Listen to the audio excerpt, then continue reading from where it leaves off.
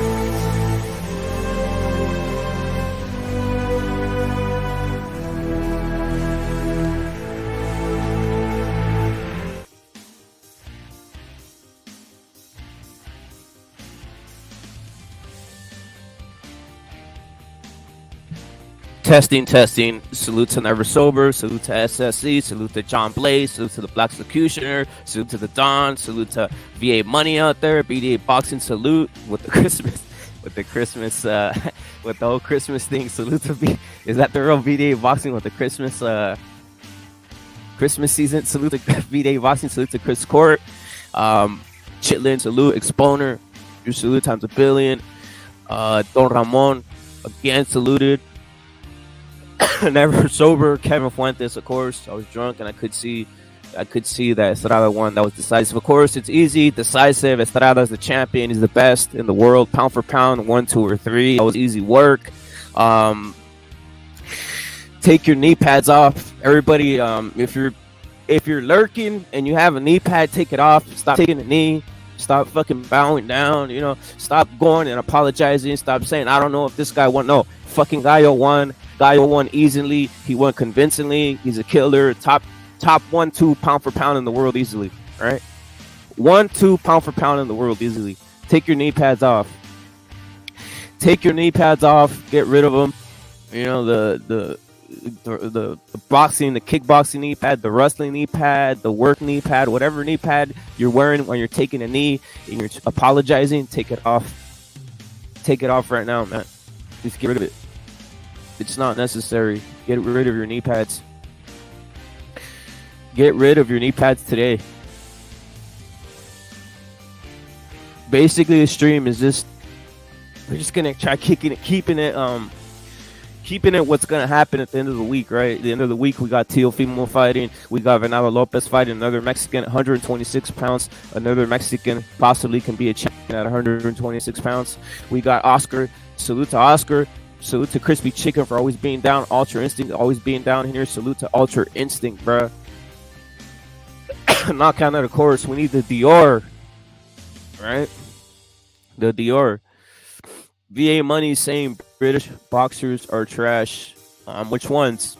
Tyson Fury certainly isn't. Tyson Fury is a killer, man. Tyson Fury is a killer, man. He's not trash. He's a killer. Might be the top. Could be possibly a top pound for pound fighter along with Gallo and Canelo, right? Those guys are all up there. Those guys are all up there, man. I'm still getting over certain a little flu or whatever, a little influenza. There's more than boxing going on in the world too, by the way. There's a lot of weird shit going on in this world. We might get into that later into the stream. A lot of weird shit happening, man. A lot of weird shit happening all over the world at the moment.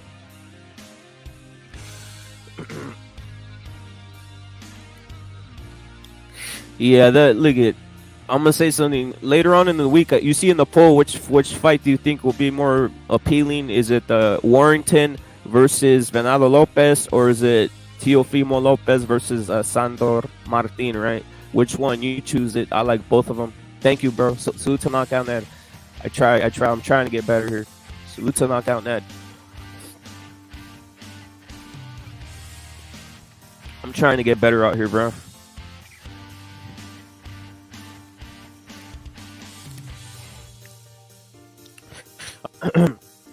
A lot of vitamin C and all this other type of shit. All the hips bullshit, right?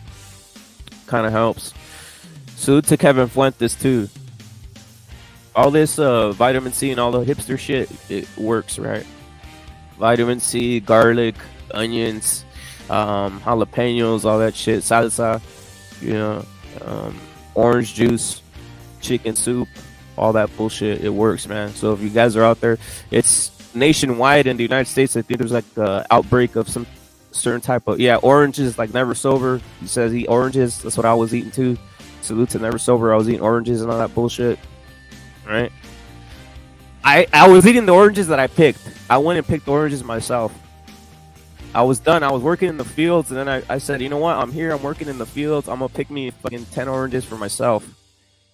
So I fucking went to the fields. I got the orange. I backed up the fucking Toyota, and then I fucking I started fucking, putting oranges in the back of that shit. And then I said, why not? Then I went to the side of the road and I fucking put them in a bag, and I fucking 2 for $1. 2 for $1, bro. 2 for $1. 2 bags for $1, bro. I made out like a king. Then I took the toothpick out my mouth, right? And the huarachis. I had the huarachis on and all this shit, right? All that type of stuff. Salute to Earl Stevens. The oranges definitely help. Cerveza definitely helps, bro. Yeah. When they weren't looking, I started peeling it. You know when you're working and you're taking the orange off and you're putting it in the bucket. When the fucking El Jefe wasn't looking, I fucking peeled one over. Started peeling it. Fucking snuck a couple in, bro. Cause right there they make you keep on working, bro. There's no calling in sick. There's none of this bullshit. No, they say you're gonna work, boy. Tell me you're gonna work, boy. You're gonna work.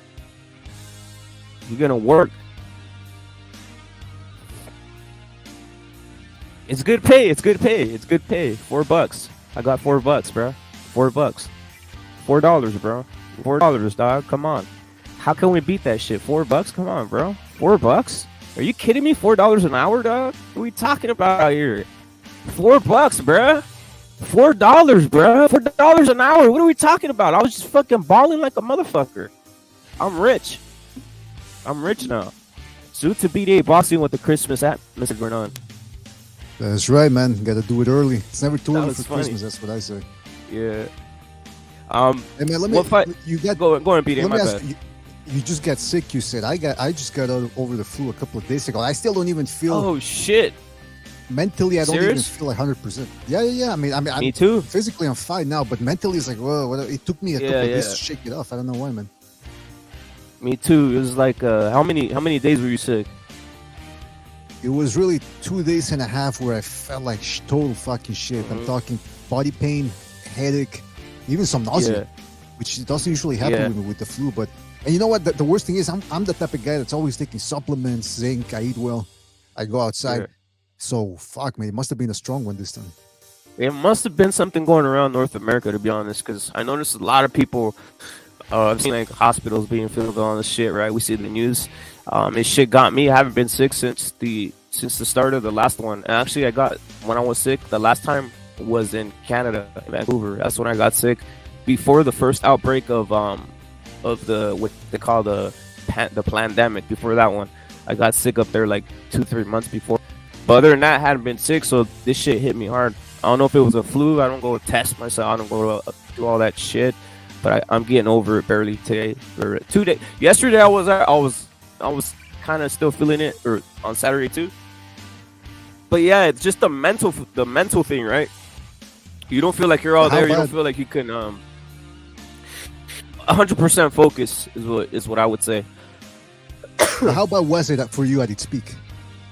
I was bedridden for like 3 days already. 3-4 days I was bedridden. Since Tuesday. Weird, man. Yeah. My sister's a doctor. You're in California, right? Yeah. Yep. So it has got nothing to do with temperature then. Because people usually say that, if you go outside and you get cold, you're going to catch a cold. That has nothing to do with that, man. Because fucking California's way harder than Canada.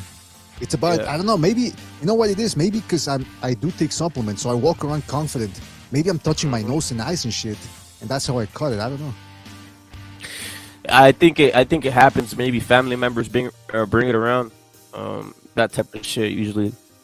I don't know if you're around a lot of people or if holiday. Did you have anything? Because last week over here was holiday. It was like the Thanksgiving, and then Thanksgiving you start running into a lot of people, and I think that might have caused it. I have like nieces and nephews, and obviously my brother and all this type of shit. They work in certain areas, so they might be bringing something around. Salute to Never Sober. Yeah. But that supplementation and all that, I try eating clean. I try doing all that stuff, but I did kind of, party last week a little bit, so that might have got me. Yeah, maybe that lowered your defenses, huh? What is anything piquing your interest in regards to the world of boxing, especially at the end of the week? We got Venado Lopez. We could go into the Gallo stuff. I saw like there's a lot of people still hating on Gallo winning or whatever. But what the fuck, man? what's your thoughts on that? And then what's your thoughts going into the end of the week with Teofimo fighting and also Venado Lopez fighting?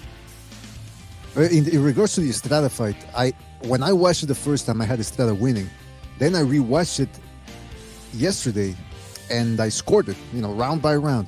And I had Chocolatito winning 7-5, but I did write down there were several rounds where I could have easily given them to Estrada. I just chose to give them to Chocolatito. So the people that are saying that this was a robbery, this ain't good. This not a good move to make, man, to start calling it robbery. Because then when we finally do get robberies, it's the boy that cried wolf. Listen, Chocolatito's a guy that's been around at the championship level since 2008, I believe. And he's always fought the best. He fights in an aggressive style. So he's got a lot of hardcore fans. But it's gone to the point where a lot of them are I think they are being ridiculous, calling this a robbery. And it's a fight that could have gone either way, man. That's for sure. Now, the thing that's being overlooked is Estrada was on the verge of looking shot. I guess he looked fucking awful, man. To the point where I said, okay, I know for a fact he's better than this because he's beaten better guys than Adhi. So what the fuck happened? And then the fact that he stepped it up a couple of days ago against Chocolatito, people aren't giving him enough credit for that. They're choosing to focus on this robbery narrative, which is again Estrada. I gotta tell you, it's gonna sound crazy because a lot of people are thinking that Chocolatito is the one that gets shafted, but I think Estrada is the guy that's been shafted a lot by boxing fans. He's been underappreciated. That's the truth. He's underappreciated, not only by boxing fans, but by even the announcers.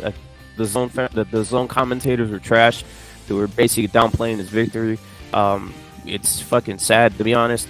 And the thing about, I know how you said about the scorecard. It's it's like that with all types of fights, especially like close ones, or some of it. Look, it's another thing, right? Sometimes a scorecard like when you scorecard like 7-5 or something like that, it doesn't mean that the rounds were like very like what do you call it?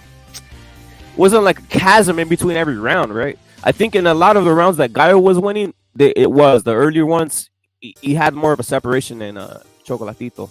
That's the thing I'll say for Gallo. In some of the rounds that Gallo won, I thought he separated himself a little bit more. I mean, listen, Gonzalez did himself no favors by being very, very inactive in those early rounds. That's the thing. Then. How about going into the weekend into the Teofimo or the Venado Lopez? Which one are you looking forward to watching? Man, that's a fucking good question, man. They're both good fights on paper. I'm looking forward to Venado Lopez versus Warrington because I think that was going to be much more exciting. I think I could be wrong, but because here's the problem with Sandor Martin, man. Great footwork, very, very slippery, but he doesn't throw enough punches. I was just rewatching some of his fights, and then I said, you know what? Let me go check the compy box just to see what if it reflects what I'm seeing. And yeah, indeed, he throws 300 shots per round. Per fight, 300, 400. That's not a lot, man. That's not a lot. So I don't see him. I mean, look, Lopez is a guy that a lot of people have been shitting on him, including myself, after he made a clown of himself. But he's a dangerous guy, man. He's got quick hands, good combos, good instincts. He's got a good radar. You know when a guy knows how to move and counter right away and then move the other side and then counter, like very shifty. That takes a lot of wherewithal. So I think that I'm leaning more towards Lopez, but it is an intriguing fight. Both of those fights are very good. And then you got, I don't know, are you going to watch Crawford versus Avenisian? I'll probably watch it. Right now I was gonna say I wasn't, but I'm lying. I'll probably end up watching it. I'll be hoping Avenisian like somehow pulls out a miracle and knocks him out just to finish this whole saga we got going over here. To be honest. Yeah, that'd be sweet, man. But I mean, yeah, 3 fucking good fights, man. But Venado Lopez, man, oh fuck, I hope he doesn't run into something, man, because this fucking guy just wades in there with his chin up in the air. But he's got, see, that's the thing. He's going to bring action, drama, and excitement. That's the truth. Thing is, the Warrington power, I'm not sure if he has enough to split his wig, as they say. We'll see. We'll see if he has enough to basically stop him in his tracks, so you say, because he likes moving in, like you said, with sometimes with his chin up. He moves in recklessly. He loves being, looking fancy, as they say. Almost on some Prince Nassim Hamed type of shit. just coming in with a style of his own at times, right? We got Jimmy on the panel. Jimmy, are you there? Salute, lads. How's everyone doing? Yo, bro, where you been, bro? Right. You pulled a Batman and disappeared, bro. What's up? No, we're here, bro. We're here. Salute to Never Sober's on the panel too. But the fight I'm looking forward to watching is Venado Lopez. That's the one I want to watch more than any of them. Obviously, Teofimo. I think if Teofimo knocks out or dismantles Sandor Martin, that will be a statement because that guy is not hard to. That's a hard style. That's a hard style to. Yeah, that's a hard style to fight against. From what I. Yeah, the last time seen we it, saw, bro. right? What's We up, just seen boy? it yesterday. So we just seen it with old boy that fought. Which one? What's his name? Ray Martinez. Oh my! Oh yeah, Yeah, Carmona. That guy looked like Carmona, an yeah. elf. That guy looked like an elf, man. He had a weird face. Like it looked like he had a beard. You know that beard when you shave it lazily and you leave the stubble. But it looked like it was painted on. It didn't look like it was his real beard. And I don't know. It was a weird face and a weird style, man. And He some has the people said exact he same won. beard I have. Okay. Whoops, my bad, man. Just playing, bro. Come on, bro. He looked like Lionel looked like Messi an to me, elf. bro. I don't know, man. He looked like an elf. He was a weird looking guy, man. And yeah, I saw a guy reading palms. He looked the same way at a festival, you know, in one of those tents there with the fucking crystal Yeah. ball. He like That's Will what he got Ferrell in that mustache. movie. Yeah, How do you guys the saw the Chocolate Gallo fight? Me, I had it opposite of what most people had. I had it 7-5 Gallo, and I had it 8-4 Gallo, to be honest. But I was like, I'm gonna score this shit in regards to like let me, you know, not.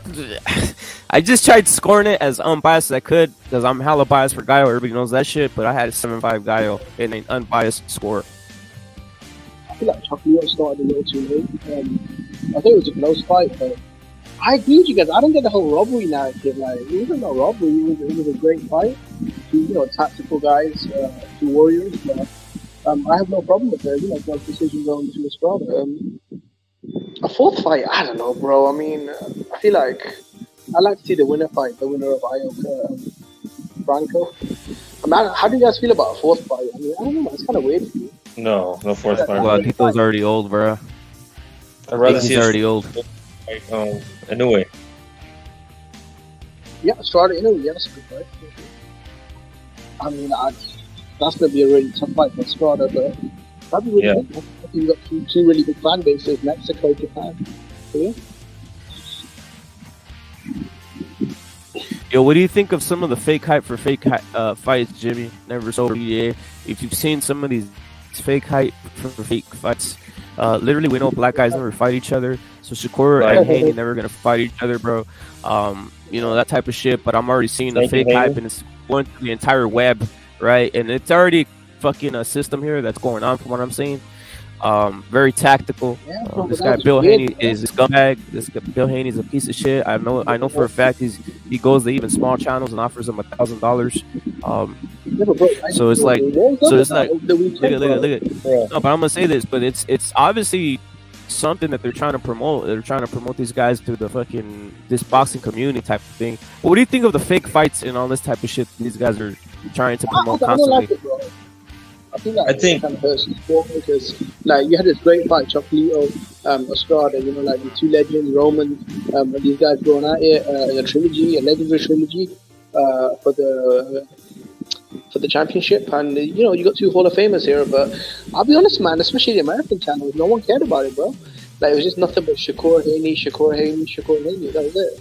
Which was a bit surprising for me because they'd rather talk about a fantasy fight instead of a legendary fight that's happening now.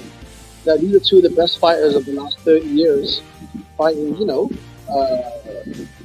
the flyweight, super flyweight title. So, kind of weird, man. I didn't get much coverage, but it's just one of them. I guess they're the smaller weight classes, so I guess it's just one of them. I think Bill Haney is a master of propaganda, bro. He's on a campaign to spread his bullshit. Exactly. He even tried to pull that shit with that dude, that Suleiman. but he even tried to finesse him, He already has him. Like, He already has finesse, bro. To be honest, bro, you lie so much, bro, that you think you're gonna lie to the dude who knows, like, who dealt with you, like, you know what I'm saying about the whole belt situation with Loma. He tried to like bullshit his way through that. Well, whatever happened to that Loma shit, though, I'll say that, right? All this fucking get in the middle of the ring, all this we're gonna fight, and all this fucking bullshit, and all you see is Devin Haney looking like a fat piece of shit all over. Yeah, looking like a fat piece of shit all over Instagram. He's looking like a fat piece of shit. He's not really gonna get into it. He's not ready. He's not getting ready for no fight, and all this Loma shit was a fucking lie, dude. There's not gonna be no Lomachenko versus Haney fight, bro. Breathing all the air with those nostrils and eating all the chicken, bro. I'm being serious though. Like all that was fucking bullshit. There is not gonna be a Lomachenko versus Devin Haney fight. It was bullshit. I said it, and then I said that they wouldn't do it because they're gonna always just hold the undisputed belt, and they're gonna hold the O. The O is more. The O and already having the undisputed titles, even if you fucking make him, is more important than anything. But you know what? It's interesting though. Is like this Bill Haney. People go, "Wow, he's smart for what he's doing, going on these internet channels." I suppose it is effective, but why is it effective? Because a lot of these people, they just swallow his bullshit. It's especially some of the hosts. They just go, "Oh well, we got Bill Haney." I've seen, when he went to Thunderdome, I was there, and his shit got old pretty quick. It's just him telling you who's avoiding his son, what they want to do next, what they're going to do in the future, blah, blah, blah. It's all a bunch of posturing. Like we talked about that last time I was here. I don't know if you guys remember. We were talking about rap music and how most of the time it's always, I've been doing this since 95. Then another guy goes, I've been doing this since 91 and since 85. It's all a bunch of posturing, man. It's a bunch of posturing and people eat it up, and I can't believe it. I actually disagree with you, bro. Because even snake oil salesman, bro. If you wanna become a general crossover star, like a superstar, where you can connect with all the fans, why are you going on these little LGBT racist pieces of shit channels? Like, you're gonna isolate the general casual fans, bro. Like, they've already become mainstream. They've already become mainstream. That's the point. That's the point, though. They become mainstream, Jimmy. It's because when he goes to these black channels, he knows they're all gonna be doing, what's up, my brother, salam alaikum. They're gonna be playing all that shit. He goes to any other channel. Like I remember when he went to Thunderdome. Thunderdome was calling him out on some of the stuff. In fact, I asked him some simple questions. I go, I wanted to talk boxing, actual fucking boxing technique and everything. He didn't have shit to say.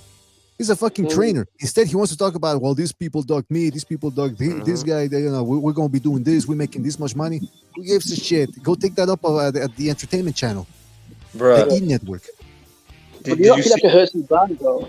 Like, instead of becoming a crossover superstar, where all the fans, like the white, Arab, Asian, Hispanic, just whatever, purple, green, blue, whatever you want to say. Instead of appealing to the general mass public and becoming a true superstar, I feel like he's putting himself in a box though with these racist pieces of shit. I mean, let me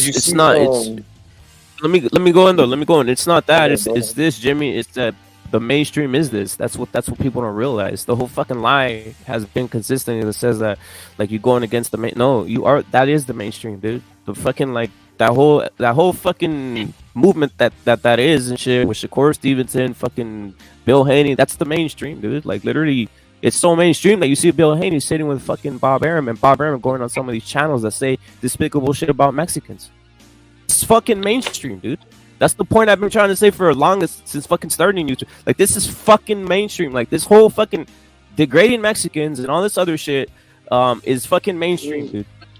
And then even guys even guys, they fucking come into YouTube, right? They'll be like, all right, I'm gonna watch a fucking channel. So they might be looking at a YouTube channel and they might not be understanding what's happening when they're getting dangled, when they're in front of them, they get dangled like a fucking Ryan Garcia or some shit like this, right? Which some of these LDBC channels do, they'll dangle a Ryan Garcia in front of them, like, hey, look, I like him a little bit, right? So you get a couple Mexicans go in there. Next thing you know, they believe this shit, but they don't really give a fuck about Ryan Garcia or any of these guys or Canelo. They just say that to get a couple of them, a couple Mexicans in there, and they get brainwashed to stay stuck in there, bro. Bullshit. Yeah, they use Ryan and Canelo's name a lot, to be honest.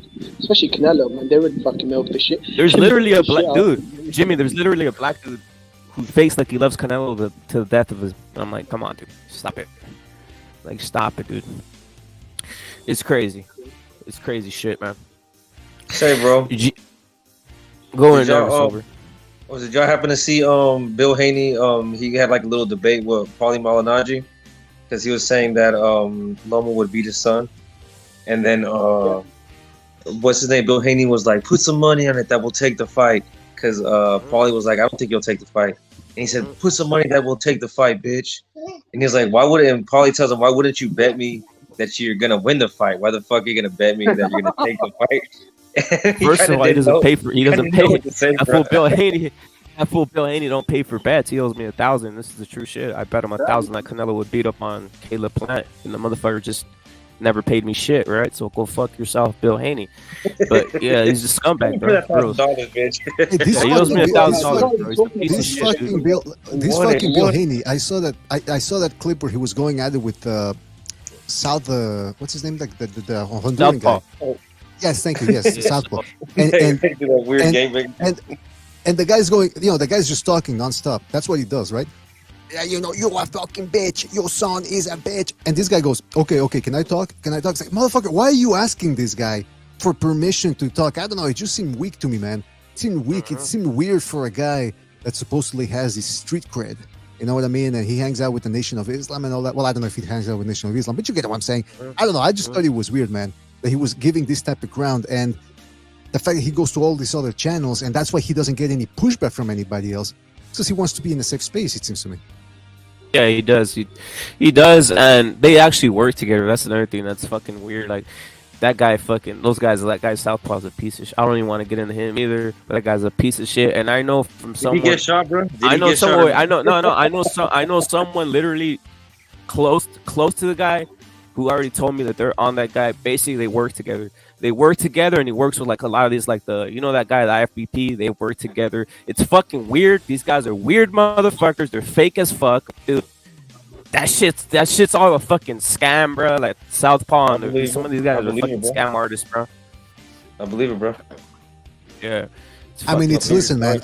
I've learned my lesson on YouTube about when I've had people come over to the channel, and they go, "Oh yeah, when someone's brown nosing you." And they're repeating a lot of the things you're saying, and then you try to be slick, and you go, okay, let me throw one out there that I don't agree with, something that I don't agree with, but I'm going to make it seem as if I agree with it. It's going to be so outrageous and egregious that I'm going to have to see if this person is just brown nosing me. And indeed they are. And then it turns out later on, they're talking shit behind your back, and they're just using you to get views and shit like that. It's like, man, there's some weird people out there, man. Very weird people. Facts. Just be yourself. Be honest about it. If you're biased, okay, be biased. You like the black fighter, but at least be honest about it. Don't try to be the, hey, I'm gonna get this crowd and I'm really gonna brown nose them. It's not. Come on. That's the truth right there. Salute to Puro on the panel. Salute, fellas. Puro.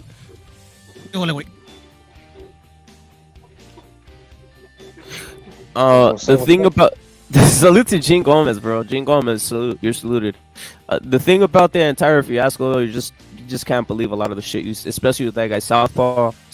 I know you listen to this shit. I know you've already been exposed to, you fucking piece of shit. I know you work with fucking Bill Haney. No, seriously, I know you work with somebody. We know you work with Dante Box Nation. Yeah, no. He does. No, this is the truth. He does, and then he does with the IFBP. The guy who's always saying is for fucking both sides and all this weird shit. That guy worked with that guy too, bro. I just know that for a fact. For a fact, bro. For a fact. By the way, I've gone offered for that motherfucker to jump on to send a link this way, bro. Go fuck yourself, dude. That's what I said. How about that? I said go fuck yourself, dude. So there it is. When salute to Abe. My bad. Are you okay, bro? You sound like you got COVID or something. I'm still getting it's not COVID, bro. It's not COVID, bro. I think it's like a flu, bro. I think it was like a flu I had. The thing I have though, Jimmy, my sister's a doctor, so if I would ever go down the path of if I was really fucked up, I just go get an IV I just go to her house, and she'll put like an IV in me and shit. So yeah. You say hot water in lemon and salt. It's really good though. It sort of detoxes the throat and bowels. So you should try that. That's what I do. I haven't had none of the fucking. Wait, let me just say something. I've never had any of those fucking basically the vaccines is all I gotta say. I haven't had one of them, bro. None of that shit. So it's whatever I have, and it's nature's taking care of it. Period. And I don't know if you guys if anybody else has had a vaccine. I don't know what it is, and I don't know if it fucking helped you. But all I know is I haven't had any of that shit. So just for me. No, let's stay away from that shit. To be honest. Like VA Money says he got the vaccine and he's healthy and he likes it. He says VA Money says I got the vaccine and they put it in my butt. So there's VA Money. There's VA Money saying it. VA Money got the vaccine up his butt, bro. Salute to VA Money got the vaccine, bro. They put it right next to his butthole. Yeah. Hey, Puro, what fight are you more excited about? Venado Lopez or the Teofimo one? Definitely the Venado Lopez fight, but I'm a Teo fan, so I'm looking forward to that one too. But definitely the Venado in Warrington. Also, Crawford, as BDA Boxing pointed out, Crawford's fighting this week too, right? So are you gonna watch that one? Are you gonna watch? I am gonna watch it. Yes. I don't know if they're on different times though, because like if it conflicts, I'm gonna pick I'm gonna put precedence. Oh, to that's the fucked up, bro. Crawford's pay-per-views in the tank, bro. If they got a big ESPN card on at the same time, how the fuck is Crawford gonna sell any pay-per-view? Plus it's his own card, Jimmy. Oh fuck. I think the pay-per-view. I don't fucking know, man. I mean, BLK, man. They paid him like 10 million. I don't know how they're gonna make it back though. They're not, bro. They're not, man. But that's their problem, right? Hey, man. You see a fool, you play a fool, man. Yeah, there it is. Fuck it, You see the bank vault unlocked, bro. You fucking rob that shit, bro. That's what you do. Oh man. Hey, Puro, what'd you think of the Gallo from what you've seen over the weekend? Just the whole post fight, the whole post fight reactions of Gallo and Chocolatito. Oh, it's entertaining to be honest, bro. A lot of people are like, "Oh, you got robbed." Well, what's the percentage? What's the percentage you see out there of people saying he got outright robbed? 20%. 20% are saying he got outright robbed. Yeah, if I can guesstimate, maybe 30%, maybe 20 to 30%. But it seems like it's more because they're very, very loud about it. But I agree with Pudo. It's not that many. It's not that many people. It doesn't seem. Usual suspects for me.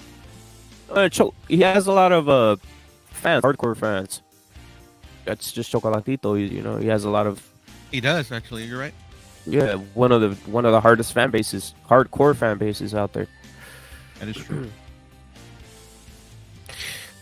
Hey, Budo, what do you think of the Jaime Munguia scenario, bro? I'm starting to watch this. Sean Porter rips into Jaime. He says, "This resume, this is a built-up record. So fuck you, Sean Porter. First off, you fucking suck. Your whole fucking career was trash. Sean Porter, seriously, you fucking never beat anybody worth anything, and you fucking suck. You're overrated. You're just a buff little black man. That's why you got a podcast, and that's why you fucking doing what you're doing. You fucking suck." But in any case, why is he bringing this guy's resume up like he's the fucking king of resumes? I don't know. Was he doing what fucking Jaime did at this age? Was he a world champion at this age? What the fuck's he talking about? But that's shit. I'm not too sure, bro. But I mean, a lot of people are going in on him, bro. To be honest, I've seen like a lot of. I mean, everybody can say it, but it's like, come on, like at a certain point, this guy Sean Porter thinks he's fucking. What is he? Thinks he's fucking all-time fighter of the fucking world, or what the fuck? Yeah, maybe. No, I'm being serious. He's the most overrated fucking bum I've ever heard in my life. I've been saying this for this guy's an overrated ass piece of shit bum. Fucking Sean Porter is overrated as fuck. That's why I don't know. That's why this article fucking I was like, look at this fucking bum ass motherfucker. All of a sudden going in on Jaime when he never did anything. He never fought anybody. How about he fights fucking Virgil Ortiz and gets out of retirement and gets knocked the fuck out or something like that? Then I'll respect him. What was the boxer that Sean Porter criticized, and then that boxer, it was a young boxer, and then that young boxer went at Sean Porter, and Sean Porter bent the knees like, no, you're right, bro, I'm sorry, something like that. I think it was Bill. I think it was Bill and Bill. It might have been Bill or Devin Haney or one of these, right? I think Pudo said, I think it was Boots saying. So what I'm saying is, if Munguia would speak English or somebody would translate for him, I'd wonder how Sean Porter would react. Or do you guys think he would react the same way he did when Butseni stepped up to him? Or you think he'd, since it's a different type of race or ethnicity or whatever, he'd react differently? No, I think it's because he's a media personality. You'll probably be like, oh, I'm sorry. I think everybody acts different. Someone's in the studio with him, I think, right? He might change his whole perspective, all this shit, all that bullshit, but that's fake. That's being fake, right? So it's like... Yeah, I would say it's a level of fakeness. Yeah, it's pretty fucking fake, right? Like, this is what he really thinks. And it's like they're saying in the comment section, I think not saying it, how come we never did that to Andre, right? or to Boo Boo Andre. His fucking entire career's been a fucking shit fest, and he never called that guy out. So it's just I know, right? man. Well, everybody overreacts over every little thing because, like Munguia's, he's getting a lot of heat because, but they like don't say the whole story. They don't they say, oh, he dug Janibek, he dug Adames, but the only reason he didn't take those fights because he already had a signed contract with Charlo, and then that fell through. So these guys took other fights, and then Janibek was ordered. What happened? Is that what happened with Janibek? Yes, what happened with Janibek and Adames the first go around. And then this time around, when they ordered Janibek with Munguia, I don't know why they didn't take up that mandatory or whatever. But Janibek's tweeted a few times that he doesn't even consider Munguia a nobody. He just wants to fight champions. So I don't, they always omit these little certain things. How many months if he would go in and try getting that fight? How many months do you think it would take to make that fight, Janibek one? Oh, Janibek is with Top Rank, right? Yeah, that's what I'm asking. Shit, it depends, man. I mean, Oscar said he'd work with Oscar, but I mean, but then the thing is too, fucking Bob is a dead zone in this all. It's a bunch of political bullshit. That's what I'm saying. So it's at what point? So say it drags out, and you got this guy committed to fucking fighting this, and this fucking keeps on dragging the fuck out. Isn't it fucking tied up? Wouldn't he be tied up in trying to make this Janibek fight? I mean, that's the thing. Go ahead. Wouldn't he cut his fucking legs out for a possible Charlo or even a fucking Triple G fight? Well, he tried to make the Charlo fight, but maybe if he tries to do it again, it might work since Ryan and Tank, were able to work out whatever. But the thing is Ryan and Tank, I think it's not like humongous fight, but I think it's big enough for they could do it on dual platforms like they're doing it, where Munguia and Charlo. Do you think that it is big enough for that to overcome that obstacle? I mean, depends how big that the Ryan fight is, but Tank's already saying he's gonna back. That's another one, right? Tank's already saying he's backing out of that shit, man. He's not gonna fight him, bro. He's gonna fight him, man. So you're saying Ryan's taking steroids, which there's nothing wrong. Anybody can say whatever they want, right? But he's making excuses now, or he's setting up an out. It's I agree with you. I mean, I see what you're saying, and to me, it's they're just making an excuse just in case he loses. But I hear you. I think he's losing his mind. Ryan went in on him. Ryan went in on him too, and he fucking got him. Yeah, he did. I think he's making excuses to not take the fight, bro. Yeah, maybe. Tank's losing his mind. Hopefully man. not. Tank Davis he's losing his mind, Tank Davis, because, and this just goes to show that I might have been right in saying, and again, I got no proof, I can't prove it, but there's evidence indicated that he might have been sexually abused, or that there might have been some sort of sexual abuse going over there with Mayweather and Ellerby, because this guy is lashing out. He's very violent. He reacts very violently towards any type of little slight. I don't know if you guys saw, but he said that, I think he deleted it. He said, if I ever caught anybody trying to cheat on me, I don't gotta tell you what will be going on, or something to that effect, meaning there will be actual fucking outside the ring violence. And I'm thinking, man, that's the third, fourth time this guy says that, combined with the fact that he's actually enacted violence outside the ring with his significant other, and then running into a pregnant woman and just leaving this fucking scene. I mean, I gotta tell you, this guy, he seems to be breaking down, man. I don't know. I think it has something to do, bro, with his fabricated career, bro. And how I think Shakur was talking shit to him on Twitter, saying, didn't you tell me, bro, that you admitted to you don't want to fight anybody and you're okay just fighting bums and making money like that? I think that's true, bro. He really said that to him. But I think the public is getting to him, bro. How everyone's shitting on him and everyone's calling him lame, and everyone's basically calling him out on his shit, right? And he has pride. Every man has pride. I think it's fucking with him, bro. I think it's getting to him. And I think it's getting him to lash out, like you're saying. It's getting him to act up, and it's getting him to get in a situation that's gonna get him fucked up, like with Ryan, because they're probably telling him, "Don't take that fight, just ignore him," to the point where he's bucking on everybody, all his handlers, saying, "Fuck y'all, I'm gonna make this happen because I'm mad." But I think it's creeping in. This dude's kind of big, this dude's kind of heavy. Maybe they were telling me not to fight him for a reason. You know what I'm saying? And he's not even thinking about Hector Garcia. That could end up getting him fucked up by that guy too. You know what I'm saying? Yeah, I hear you. I mean, I mean, that's totally possible. Definitely. The good thing is that there should be no more excuses from this point forward. any fights he doesn't take. I mean, like I don't believe in ducks. I know that, but if he doesn't take fights from this point on, I mean, there's no other excuse that he can give anymore. I think it's probably the pressure getting to him too, because a lot of people were telling him like, "Hey, he's an easy fight. You're gonna knock him out. You're gonna knock out Ryan and all this shit." And then when it's happening, as it's ascending, he keeps on being told, "Oh shit, can't wait for you to knock out Ryan." So people are just assuming like, "Oh, he's knocking him out, right?" So it's like pressure's like, "Dude, you're not." He's thinking to himself, "Bro, I'm not gonna just knock him the fuck out." Like motherfuckers are assuming they already have this in the fucking in the basket, right? And that that might be pressure onto itself. To be honest, just to put, hey, listen, just to put things into perspective to what you said, Tank Davis is the type of fighter that when he hits the bag, and when there's guys that do that. I don't know if you guys do that at the end of the workout, the boxing workout. You say, you know what, let me just go hit the bag, just tap it nonstop, just to get the lactic acid moving, getting out of there. He does that, and he's got a crowd of people in the gym clapping for him, hooting and hollering, whoa, whoa, whoa, whoa. It's like that's the type of hype he gets. That's the type of hype he gets. So what do you think? They've been telling him for the past 2 years, like, "Oh yeah, Ryan Garcia, easy work, baby, easy work." And not like you guys said, I think there's a certain truth to that might be creeping up to him, saying, "Oh shit, this guy's kind of big, man. And he hits hard and he's fast." I don't know. Imagine having a crowd behind you. Imagine having a crowd behind you, fucking cheering all your fucking pity pats. That'd be fucking amazing, right? They're like, "Ha." I mean, that's what I'm saying, right? You just fucking hit it. They're like, yeah, fucking shit. That is amazing. Yeah, but right. Chavez would do it like when he had a special open workout. I think when he ended there with the cameras for the around. media workout. Exactly, yeah, but Tank Davis does it in private, man. It's like, there's always a crowd there, arcing, and then he starts, flexing in front of the mirror, and people in the background licking their lips, going, It's like, man, come on, it's you got literally Ellerby getting hot and bothered right there and shit in the gym. Exactly, man. Come on, champ. I know you could do it. Well, y'all know I'm Tank fans, bro. I'm just glad he left Floyd, man. Hopefully, there's no more excuses from this point forward. Bro, he's not getting away from Floyd.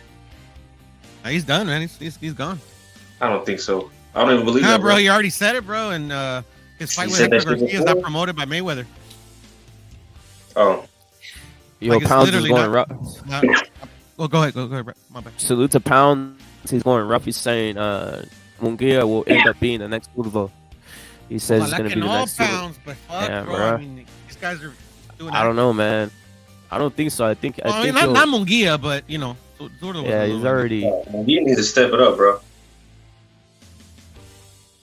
I'm tired of hearing about these fights that aren't happening, bro.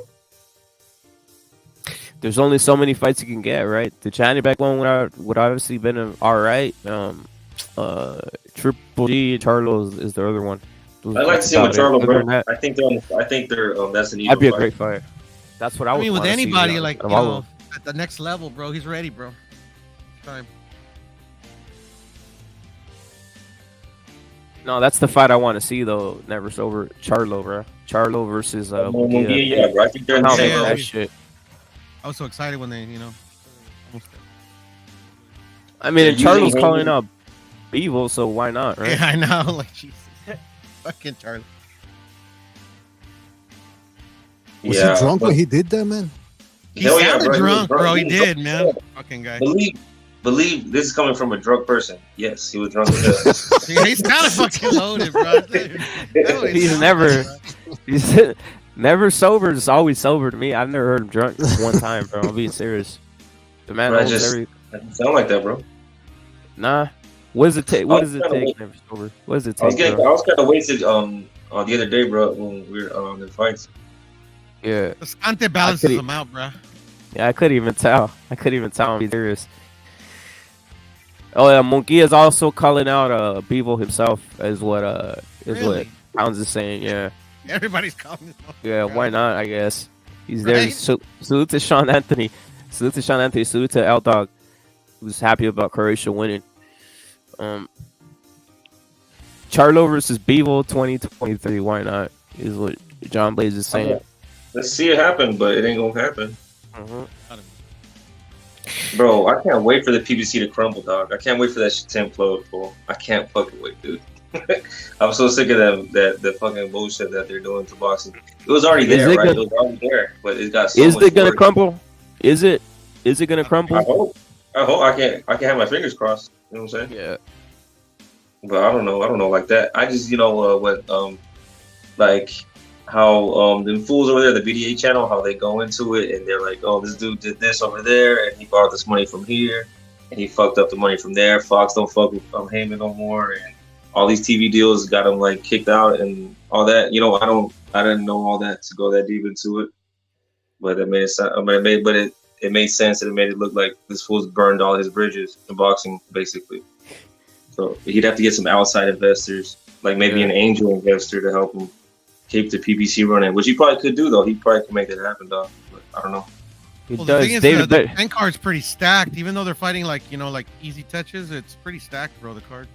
That's what I was gonna say. That one, and then does David Benavidez save him too? David Benavidez versus Caleb Plant.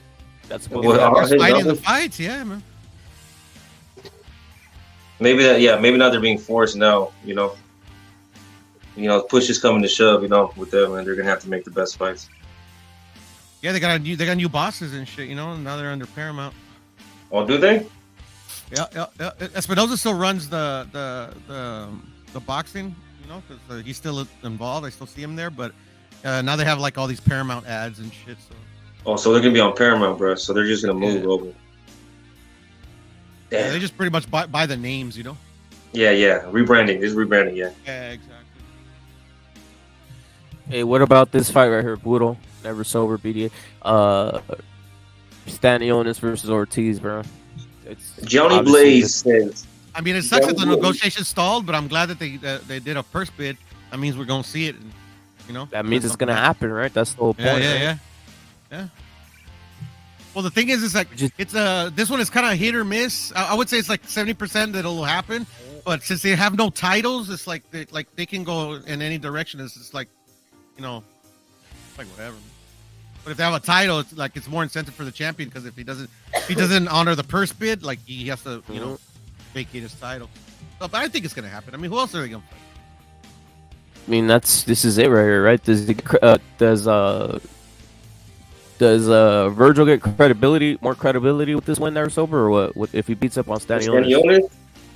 I don't know, bro. I feel like these guys should have separately got a chance at Crawford or Spence. That's how I feel. To give a chance to give the top of the food chain some new blood, and then if one of them or both of them make it to the top, then they could fight. You know what I'm saying? I think, does that make sense? But it's with Crawford and Errol Spence, they're fucking playing around so much, bro. Like they're fucking, it's annoying as shit. But that's it's holding up the welterweight division, bro. And I don't even give a fuck about that division right now. Basically, Virgil's cleaning right here, right? He's cleaning out the mess. But he's not, exactly, bro. Why is he fighting all the contenders, bro, and he's not the champion? Yeah. I mean, that's why they're gonna call this guy the operator. He's gonna clean the mess that the welterweight division has turned into in the last 2 or 3 years. Crawford versus Spence, I mean, that's a fight that's not going to happen. And if it does happen at this point, people have had enough of both those clowns. We're going to watch it, but that's one of those fights that you pull out the pirate stream and you don't pull out your paper. Exactly. So Virgil Ortiz, man, new blood, and that's a good fight, man. Fucking Stanionis is a better version of Kavaliauskas. It appears like he's more durable at this point, so it's not gonna be. It wouldn't be easy for Virgil Ortiz, but Ortiz is a predator. He lines in the target. He just goes at him like a fucking Terminator. It seems like everything's, he's so good that he makes things flow, or he makes them look like they've already been prearranged. I don't know. He's always he's 2 steps ahead of his opponent, and the fact that what's impressive is that he's doing it aggressively. He's not on the back foot. You open up yourself first, and then I'll take advantage with a counter shot. So I'm high on Ortiz, and hopefully he pulls it off, man, because I do think Ortiz is the type of guy that wants to fight everybody, and that's what we need in this shit welterweight division, or the way they turned out into shit in the last couple of years. I agree, bro. Because Virgil Ortiz was saying, I can't remember after who he fought. Was it that Mo? What's that fool's name? McKinson. No, it was before that, bro. I think Mo Hooker. Yeah. He was saying, like, I don't give a fuck if I'm ready or not, bro. I want Terrence Crawford, and that's good and bad mentality to have, bro, because it's good that he wants to fight him and he thinks he can beat him. But actually, the Stanionis fight might give him more of the season he needs to really step up to them dudes and take him out. Because I think he has the potential, bro. I don't know if he has all the experience yet. You know?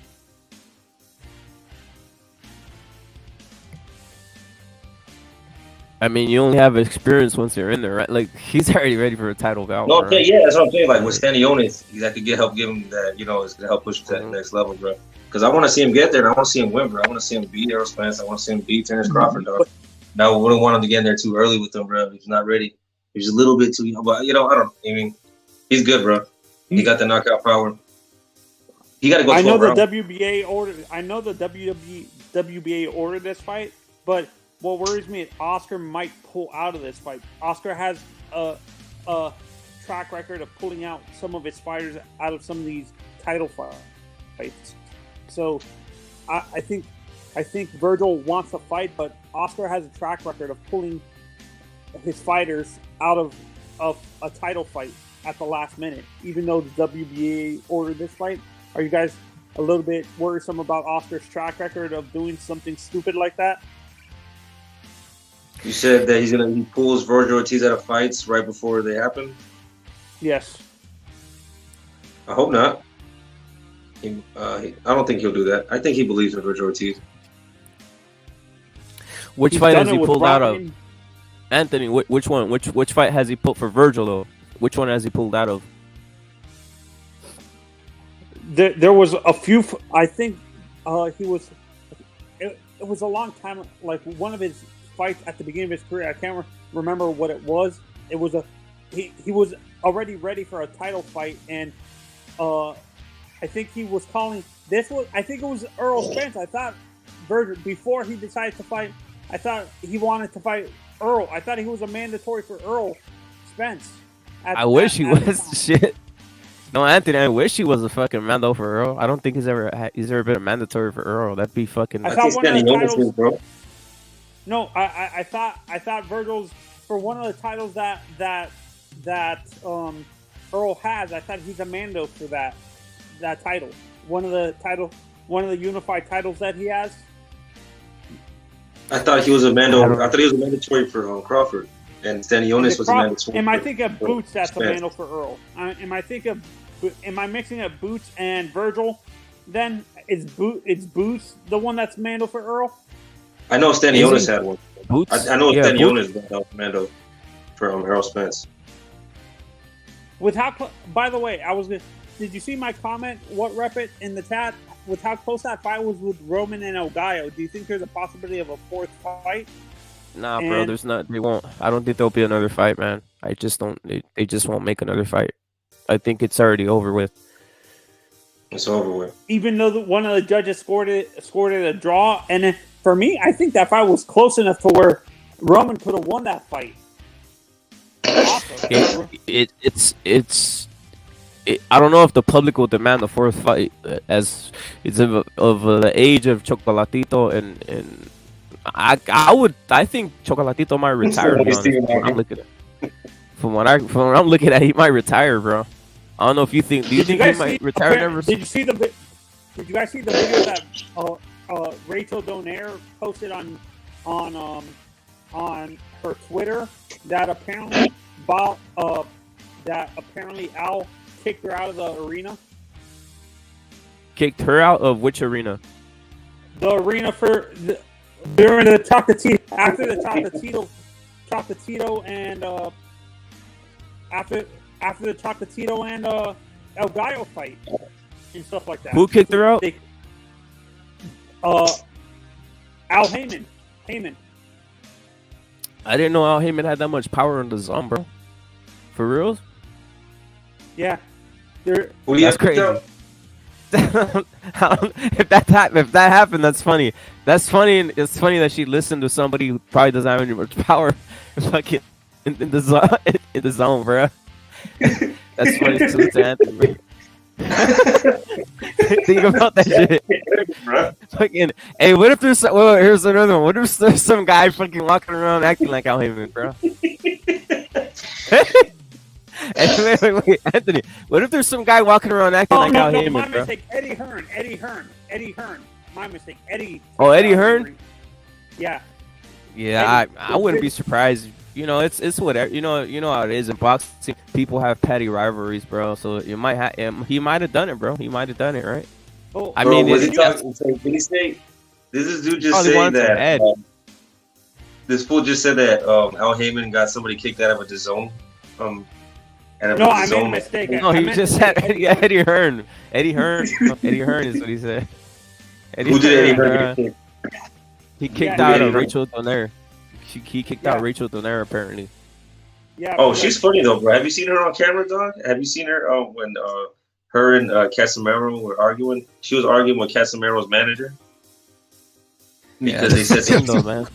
They said I remember when they said some silly shit about her, bro, about her being a woman or something. And she was on the camera saying, "Well, she kept repeating the same thing, bro. Like you said, do you not think a woman can get this fight canceled?" She asked him, bro, like 50 times, bro, in a row. You don't think a woman can get this fight canceled, bro? She got that fight canceled. What happened, bro? What happened? They said something at the Casemiro. Isn't that Casemiro said suck my dick or something like that? My banana or some shit? That. They said something like that at the press conference about his wife. Everything goes though, bro. Like that's the thing. Like I'll say this: doesn't everything go at a press conference, bro? Like if you bring your girlfriend, your fucking, your trainer, even if it's a girl, like dude, everything's gonna go, man. Like what the fuck, like. Yeah. I might fuck around and pull her bra. I might fuck around and pull her bra off. Who knows, right? Who gives a fuck, right? Everything should go. I was laughing my ass off when she was going to one of those black streams during the build up to the Donaire Inoue fight. And I forget which one of you was saying that she wanted to cock the needle. What? Oh yeah. She wanted to get banged by one of those black. Yeah, she wanted to cock no needle. Her husband. Yeah. She's just cocking him. Yeah. Oh man. Poor guy, bro. No, you can tell she slaps him around, bro. You can tell she knocks him out. I mean, he's a good guy, no needle, man. He's a good guy, no needle. I think he's a good guy. He's a good guy. He looks like John McDonald, bro. He's a nice guy, bro. Yeah, he's a nice guy. Is Anthony? Are they both nice people? Break it down, Anthony. You break it down, bro. Are they nice people? Yeah, no. I've been on a stream where they've interviewed Rachel and Nonito. They're really nice. They're actually pretty nice. Like Nonito's a down to earth guy. Rachel's pretty down to earth too. But when you get in front of cameras, what do you expect? You're gonna act like you don't normally, normally don't. So that's not. That's not Alex. Yeah, I seen some black. Yo, Anthony, I see some black guy over there on one of those. I don't know if it's that. I think it's on. Black. There's a black guy over there who literally said that Filipinos eat dogs, and that fucking Rachel's fucking family eats dogs, bro. They bang dogs, bro. Yeah, that he eats. Did you know that, Anthony? No, actually. You were saying that all over the stream, bro. He actually. Manny growing up, he said they were so poor they actually had to eat dogs and stuff like that. But that's what some guy from H Money was saying. He was saying that fucking Rachel eats dogs, bro. And I was like, damn, why is she coming on there? Why is she coming on there when they're disrespecting Filipinos when they're saying that Rachel eats dogs and they fucking eat dogs and all this shit? That was weird to me, bro. Yeah. So you guys think it's Franco next for El Gallo, or do you think it's gonna be banned? It's gonna be It's gonna be Franco probably if he beats Ioka, bro. I think Ioka is gonna win, bro. To be honest. Well, I want to stick to this whole Donaire thing. Going, yeah, if you get disrespected like that, that level of stereotype. I don't know, man. I don't think you should go to those channels. But in regards to the confrontation she had with Casemiro, it's like, yeah, I don't. It should be trash talking should be between two fighters. But and I'm not justifying it, but I'm explaining it. When you bring your wife, grandfather, uncle, whatever, in front of a guy like Casemiro, Casemiro's a crazy guy. He's got the fucking bleach hair like he's from 1998. He fights like a maniac too. He taunts his opponents. Like, don't expect respect from that guy. So I don't know, man. It's like bringing his wife into a stream with that guy. It's bad news, man, all around. Yeah, why would you bring him to the front lines, bro? You're at war. Exactly. Like, why would you bring her to the front lines, bro? Absolutely. But But as a, I understand you guys aren't justifying it, but that's kind of different. I know it's free game, but there's. Hey Anthony, there was a guy on. I just blocked him right now. There was a guy I just blocked him right now on the fucking channel. He's fucking using your name. He said that you said you fucking sniffed Rachel's panties or some shit. I fucking blocked him right away, bro. You already blocked him? I don't give a shit about. Yeah, I blocked this fucking bitch ass, bro. You blocked him before I could see who it was. I blocked him, bro. I blocked him, Anthony. He said Anthony smelled Rachel's panties. I'm like, look, get this guy out of here, bro. I blocked him right away, Anthony. That's fast, bro. Yeah, disrespectful, bro. dude, that ridiculous crap like that. There's no point like to even acknowledge that shit. Exactly, bro. So who do you think wins, Stanionis? Would you have to think twice before not doing it though? Because I hear a lot of people saying I don't know what she looks like. No, because I'm asking because I don't know what she looks like. But I've heard a lot of people say she's hot. So I'm asking, would you have to think twice before not doing it? You know what? I'm not even gonna justify that with an answer. I'm not gonna disrespect the man's wife. Dude, no, you're not disrespecting. But you're not disrespecting. All I'm saying, you wouldn't do it. But would you think twice? Saying he would. He's basically saying he would by saying he's not gonna comment. He's saying we will. Right, Anthony? You just no. I'm that respectful towards women, dude. I'm not gonna answer that. Oh, no doubt. Yeah, That's true, bro. You guys think, who do you think wins? Anthony, you're a solid dude. No, Anthony's a solid dude. Wait, Anthony's a solid dude, bro. He's not in this for real. Anthony, you're solid, bro. For real. So thanks. You guys think Virgil wins this or Stanionis? Like Virgil, bro, easy. I have Virgil winning by knockout, to be honest. Yo, Anthony, but in regards to getting kicked out, what happened when she got kicked out of the arena? Of the because El Gallo had called Nonito into the ring to challenge him, but Eddie told the security to kick her out because they were trying to set up a fight, another fight with Chocolatito, apparently. Okay. Thank you for breaking that down, bro. But wait, isn't Donaire retired? That's what they said. That's what I thought. Huh. He's semi-retired, which I don't get the. Is there such thing as being semi-retired, or are you just fully retired in boxing? He needs more money to buy Rachel some more panties, I guess. Yeah. Well, it's a. Where's the PDA? Oh. Yo, Piro, what up, dude? Hey, what up? What up, Anthony? What's going on, man? In regards to this fight, Anthony, you rank Virgil as a top tier fighter? Is he above Boots Ennis in your view, or what? For me, I have Virgil and Boots at the same level, but they're still contenders, like lower level contenders. They haven't proved. When you look at both of their resumes, they're at the same level. They fought the same level of competition. So, but people say Boots is better because some of the guys that Virgil fought, he fought, and he dominated them and stuff. They had some of the same opponents, but apparently Boots dominated some of the same guys, just knocked them out in the first round and stuff like that. And Virgil didn't do that and stuff like that. So I have them at the same level. Are most guys who say this black, Anthony? Are most guys who say this black or they're Mexican? About Boots? No, it's a mix. It's 50-50. It's 50-50. Damn, I've never. Yeah. You serious? I didn't know that. I've never seen. I'm not even gonna lie.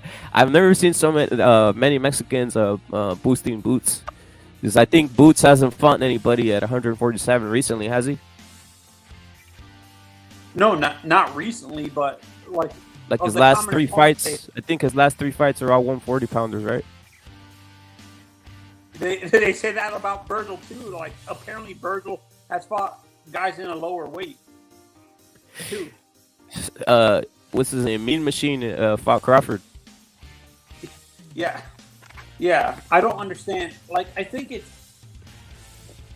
it's 50-50 because for me it's 50-50.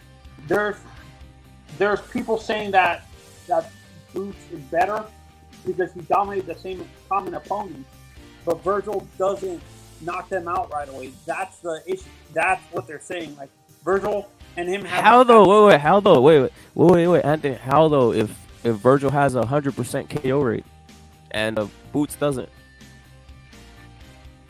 No, at 147, has Virgil knocked out a lot of like when you look. Yeah, he's knocked out. He's knocked out everybody. He has 100% KO rate. He's never like not knocked out someone. Oh, everybody.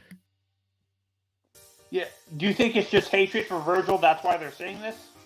That's why I'm asking. I'm wondering who would be saying this. Like Boots Ennis, the criticism I have of him is obviously he doesn't fight a legit welterweight recently. Yeah. No, I think when people look at the KO rate, they criticize the KO rate a little bit because of the fact that maybe Virgil's not knocking them out right away. He's wearing them down throughout the fight, and it's a TKO with TKO, not like a standard knockout, like a regular knockout, where he's knocking them out right away and stuff. Which, for me, TKO and KO you're still knocking them out. You're just wearing them down throughout the fight with a TKO. Am I correct? No, bro. A little different, bro. They're a little different, bro. Can you explain the difference? Because I've always assumed they were the same thing. Like KO so, and KO. When Tyson Fury dropped Wilder on his face, and you knew this fool wasn't going to get up for a minute, that's a knockout. Okay. And a TKO is, let me think of a recent one. Shit. When they wave it off. Yeah, like say, okay, so Erickson Lubin, when he fought Fundora, they had to stop it in the corner because he could have continued. That's a TKO. It's different. It's like under different circumstances that the fighter can't continue, or the referee stops him from beating the shit out of him. He's like, bro, you're just done. You're not knocked out, but you're done. You know? You can't defend yourself, basically. You're not defending yourself. They're trying to save you from getting knocked out. Okay. Like, it's imminent. So it's a referee stoppage, basically. A TKO is a referee stoppage or a corner stoppage. Where the knockout is obvious, bro, when you're laying on your face. Yeah.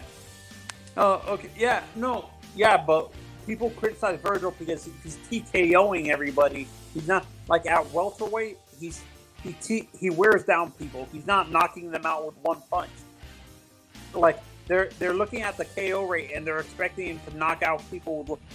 They don't realize Virgil is not a one-punch knockout artist. Like at welterweight specifically, when he was in Virgil the lower got division, one punch power, bro.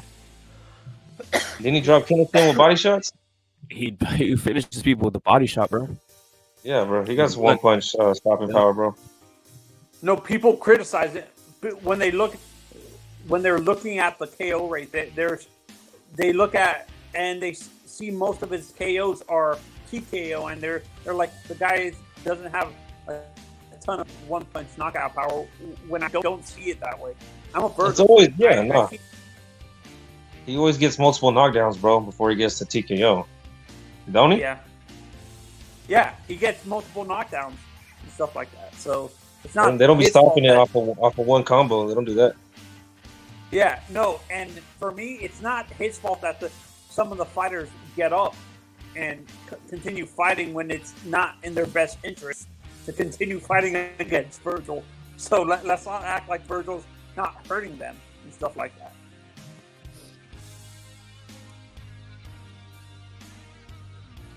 Yo, VA salute.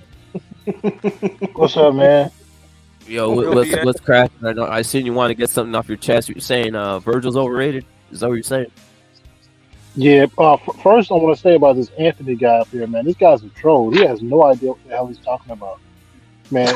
Like everything he says is like the opposite is actually true.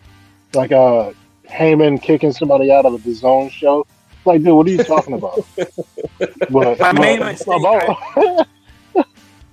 Yeah, but everything you said is like that, though. But anyways, about Virgil Ortiz. Virgil Ortiz is a really good fighter. He's a can crusher. right? A lot of Mexican fighters are like that when they come up. They're can crushers until they run into a different type of style. When you can't beat the hell out of a guy, you have to actually box him. What is he going to look like? He's in position against Bud Crawford. He's been in position against Bud Crawford. Everybody knows that he's Bud Crawford's mandatory. I didn't know that he's been Bud Crawford's mandatory for as long as he's been. He's been Bud Crawford's mandatory since before the Sean Porter fight. He's been calling him out, bro. Bud said that all he has to do is activate. That's all he has to do. If he activates, then he can shut down the what was the Avenesian fight? He can shut it down and he'll go to purse bid. That's how that works.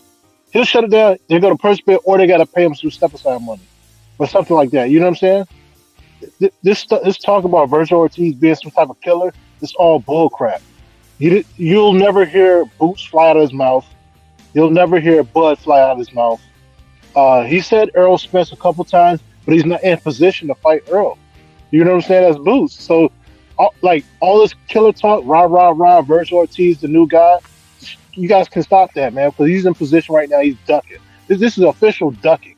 This is the same thing he's doing is what Ryan Garcia did to Devin Haney at 135. Ryan Garcia was in position at what. The problem is you're the type of guy that it seems to me like maybe you enjoy those fighters like they call each other out on the internet, and that's considered an official call out. Like no contracts were sent, no official negotiations took place, but people like that. People consider that a call out. Virgil Ortiz, you're not gonna see him do that. You're not gonna see him, like you said, flapping the gums, talking, I want this guy, I want that guy, yeah, let's do it. He's not that type of guy, so you can forget about that right now, man.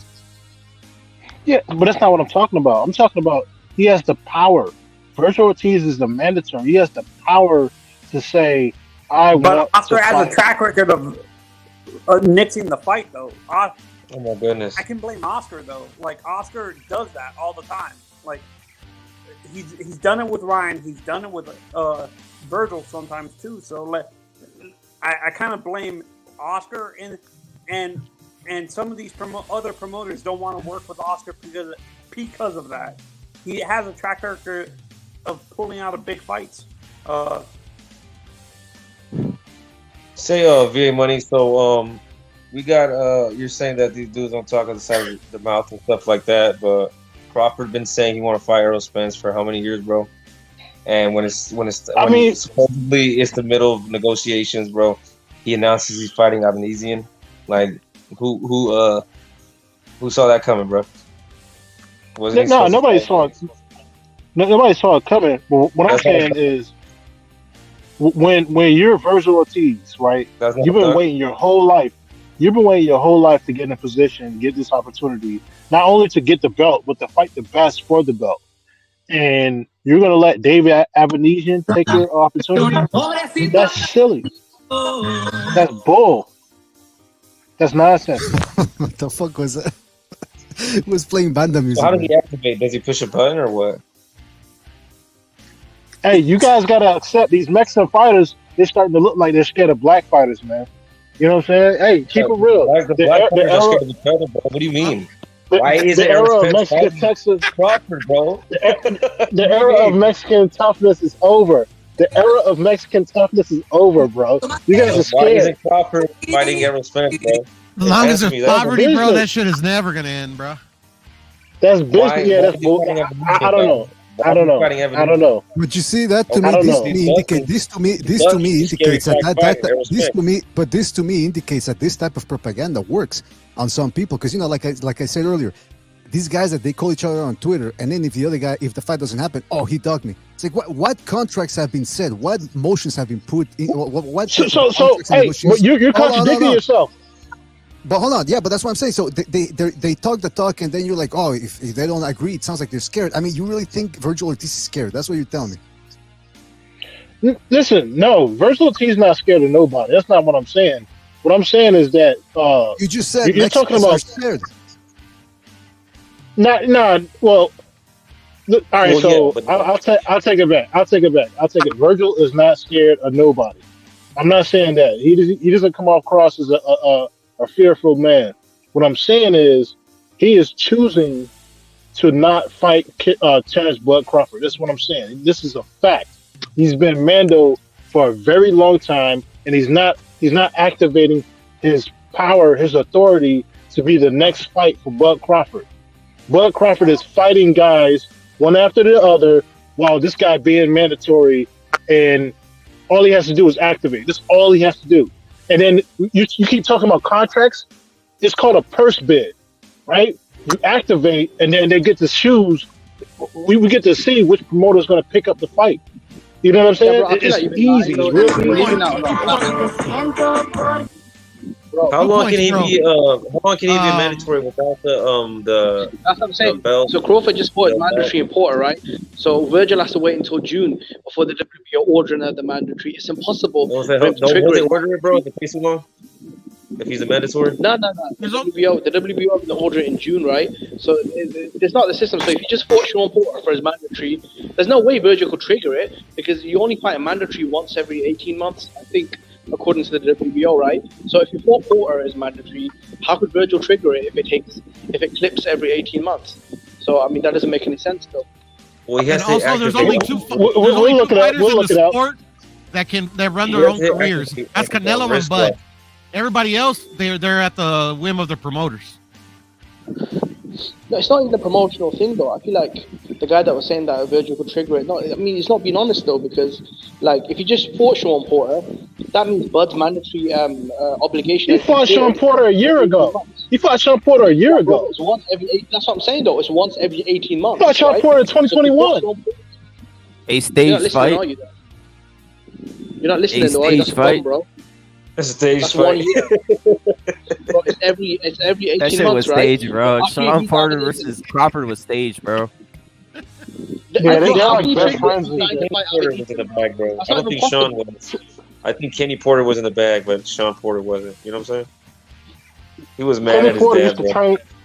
Kenny Porter used to train Bud. Exactly, it was staged. It was a staged get together. But I think we'll see what happens after this fight. If Bud Crawford gets Travanese, and I think Virgil's gonna get him. I think that's what's gonna end up happening. It's all gonna meet. It's all gonna meet right there when Virgil and Crawford fight. And I think Virgil's gonna thoroughly. Who he ain't fighting, bro? He ain't gonna fight Errol Spence. He's gonna destroy Crawford, bro. And I like Crawford. He's actually one of my favorite fighters. But Virgil did call him out after the fight. Crawford doesn't have a chin for. Fighters can activate shit, bro. You can't, bro. There's no way. WBC watches that they hit. Joe Joyce. Look, Joe Joyce is the interim champion. Do you think you can activate it to fight Usyk? That's not the way it works, bro. A mandatory is called whenever it's called. It could be 18 months. It could be 2 years. It could be based on the rotator system. There's no way. If a mandatory would be called, Joe Joyce would be fighting Usyk right now. Hergovich would be fighting Usyk right now. Like obviously, there's a system. So he beat Porter a year ago. Usyk just got the belt. Usyk just got the belt Usyk just got the belt, bro. He just got the belt. No, but that doesn't matter though. It's not about who gets the belt. A mandatory is called every 18 months, so it doesn't matter if you had the belt for a day or 10 years. Terrence Crawford beat Joe Horn in 2018. Who fights back-to-back mandatories in less than 1 year? When has that ever happened in the history of boxing? Never. I don't think so. I don't think it's so ever happened. So when Crawford fought Mean Machine, it was almost 2 years until he fought Sean Porter, right? That's the way mandatories work. You don't fight a mandatory and then fight another mandatory and then fight another. Sean Porter was a mandatory? Sean Porter was a mandatory? Yes. He was a WBO mandatory, yeah, he was, yeah. Okay, we're going to have to look that up. Go ahead. I already know. I'm very honest, bro. I'm a very honest guy.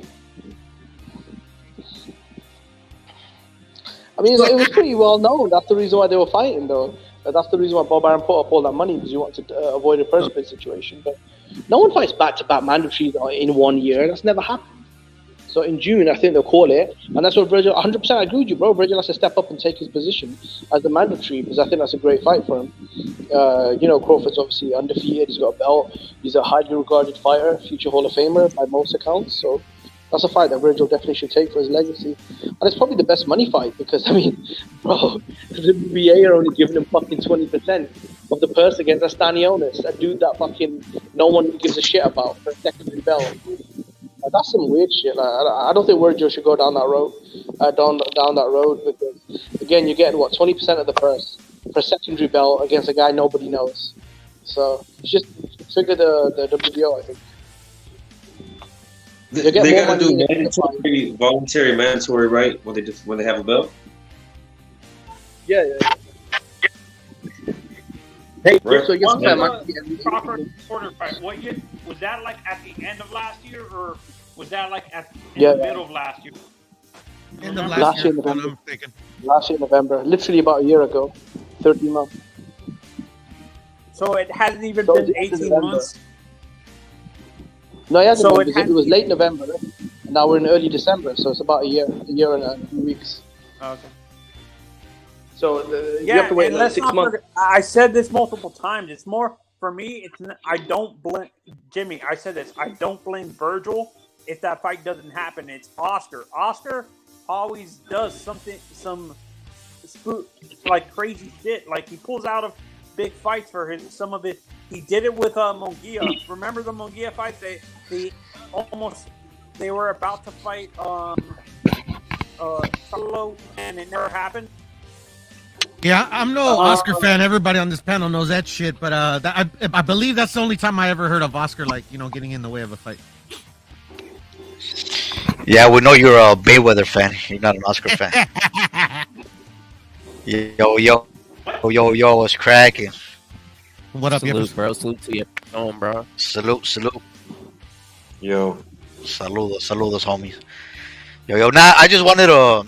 I was hearing someone saying that that Virgil doesn't want to fight Crawford, or he's not activating that clause. So I don't want to call that person stupid because I don't know him, but I'm gonna just say he's a little bit ignorant. He doesn't know how shit works. So just because you're the mandatory or you're the number one contender, it doesn't mean that you get to fight that guy right away. I mean, out of nowhere, out of fucking thin air, fucking Keith Thurman became the fucking mandatory for Errol Spence when he didn't do shit, and Virgil was supposed to get that. Then out of nowhere, he fucking got that fight, right? Bro. Look at Dylan White. Mandatory for 3 fucking years. And then out of nowhere, when he was gonna fight Crawford, fucking Porter became the mandatory out of fucking nowhere too. So just because there's a ranking system that says you're the number one, number two guy, that shit, it doesn't mean you have to fight him. Even at Errol Spence, look at Errol Spence. When was the last time he fucking fought a mandatory? That's what I'm saying. Stanley has been his mandatory for a couple of years now, ain't he? Like 2 years? And the IBF. Does anybody know who's the IBF mandatory? Boots. And is he fighting him? No. True, Boots. No. Boots is fighting. What's his name? That's what I don't even know his name. Oh, Karen. Yeah. But anyways, my point is, just because you're the number one guy doesn't mean you get to fight him, or it's not up to you. That shit's up to the belt and all that bullshit. Look at Dillian White for Deontay Wilder, right? He literally had to wait 1,000 days. That's over 3 years, right? For his position to be called, right? And he had the interim belt. He had the fucking silver belt. He won about 10 eliminators. Like he was number one for about 4 years, but he had to wait, damn near over 3 years for that. So with Virgil, he's just become number one. So I don't know if you can call it straight away. So to say that you can trigger it and the Adam Eason fight will be cancelled, come on, just being ignorant. Man. The thing is, if they're calling Ortiz saying he's ducking, and that's bullshit. He's ducking. It's just a situational problem. Yeah, we'll find out in 6 months if he's ducking or not. In the next 6 months, everything will become clear. He's not ducking. He's called them out, man. Yeah. He's called people out. And all these people think he's ducking. He's not ducking, man. You got to be blind to say he's ducking.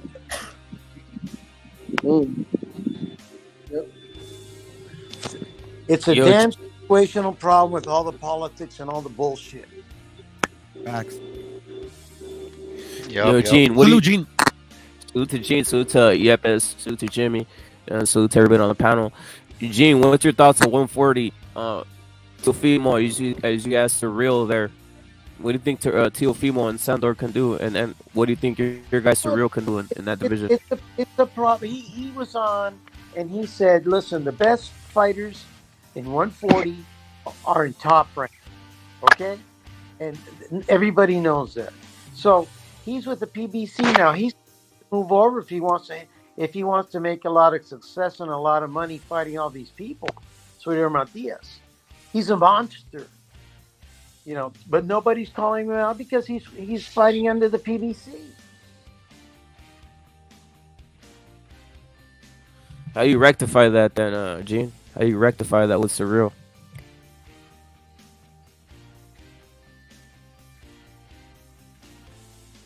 Gene, how do you fix that then? And how are people gonna get to how's he gonna get his opportunity if he's over there on that side? I don't know if you hear me. Gene, are you hear me?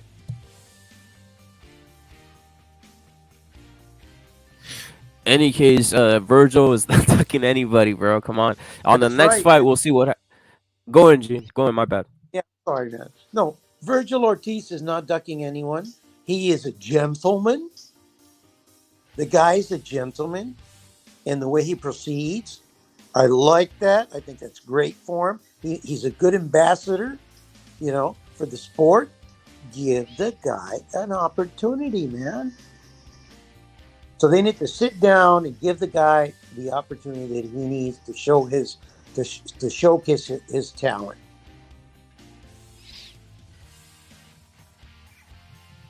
Gene, do you hear who you have winning Teofimo or Sandor?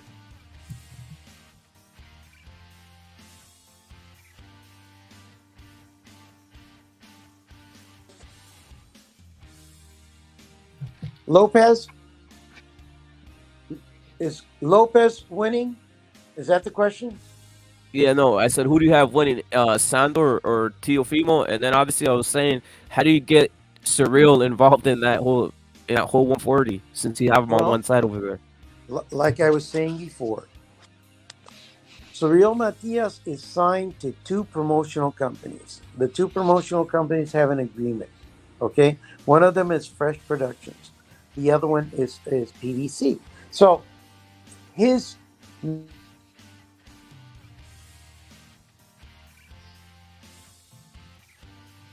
What? I think cut out, bro. I think you're cutting out, Gene. There's like dead space, dead silence. Exactly. You know that in real life, whenever there's dead silence, it's costing the company millions. Time is money, vatos. That's right. That's absolutely correct. Yeah. No, Gene, you cut out. Like that's the thing is you cutting out, Gene. Like I don't know if you're talking or what, but I think you're cut out. Costing us money, man. This is what rep it every second counts. So you're the minute that nobody's speaking, you're costing them millions of dollars. You know how many people want to? Yeah, you know how many people want to advertise on this channel, man? Let's step it up, man. Yeah, sure. Blow your fucking nose. Hey, what happened with that guy though? The one that was saying that fucking that Virgil didn't want to fight Crawford. He's right there, bro. He's right there. VA's right there. How come he didn't? You went silent, bro. He went silent when you went. Why didn't he? No. I'm still here. All right. So, what are your thoughts on what I just said about choosing your fights or mandatories? No, I'm looking it up right now. I'm looking up the facts right now. I mean, there is no looking up, bro. The facts are right there.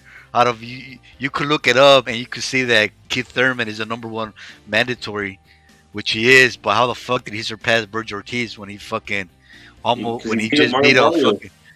So how does that shit make sense? So hey, in November 2021, the mandatory was Ortiz. He was the international WBO. So when was it mandated? So when was it mandated by the sanctioning bodies? When was it mandated? No, I'm looking it up. I'm looking it up right now. You're not gonna fight it because it was never mandated. Well, Boots is mandated by the international group. But that's the thing, though. He's not mandated because But they put him aside. They put him as. It means that you have to fight him or you get stripped. That's true, but that's what. Yeah, so that's not mandated. That's what's supposed to happen. What I'm saying is that what you guys are not understanding. There's a difference between being mandated and being ranked. You could be ranked all you want, But if you're not mandated to fight them, there you have no power. The only time you have power, it's when they call the mandatory. That's it. Well, Because you don't have if you don't fight them, then you get stripped. you don't have power because the sanctioning bodies are the one that gives you the power. You can be mandated. Exactly. You can be mandated, but if they don't execute the mandate, is what you're saying. You don't have any. They don't have any power. You don't have any power over it. But what I'm saying is that Virgil Ortiz is not ducking anyone, man. It's just a situational problem. Of course it's not. But I'm just saying though that So I think me and you are saying the same thing. I don't think it was with you the one I was trying to get my point across. It was the other guy. I mean, he's gonna do research. He's gonna find all he wants, but there's just a fucking there's just common sense. I mean, we see it all the time. True, absolutely. So we could just fucking say a bunch of names. I think Jimmy said a couple names. I said a couple names, and I'm pretty sure everyone could think of someone that was number one mandatory and never got their shot. Well, Boots is a mandatory, and they're putting Boots aside. So he would fight Crawford, Spence. So it's a manipulation. It's a manipulation. That's all it is. Look at Munguia. He's been the fucking mandatory for the WBC. He's been wanting to fight Charlo. And the WBC, they fucking called all these fights. They mandated all these fights. But for whatever reason, they never mandated Munguia versus Charlo. And Munguia, he's been at the WBC for a couple years now. That pisses me off. You know why? Because Munguia needs to get his shot, man. That pisses me off. It does. I'm sorry to say it, but yeah. I think there's something in there that somebody's doing something to not let that happen, man. And that pisses me off. And the reason why I know this is because I talked to Virgil Ortiz. That I seen him, right? I seen him at the fight recently, and I was able to talk to him. And I just asked him. Hey, I'm just like normal guy, whatever. What's going on with this whole fucking number one mandatories? You're ducking Crawford or this or that, and he pretty much how I'm explaining to you guys. That's how he explained it to me. He was like, the standings don't mean shit unless the bodies whatever WBA, WBC mandate, yeah. Unless they order them. That's right. Torino Johnson was like Triple G's mandatory for like 4 years, bro. You know what I'm talking about? The Torino Johnson was a mandatory. Yeah, forever. Toriano. I don't know the hell. I never ever remember seeing him fight, dude. I just remember always seeing him as a mandatory. They never got it, Munguia fought him a few fights ago. Oh yeah. I think that's the first time I seen him fight, bro. I'm like, damn, that's what this dude is. Yeah. Munguia fucked him up the uppercut, right? Yeah, with that uppercut. No, so funny thing is, the number one in the WBC was Virgil before they moved. All of a sudden, they flipped Keith Thurman into that, and then they mandated that shit, right? So it's like, what the fuck, right? Yeah, that's what I'm saying. Out of fucking nowhere. I think one of the things that we need to know is to go to these conventions, the WBC convention. I haven't been to one, but I've been invited, and when we get in there, we'll find out exactly what's going on, because I think these guys vote on this. They move this guy here, move this guy there, So it's a bunch of politics in that sense. Yeah. Is there back rooms there, Gene, or what, in the WBC? There's always back rooms. There's back rooms everywhere. But I haven't been. They're lobbyists. People are going in doing lobbyists, and it's not necessarily back rooms. They're having dinners and this and that and talking, and influence parties. Money. If we put this guy in here, you understand what I'm saying? Yeah. Basically, that's pretty much what Senior said. He's like, we're just not there yet. They're like, there's other people that get politics and have they got their interests ahead of us. Yeah, but that's Virgil. Whose mic is that? Is a young guy, and he needs to get his shot, man. And so does Munguia. Munguia's a great guy. I met him down here in Puerto Rico, man. Real stand-up guy, real good guy, Yeah. I hate that. I really, it's not because he's Mexican or he's Latin or whatever, but this is happening in boxing all over the place. So I hate to see so that. I'm looking for the rule book. Right now, I'm looking at the explanations. So they have explanation letters for the rankings, right? Where they explain why they rank guys. It's bullcrap, but they have. I'm looking at it. I'm looking at the explanation letter for June 15th of 2021. Number one is Virgil Ortiz, right? Because he beat Maurice Hooker. He beat Maurice Hooker March 20, 2021. He's number one, bro. So I don't think in any organization that if you go to, I don't know if it's a convention or whatever, if you go to one of these things or you approach the organization, you send a letter that you intend to fight for the championship if you're number one. I don't think it's any organization that's going to take that letter and shred it or leave it on the desk for a year and a half. I don't think there's a single one. You know what I'm saying? We could talk this. We could talk this all. The belt has to do the work for you. We could talk like that if you want to, but the reality is, if you're the number one challenger, you get to say, "Hey, I would like to fight for the belt," and then they'll make the fight, or they'll activate you as the mandatory. Dylan White was supposed to fight Wilder, right? They gave him certain things that he was supposed to do. They gave him like 3 or 4 chances to fight, because I don't think they liked what he was doing to the point. So when he got to the number one position, they said, "Okay, fight Luis Ortiz. Your next fight is Deontay Wilder." He said no. All right, so then Brazil stepped up and was like, "Yo, I'll fight him." And so they were like, "Okay, we'll take that fight, and then the next fight will be Wilder." He said no. So he turned down like 3 or 4 fights before they were gonna go with him and activate him as mandatory. So all of these like examples you guys are using, it's like a backstory of like ducking. You know what I'm saying? Virgil Ortiz is ducking the hell out of Bud, man. I don't care what anybody says. You number one for a year and a half. Hey, hold on. Who's the mark, bro? How does Sean Porter? You did all that research, bro, just to double down on your original point. Are you serious? Let me explain what just happened, bro. This dude did all this. Hold on. Let me explain what happened. This dude did all the research, right? Put all the facts out in front of himself and came to the wrong fucking conclusion. At the end of the day, bro, I applaud you for doing your research, but you're too stupid to connect the dots and really make any meaning of it. So I'll let someone else explain. Rapid, bring Furioso on so he can really school him on this. But the facts is, this is happening all over boxing. Happening all over boxing, damn it. So it's not Virgil Ortiz ducking anybody. This is happening all over the place. So it's just a way of things going on. You have to be very, very pro-minded to say that it's Virgil Ortiz ducking someone, because I've never seen anybody offer Virgil Ortiz a fight and him say, "I'm not going to take it."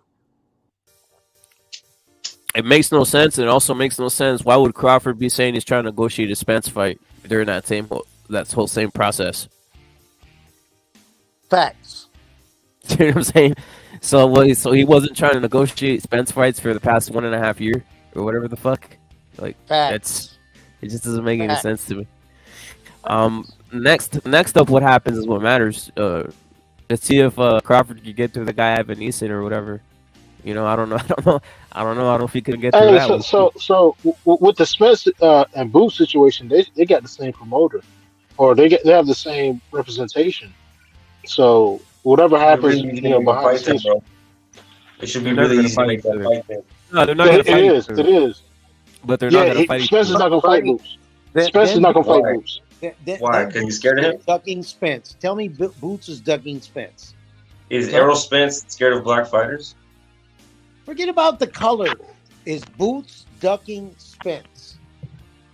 No. Yeah, he's just because he's black. Come on, guys. What's up? Forget about the color. The color's not important. It's giving these guys the proper opportunity, man. The rest is bullshit.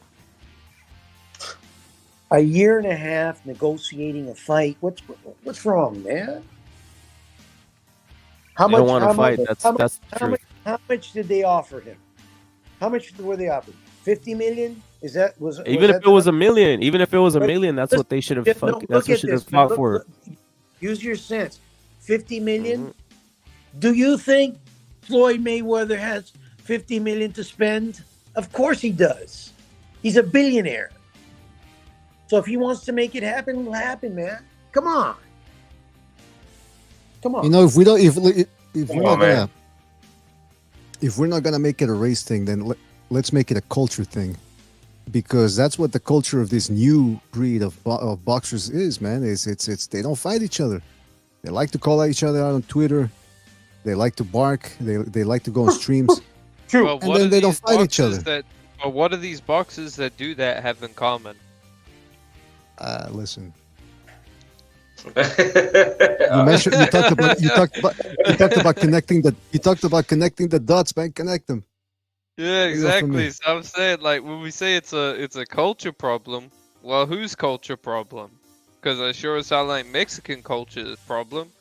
Sure as hell ain't Eastern European culture It's an problem. American thing, bro. It's a little bit of an American thing.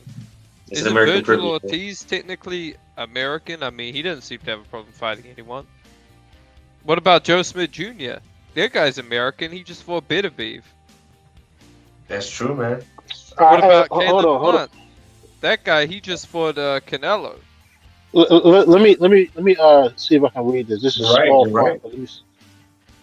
A classified boxer may request recognition as a mandatory challenger in writing to the WBO on a form which contains substantially the provision of the application for the designation as mandatory contender contained on the WBO website. It's like an application where it has like a blurb on it and you have to Didn't sign. you say all that was bullshit though? This is sanctioned about it. Of course, it's bull. But this is what I'm saying to you. All right, listen to the rules. Listen to the rules.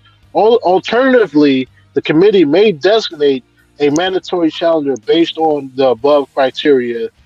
In either event, the mandatory challenger must agree to be subject to and abide to by the regulations to be bound to participate in and comply with the results of purse bid. The World Championship Committee may deny a request for recognition based on any of the above criteria. The champion has an approved unification bout or approved unification tournament is scheduled, or the champion. Bro, you're reading a bunch of rules that we all know how to read, bro. That's not the point. The point is that those are all loopholes. It's fucking lawyer talk. It's small language talk that a lot of people are not gonna understand. The shit is to make it easy and all that fucking rule reading you're doing. If the fucking WBA, WBC, IBF, if they don't mandate a fight, it's not happening. You could be number one, you could be number two, you could be a number 5 like Thurman was, and all of a sudden go up to number 1. That's just how shit works. And Virgil has never been mandated to any of these guys. Bro, you just did some research and then you came back and were after saying, "Oh, I did some research. The rules are kind of bullshit. Virgil's ducking. Yeah, you did some more research. Then you did some more research, came back, and then tried to read the rules out loud to us after saying that the rules are bullshit. Like I said before, guys, when on social media or when after an interview in on a fight, when have you seen Ortiz say, "Well, I'm going to fight this guy. I'm going to fight that guy. This guy"? When have you seen somebody calling him out? Nobody calls him out. Nobody calls him out. He doesn't call anybody out. He's a gentleman, man. Come on, what's wrong? So what I'm trying to say is, he's not clout chasing. He's not fake calls. He's not doing fake call outs when there's a fight. There's a fight. I think he's actually the most feared. I think Crawford fears him, to be honest. I think he fears this fight more than anything. Who fears? Crawford fears the Virgil fight more than anything, because first of all, it's for no title, just to defend the title. And if he loses, he fucking All right, collapses everything he has hold left on. of credibility. Go ahead. I got the interval. I got the interval. All right, this is what you guys looking for. All right, what's it? Against the mandatory challenges category, according to the current list of classification committee, and from then on, shall defend his title at an interval of not greater than 9 months against the mandatory challenger, unless an exception is approved by the World Committee. So this is a guy who you're talking about. He's been mandatory for a year and a half now, and the interval is only 9 months. That's what I was saying to you guys in the first place. I'm not just like pulling stuff out of my ass, man. Like, this guy's been mandatory for 2 intervals. 2 intervals. All he has to do is fill one of these. Dog, if you guys look at the application, it's 1 paragraph in a signature. All he has to do is sign that and mail it to the WBO. And the WBO will approach Bud for it. They approached Bud for it 6 months ago. Bud probably would have said, okay, I'm trying to unify. Okay, cool. But now you find out that it's not going to happen, and this David Avenesian thing is going to happen. You can stop this fight. David Avenesian is not even in the ranking, and Bud hasn't. How is he going to stop this fight? How? Bud has not fought a defense. He hasn't fought a mandatory defense in over 9 months. That's how. Well, check out Charlo. Charlo hasn't defended in what? Fucking Can I go years. on? 3 years. Okay. No. So a unification. Charlo. A unification is a mandatory defense. Let me go. A unification is a mandatory defense. Charlo has never unified. Jermall Charlo, the 160 champion, he's been a champion for like 3-4 years already. He has never fought a mandatory. He has never unified. So that means that's WBC. That's WBC. It doesn't matter. It doesn't matter. Clarify. If the sanction bodies, if they don't mandate the fight, there is no. It doesn't matter. Nothing that you're talking about matters. The only way that he could become mandatory is if they mandate it. That's it. And if he doesn't comply, they'll strip him. If he does not comply, they are able to strip him. Now, there's something that we have to look at, all of us, is that the pandemic has changed a lot of things. And the WBC, and I know this because I have a guy that has a WBC regional belt, okay? And we were supposed to defend 6 months ago, but it was extended because of COVID. So that match. Was it extended this year or last year? I think Gene cut out again, bro. This year. Did you hear me? Yeah, I can hear you now. Yeah. It was this year. So, anyways, that may be happening. See, the WBC's convention was I think 2 or 3 months ago. The WBA convention is coming up. The WBO convention was down here in Puerto Rico in October. So now the sanctioning bodies are getting back into action. They were out of action through COVID. So that's some of the things that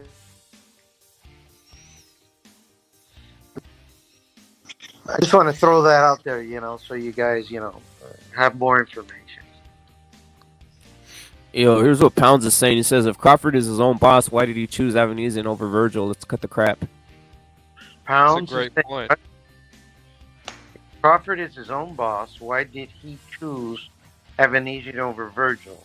Maybe he is. Maybe that's proof he is his own boss. To be honest, he chose the fucking lesser fight to just get another payday. I mean, if he chose Virgil, it would have been a way bigger fight. That shit could have happened in Texas. You know why? Virgil, he's from Texas. He's Mexican. But Terrence Crawford just pissed off all the black Texans who are Team Errol Spence. So they would have showed up probably to maybe see him lose and then say, oh, I knew Spence was better. I told you guys. Like, that's what would happen if Virgil beat Crawford. It would be like they'll basically just like there'd be no congratulations to Virgil. Just be like, oh, I knew Spence would have beat him. Let's just get, and you know what, Spence, he doesn't even have to fight Virgil. Man, who is this punk? Why are you name calling, bro? Why is he a punk? He's a good man. Did I touch a soft spot? Did I touch a soft spot, man? That's what you guys do. No, well, one of the things that you've touched is that people are moving around interest in themselves. Why do I want to come down to Texas and fight Virgil? Let me take this fight and then try to get the Spence fight because, But let me take something here. Let me elaborate more on that. This is something I've noticed that black fighters do. They'll pick one guy who they know is like not the best, and they'll all just beat up on him. And instead of actually fighting each other, what they do is they beat up on that one dude, and they're like, it's sort of like, they'll beat up on that one dude, and they'll be like, oh, I fucked him up the worst, so I'm the best. And it's like, okay, how about we see you guys fight? And then they're like, oh, well, I don't need a fight. I fucked him up worse than he fucked him up. And it's like, you want the example? Look at Sean Porter. Sean Porter got passed around like a cheap whore, and it was basically it's like when a girl gets passed around like a slutty one, and it's like, oh, who fucked you the best? Who had the biggest dick type of thing. It's like that's what they did with the boxer. They're like, hey Porter, who fucked you up the best? Where are you from? Where am I from? What does that matter, bro? No, like, what do you mean we're from? Like from a gang or what? Like, does he belong to a gang? I'm from Baltimore. Okay, good. Listen, I just want to give you an example. I don't want to get on you or anything, man. The other thing is I just want to give you an example of something that happens down here in Puerto Rico, okay? So Irma Diaz, the 140-pounder, has refused to fight any of the top 140-pounders here because these guys are friends. They come up in the amateur to Shakur Stevenson. What? What was your point? You cut out. Cutting out, Gene. Yes, I saw Big Virgil there too, bro. The Virgil Ortiz, senior, bro. You went straight direct to him then? You went direct with the question with the questions? Yeah. Because Virgil was doing videos and he was in the background, so I started chopping it up for him. He was cool. I was chopping up with him for like a minute, cool minute. Yeah. So they want to fight each other. It doesn't have to anything. For me, it doesn't have anything to do with race. It has to do with friendship. Race. Let me tell you something. All right, friendship. Okay, it's funny you mentioned that. 2 Japanese brothers fought each other for a title once. So if they can fight each other, I don't want to hear this bullshit. We're friends. And when it comes to we're friends, I mean, dude, that is the biggest excuse ever, man. I see these guys, Keisha.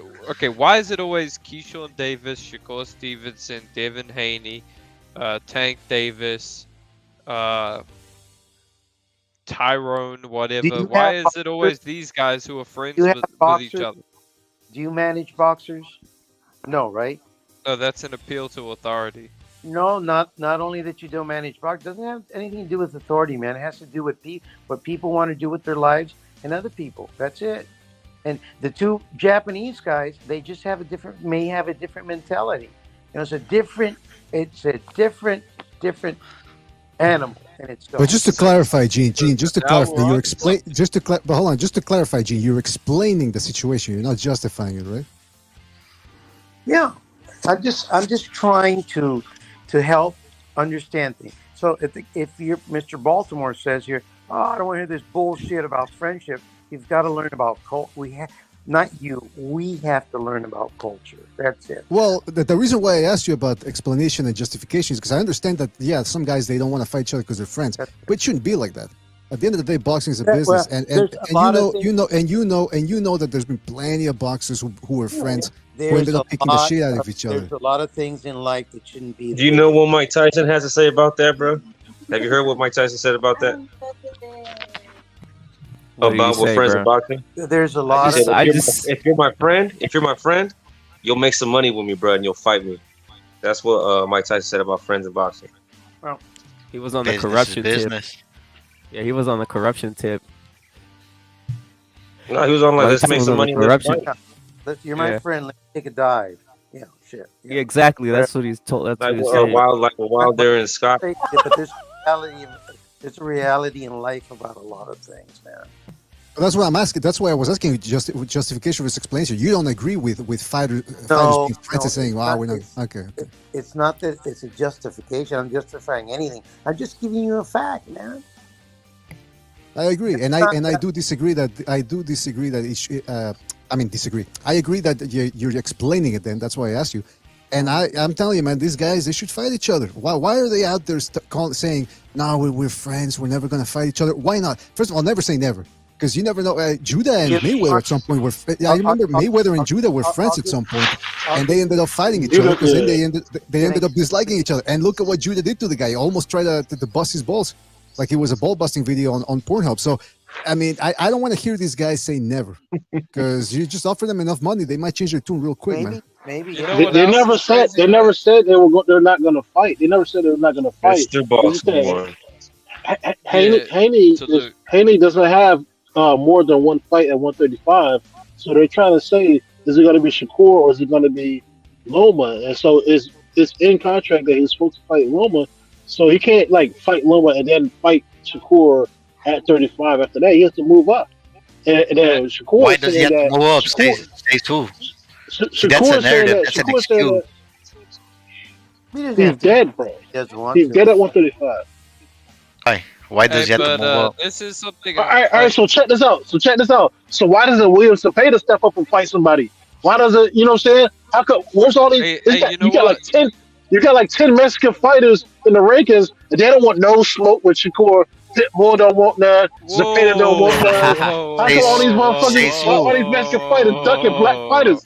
They scared of black fighters now. They're not tough no more. Y'all not tough no more. So, let's hear what Mr. Baltimore said about it. How you gonna hold on, bro? How you gonna talk about you guys not tough no more? You guys are talking about race. Hold on, bro. How you gonna say you guys ain't tough no more when your fucking representative of boxing is Devin Haney, a pillow-fisted motherfucker who weight bullies? Yeah, he's tough. Well, what about Shakur Stevenson? And he's ducking Lomachenko, by the way. You know what's so funny? Who else is your representative? Jermaine Franklin? So, bro, Tank Davis dug Lomachenko for like 5 years, bro. Why is Tank scared of white boys? Hold on, let me just say this. I found this shit. This is funny how all these dudes, right? Like Devin Haney, Shakur Stevenson, they come across as like hood guys, like gangster guys. They have chains. They sag their pants to their asses. They have tattoos. But when they get in the ring, they fucking go in there and they fight like bitches. Like they're supposed to be so gangster, but when they get in the ring, they're all fucking scared and they're running around. Like I don't get it, man. Like are you or are you not? But that's the thing. That's crazy. I'm These saying, guys but check this out. Let's take a look at what they say and let's take a look at what they do. They're saying we don't want to fight each other because we're friends, and they really aren't fighting each other. I mean, that to me just says it all. If the Mexicans were really avoiding them, okay, then fight each other. They're not even doing that. But you know what else is crazy? These guys avoid each other even when they're not fucking friends. Look at Spence and Crawford. Hold up. Are you aware that Shakur Stevenson has no fights at 135? How's he getting ducked and he's not even there yet? He's not even on stage yet. His last fight was at 135. no fights at 135. Because he's doing imaginary things though, V8. How are you? That's exactly the point. How are you? He didn't make one. No. But how are you saying he's ducking? Yes. He hasn't even had one fight at 135 to even prove himself. No, he did. His last fight was at 135. He just cheated, and the other guy. Yeah, he didn't make weight, but you get my point. He hasn't campaigned at 135. But all of a sudden, wait, let me go. He hasn't campaigned at 135, but all of a sudden people are ducking him. Let's be like fucking, like Gallo is fucking getting ducked at 126 or some shit like this. It just doesn't make any sense, man. Hey, this is a great line to follow off because Thank how you. could hold on. If you're using that logic, right? How can Shakur be ducking if he hasn't even fought at 135? Well, how can Mexicans be ducking him if he hasn't been fighting at 135? He chased a guy for 2 weight divisions. That guy happened to be a Mexican, right? Who? That's facts. That is facts. You talking about Valdez? Virgil didn't want it either. You talking about Valdez, bro? Didn't they fight Valdez and Shakur? At 130 pounds, but They're supposed to unify. They were supposed to unify at 126. I mean, no, they weren't because fucking Shakur fought for his vacant belt. How can he unify if he fought for his vacant belt?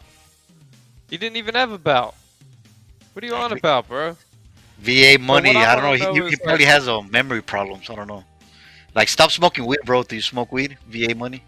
That's what I'm saying. These fighters talk the talk No, on I the don't internet. These fighters talk the talk on the internet. People take it at face value, or people take it serious. Like, oh yeah, he called him Maybe out, you should. and the fight never happened. Therefore, he's ducking. It's like, no, man, what the fuck? And look at and again, let's look. Okay, then let's look at the results. These black fighters at 135, 130, 140, saying that we're not going to fight each other because we're friends, and they really aren't fighting each other. So that's a clear case of guys not fighting each other. Bro, I want to point this out because it's We not just want that Mexican smoke, though. We want that Mexican smoke, man. Who's we? Who's we? Are you fighting? Yeah. No, I'm part of the fan club. I'm the Black Fighters fan club. Hey, let me say something, VA money. You don't want the hey, you guys don't want the Mexican smoke. You guys want the Mexican dollar because they're the only ones who pay for your fucking fights. Yeah, but when you get in the ring, what do you see? You see a guy get his ass kicked. Hold on, bro. Hold on, bro. You see an immigrant like Oscar Valdez getting his ass kicked. Hold on, bro. You see an immigrant like Oscar Valdez getting the green papers beat out his butt. Hold on. When it comes to an ass kicking, bro, when I think of that, I'm thinking of Fury versus Wilder. I'm thinking of Canelo versus Chavez Jr. That's what I'm thinking about. Fury's Mexican now? When did Fury get Mexican? When did he turn Mexican? What I'm saying is you should have said Canelo versus Mosley or something like that. You're missing the point. What I'm saying is, bro, winning a points decision where you have to clinch and just jab and move around, that's not an ass kicking, dude. Yeah, when you look at a guy's face and his eyes are almost closed and his cheeks are swollen up, you know what I'm saying? His lips are swollen up and he's bleeding out his face. Bro. That means you got your ass kicked. I mean, I asked the black guy. I asked the black guy one that same thing because he said, "Oh yeah, Shakur whooped that ass or whooped that," and I said, "Well, wait a minute, what do you consider whooping?" He goes, "Well, when a guy wins all the rounds." So, because that's the thing, though. It seems to me, and yeah, you correct me if I'm wrong, man, but it seems like in the black community, just winning convincingly means whooping. Like, but this ain't the basketball court. At the YMCA, it's like you got to actually kick a guy's ass, do some real damage, hurt him, wobble him, like put a beat on the guy. Kirtland, like how Canelo beat Kirtland. Hey, and that's why Fury. Is this what they call? Is this what they call Ubonics or whatever? Or like Navarrete beat that African guy, Dogma. He beat the dog shit. I'm just wondering because I'm trying to get with the lingo, man. I don't listen to hip hop, so I have to try and figure out what some of this means. But when it comes to like you do listen to hip hop. I don't listen to hip hop, bro. You do listen to hip hop. Hey, can somebody recommend me some hip hop that's good? Because I've tried listening to some, and maybe I'm choosing the wrong genre. Nah, it's no more good. It's no more good hip hop. It's no more good. Don't listen to that stuff. To be honest, I like I do listen to hip hop. I listen to this guy Jack Harlow. I like Jack Harlow. Shout out to him. You like that Jewish shit? You like that Jewish stuff? Or Eminem? Like that? Bad Bunny. Eminem is the greatest rap. Oh yeah, you like? I don't care you Jewish or not. I don't care you Jewish or not. I don't care you Jewish or not. What does that mean for me? I don't care. You like that Jewish rap? Why are you saying Jewish, bro? I mean, what you gonna do about it though? Well, I'm gonna call my friends at the ADL. So shame on you. Yeah, do that. This man is do some more blood libels. Do some more blood libels. Kill some more Hey, babies and drink their blood. Has Kidnap some more children. Kanye Kidnap West some more not children and drink their blood. Whoa. Hey, the New York Times. Kidnap some more babies. Kidnap some more babies and drink their blood, bro. This is being What recorded. rapper you can? This, Remember that. the New York Times is gonna shut you down, man. The New York Times is gonna shut this channel down, man. For telling the truth about this guy drinking baby's blood. This is a You have a whole culture based on. You have a whole culture based off of kidnapping kids, bro. There's a whole culture built around kidnapping kids and drinking their blood, bro. Yeah, Mal Dog, what's up? You're letting them go in on your people like this? I'm telling the truth. You know I'm telling the truth. His culture is pushing that LGBTQ. You guys laugh about it, and then you invite one of them onto the panel like it's all good. Shit is not all good. These guys are pushing that rainbow stuff in the community. You guys are promoting that Lil Nas X twerking on the devil's lap. I'm not the one promoting. Wait. I'm not the one promoting. Let me speak. Let me go. I'm not the one promoting. Wait. I'm not the one promoting Shakur Stevenson doing weird shit on the side. Devin Haney, weird shit with P Diddy, all this weird fruity shit. How about Spence kissing on Yellow Busy? Yes, Spencer, bro. Yellow Busy and Spence. Yeah, all that shit. You know, look, I'm not full Jewish, but I do have some Jewish ancestry, and you know, one thing I'll say about Lil Nas X is, you know, this was an expression of black masculinity that was definitely controversial, to say the least. You know, understandably, a lot of black men were upset, you know, but this is part of toxic masculinity as a whole, and we will break that social construct. So y'all maskers up here, y'all hear this guy talking? Man, you guys are crazy. Open forum, bro. You guys are nuts. You guys are nuts, bro. He's born that way. He's born that way, bro. He's born that way. He was born that way? Yeah, I mean, well, you can't change his culture. He's born that way. You know, just like you're born black. He's born the way he is. He was Dog, just lucky. That feminist. Is he not supposed to ride for his team or what? Is he supposed to ride for your team? Exactly. Yo, check this out. The Holocaust was a hoax. Maybe, what they say, 600,000 people might have died, but they died of like starvation. Calm down, Kanye. Come down. No, they died. They died because Germany was losing the war. They didn't die because people were trying to kill them. Kill Kanye Irving. It's a hoax, bro. Negroes. This is why I find this Kanye West thing so entertaining. Because they were using black people as pawns, but now Kanye West has riled up a lot of them against the very people that were manipulating them, and I don't know which narrative is gonna win, but it's fairly entertaining. Man. No, the Jews gonna win. The Jews gonna win. They're gonna win. Let me ask you something, BDA. Who do you think has the agency to win? Well, I mean, we're talking about one group that's been historically has been able to escape and settle in other places and restart their businesses. So the track record doesn't speak well for black people, but you never know, man. It's a new era. We're entering the age of Aquarius. Let me go on further by saying that I do not condone what this man is saying. He is saying things that are historically inaccurate. And if you do want to educate yourself on these issues, please check out the Holocaust Memorial Museum website. Oh yes, give us another Jewish source. Give us go down the list of all the Jewish sources. If you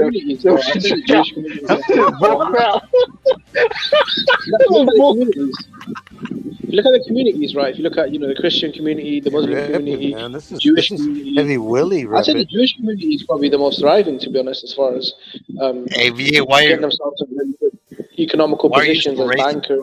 Why do you have so much? You said why? I got so much hate. You guys don't hate people who kill kids. You guys don't hate people who kill babies. You guys don't hate that. I'm against Obama.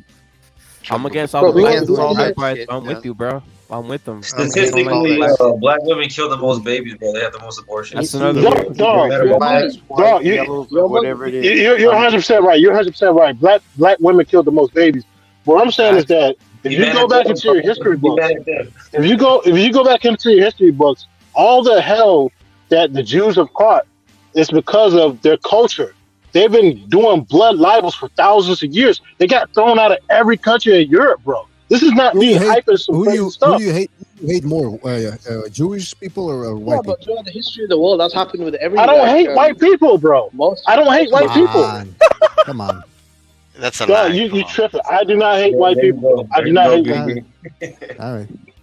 Listen, I'm an alpha male. I'm an alpha male. I don't hate people just to hate them. Your money, be honest. Well, let me say this, bro.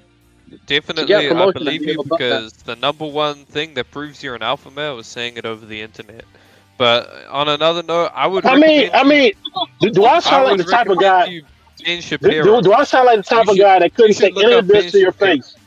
Do I sound like the type of guy that couldn't say any of this to your face? I mean, it's easy to prove. Quick question. Hold on. Dog, listen. I would telling you, bro. I'm answering. Like it's on a little bit of like. No, hold on, Jim. Let me answer. It's real easy. All you gotta do is press record on your cell phone, and tomorrow morning or right now, go to the street and just say this to one of them people. Believe you. So just go to the street right now. I can say this to anybody. Well, do it. Dog, there's a lot of Jews in the area that I'm at right now. Right. I can say this to any of them. They're not going to do nothing. They're not going to do nothing but walk away. Why though? But why? No, I got a question. I got a question. Why will they just? No, I got a question though. Why will they just walk away when you say that? Dog, if you see me, if you met me, then you would know. If you met me, then you would know. If you see me, then you would know why they would just walk away. No, VA. What I'm saying is, I see people, like yourself, obviously a menacing figure, say that to Jewish people, and Jewish people tend to just agree with you and walk on, bro. Like, why is it that, I guess, like Obama the same way, right? Obama, he's best friends with a weirdo. Jews. But that's the whole thing. Like, the top levels is just a mixture of blacks and Jews, right? No, it's not. I mean, that's all it is. Kanye's entire staff is full of Jews right now. The whole thing, yes. Yeah. Dog, Kanye's a plant. Kanye's a plant. I'm just calling it. All this is that's what I'm trying to say. Like, I just see you see what I'm saying? I'm just saying like it's Jews and blacks. They're always together. It doesn't. I never see I don't see no hate from Jews to you, bro. Is what I'm saying. No, hey, check this out. I got something for you. Since you're awake now, so you want some of the truth? I got something for you. Israelite or whatever. No. Listen. Read the book. Color, Communism, and Common Sense. Read the book, Color, Communism, and Common Sense.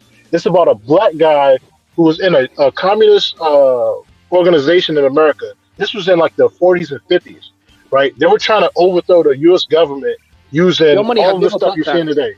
Like, I need to ask the questions that the chat care about. Have you ever cut a jig? Like say if you're at work, right? If you've ever worked in your life, have you ever had to buck dance for a promotion? Yeah. I mean, that's fair, man. That's fair. I don't believe that for a second. You telling me they made you do a jig? They made you dance? Not literally. Not literally. Are you serious? Not literally. But it's like example. Don't take it back. Don't take it back. So you butt broken, bro. So you let him give an example. Let him give an example of what happened. Go in, VA. What happened? How did it butt break you? You just be overly friendly. You just be overly friendly to your bosses. That's all. But it's not like twerking. I'm not. You know what I'm saying? Let me ask you something, bro, because this is kind of interesting to me. Observing this whole Kanye thing. But did you believe in this before Kanye West or Kyrie Irving? You're saying you've been butt broken, bro. You're on here talking about black power, but you just said you've been butt broken. Hey, so to the Jew talking. Hey, listen. You're only saying you fucking butt broken, bro. Bro, he's laughing at himself, bro. Like, you're right. Yeah, at least he's being honest, bro. At least he's being honest. Sir, well, let me say something. I'm trying to get money, man. What are you talking about? Let me say something. Let me say something. Let me say something to Mr. Baltimore. Hey, first of all, Mr. Baltimore. Wait, first of all, Mr. Baltimore. Happy Hanukkah to you, brother. To be honest, so let's keep that. I just want to get that intact real quick. Thank you. Man, bump that. Bump that, dude. Going. No, I mean it's his belief system. Happy Hanukkah. You know, I hope you have a great Hanukkah. I'm actually not a religious Jew, to be honest. I just got like. Of course not. Nah, he's a reform Jew. He's a reformed Jew. No, what I mean by Jewish is I got like 2% Jewish DNA. Like the black Israelite. Man, you're a fake Jew, bro. What do you mean? I got 2% DNA. Hey, man. Listen, I just want to say hi and thank you for everything, man. I'm out. Salute to Gene, bro. Salute to Gene. Peace. God bless you guys. Take care, man. It's been the Jewish dog got the Gene, man. Gene, don't go, man. Don't go because of the Jewish. He didn't want to get fired from his job. He's not trying to get canceled. That's what it is. I'm on Atlantic time, guys. I'm out. Gene, like, I fought for this shit, bro. I'm not gonna hear y'all slander these people. Hey, but VA, I want to know, when did you start believing this stuff? Like, was it Kyrie Irving? Was it Kanye West? Was it fucking Farrakhan? Was it? Nah. Farrakhan. No. You know what happened? Was it David Duke or something? Nah, I read this book called. Nah, I read this book. Beyonce did that controversial interview, bro. What was it? I read this book called "The Protocols of the Learned Elders of Zion," and this book was written. This book was written in like the 1800s, and it predicted like accurately what was going to happen next, and what they said was going to happen actually happened. And it was supposed to be about like the meeting of like a bunch of powerful like Jews predicting or trying to push to overthrow like the monarchy in Russia. Then they did it through like the Bolsheviks. It's called the Bolshevik Revolution. All this knowledge about Jews. I mean, how does that help you? You're a bigot. Achieve your goals. Listen. So you guys get up here. Bro, you guys why get you do research in the religion you've got nothing to do with, who you probably will never react with, going around on the street talking to random Jews? Why, bro? Do something more productive in your life, man. Bro, do you eat bean pies? I used to. Bro, listen, I just asked someone this. Do you really think Jews are that collectivized to where they're all meeting in like a dark secret room and they're planning the next thing? Because I know Jewish people, bro. I know Jewish people, and they don't seem to like. Yeah, I mean, I can't imagine them getting in like a dark room with fucking cigars and like plotting the destruction of the black man. No, all I see is VA. What do you think of Bob Arum basically controlling Shakur, vice versa, and Haney? So what is that? What's that all about? Huh? I mean, look, man. Maybe 2%ers like him are not involved or not invited to the meeting. But as far as no, you guys don't have cookouts unless you're cooking babies or something like that. But Bob Arum. Bob Arum is babies. Come on, this is man, these dudes drink. I'm just saying, these Jewish people killing babies. You said what? What did Kanye do to this guy, man? What did Kanye do to you, bro? What did Kanye do? These guys drink baby blood, bro. Oh, come on, man. You guys, you know what they're talking about? Like vampires? Charlie. That's why they get kicked out of Spain. Bro, you got to stop watching it.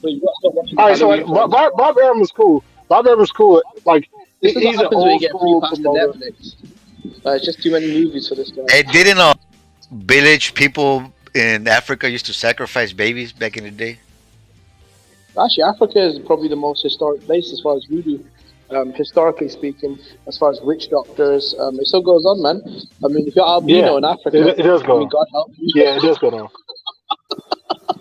If you're albino in Africa, bro, God help you, because they're going to try and harvest your organs, man.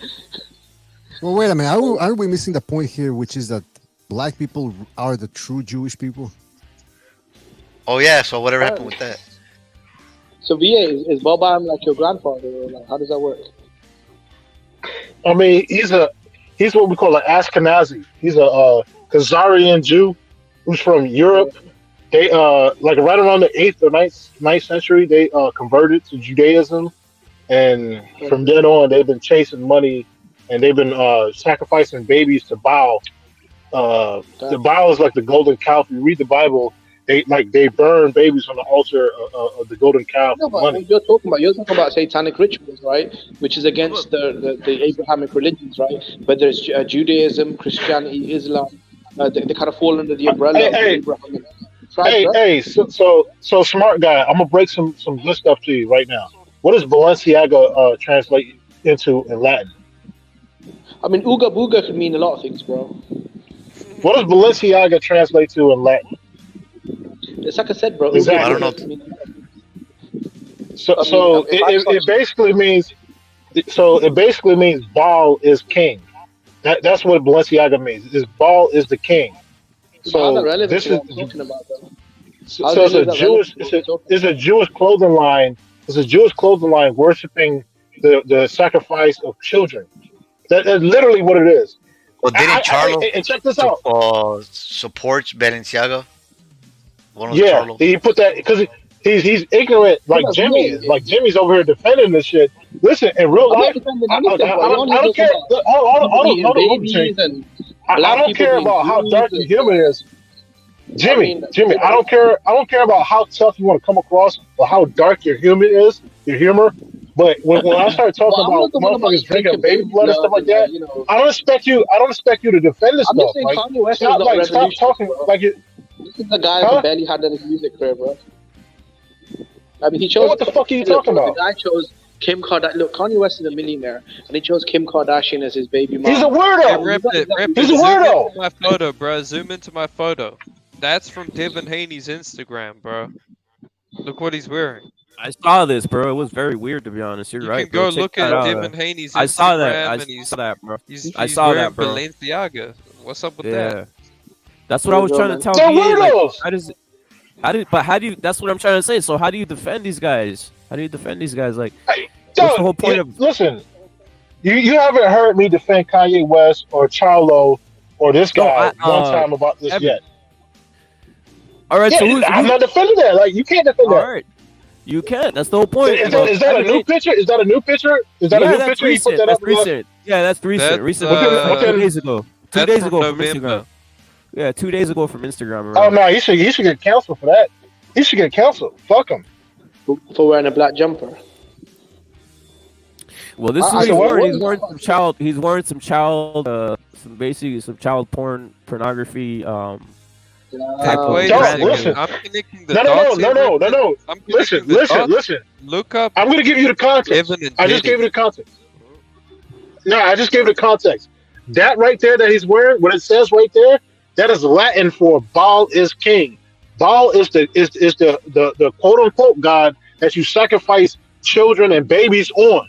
Literally, it's on the internet. There's a scene in a movie a Jewish made movie from 100 years ago where they're doing a live action child sacrifice to the Baal idol. So now you call movies, Balenciaga is Latin for Baal is king. Huh? I'm just saying you're using fictional films as reference points to historic events, though. Oh, shut the fuck up, man. I'm sorry. I mean, it is. I'm sorry for cursing at you, bro. I'm sorry for cursing at you. Movies as historic reference points. That's like me talking about the fucking Power Rangers and you guys telling you to go wear Wakanda. Man. Or fucking Black Panther saying Wakanda has fucking power. At the end of the day, that whole Balenciaga. At the end of the day, you got to admit that whole Balenciaga. Is that racist still in here, bro? Hey! Your sons are probably gonna get their dicks chopped off. They're gonna be wondering why. And this is why. Let me see. You guys are like monkeys, bro. You guys are like monkeys, bro. You guys are like monkeys. You guys are like monkeys, bro. You're disturbed. Yo. Yeah, let me say this, man. That whole Balenciaga thing, you got to admit, whether you think it's ridiculous or not, you look at it. Why do they always put it in your face? And it's, when they put it in your face and then they go, oh, the fact checkers like Snopes. No, it's nothing. It's been debunked, but it's right there in front of you. That they listen when they do a photo shoot. First of all, do people even know what I'm talking about, or who doesn't know the context of what I'm talking about? The whole document, the background of the photos and shit. Yeah, but look, I'll say, yeah, with that, it is fucking weird. Like, look, at the very least, I mean, it's some artist trying to be extremely edgy and whatever, but it's there, right? Like, it's there. But that's the thing. It's not trying to be edgy. Hold on, VA, let me say something. Is that racist still in here? Is that racist still in here? That's the excuse they always use. Like, well, it's artistic, right? It's an artist. Artists are weird, and they want to convey a certain message, or they want to, let's say, they want to disturb people because that's what they're going for. That's the excuse. Well, let's take a look at the Bohemian Grove. What the fuck is that all about? Again, there's a guy named John Ronson. He's a journalist, British journalist. He goes, no, that's just politicians having fun. You telling me doing a mock sacrifice, that's just having fun? And then you look at, okay, Pfizer. Have you guys seen the Pfizer headquarters over in Manhattan? If you go to the lobby, have you guys ever seen the lobby? Yeah, there's a whole plateau there with a bunch of Egyptian symbolism. And they've got people drawings of people in robes, and they've got hieroglyphics carved on the windows and shit. It's like, what the fuck? I mean, that's a scientific company, by the way. That's a company that develops a vaccine science. So all I'm saying is, it might sound crazy, but they're the ones that are putting it out there. So I mean, what the fuck is that all about? Well, I do believe in satanic groups, but the way that VA is talking about, black Jews eating babies. I mean, that's the big. No. Listen. What you just said, I don't know who was talking. What you just said. Kanye West is the Messiah, right? Is that what you're saying? Kanye West is the Messiah. Stop talking to me, man. Hey, so what the other guy just said is completely true. He said they got this documentary. They got this documentary. It's called "Died Suddenly," and it's documenting like all the like young people. There's like a silent epidemic in this country. All the people that took that vaccine. What do you do for a living, bro?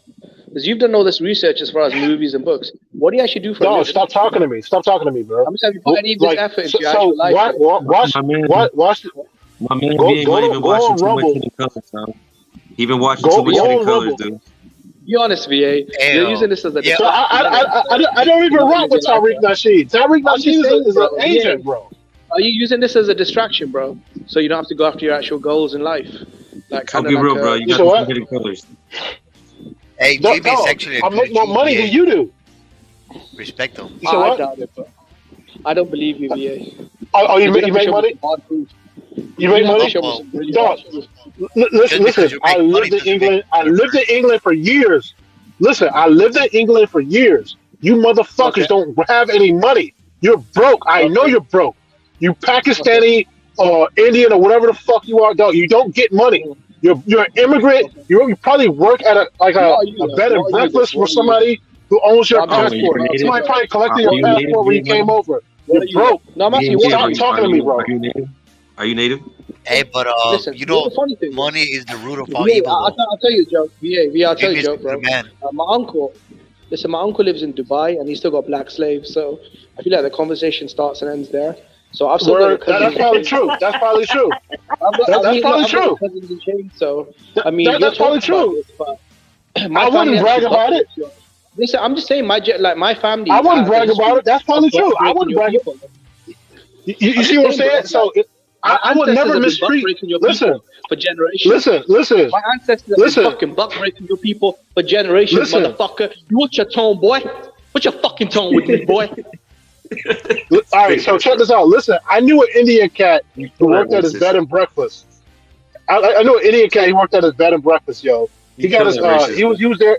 His visa expired, and he had to go back to India. I didn't know that he was just some worker who got his passport collected, and then after the visa expired, was going to kick him out of the country. I didn't know that. That shit hurt my feelings.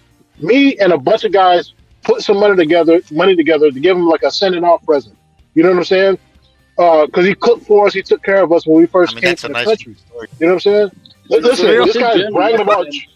This guy's bragging about slave ships that your ancestors. This guy's bragging about mistreating people. You're bragging about mistreating people. You're a weak man. You're a weak man. Rougher than the slave ships your ancestors dog, came on. I could beat you to sleep. You're weak. Though. I'm just saying though. Like, You don't have to say anything. You don't have to say anything. You need to do a motherfucking thing, pussy. Dude, come on, man. Listen, I know you're tight. Bro, I lived in London. I lived in London for years. I lived in London for years. Motherfucker.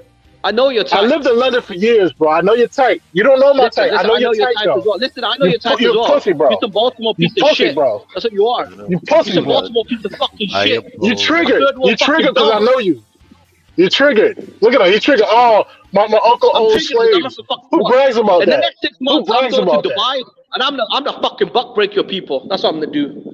Oof. Hey, come on, stop it. You pussy, bro. You probably Within like 9 months, 5'5". There's gonna be some fucking lynchings, bro. I'm telling you, man. You're 25. You're 25 with male pattern baldness, fucked up now. You're 25 with male pattern baldness in a gut. You're 25 with male pattern baldness in a gut, bro. Stop it. What are you? What the fuck are you? AVA, I thought you say I'm you 6'2". didn't I'm 230 pounds. You on food stamps, Bro, and you talk he's about literally Kanye West Anthony as your Joshua. fucking prophet, bro. He's literally What the Anthony fuck are you? Joshua. You know who you're talking to? Huh? He's literally Anthony Joshua. Do you know who you're talking to? That's Anthony Josh.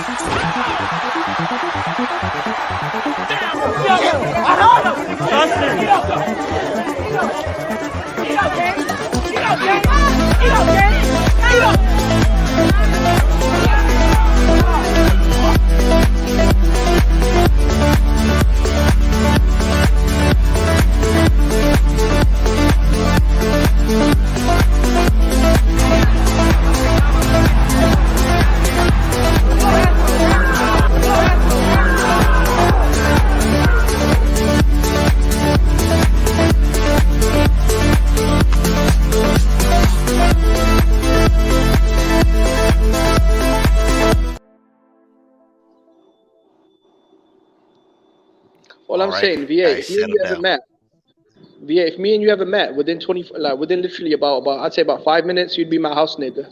That's what happened, bro. That's cool, bro. I know it's cool. How much you pay, bro?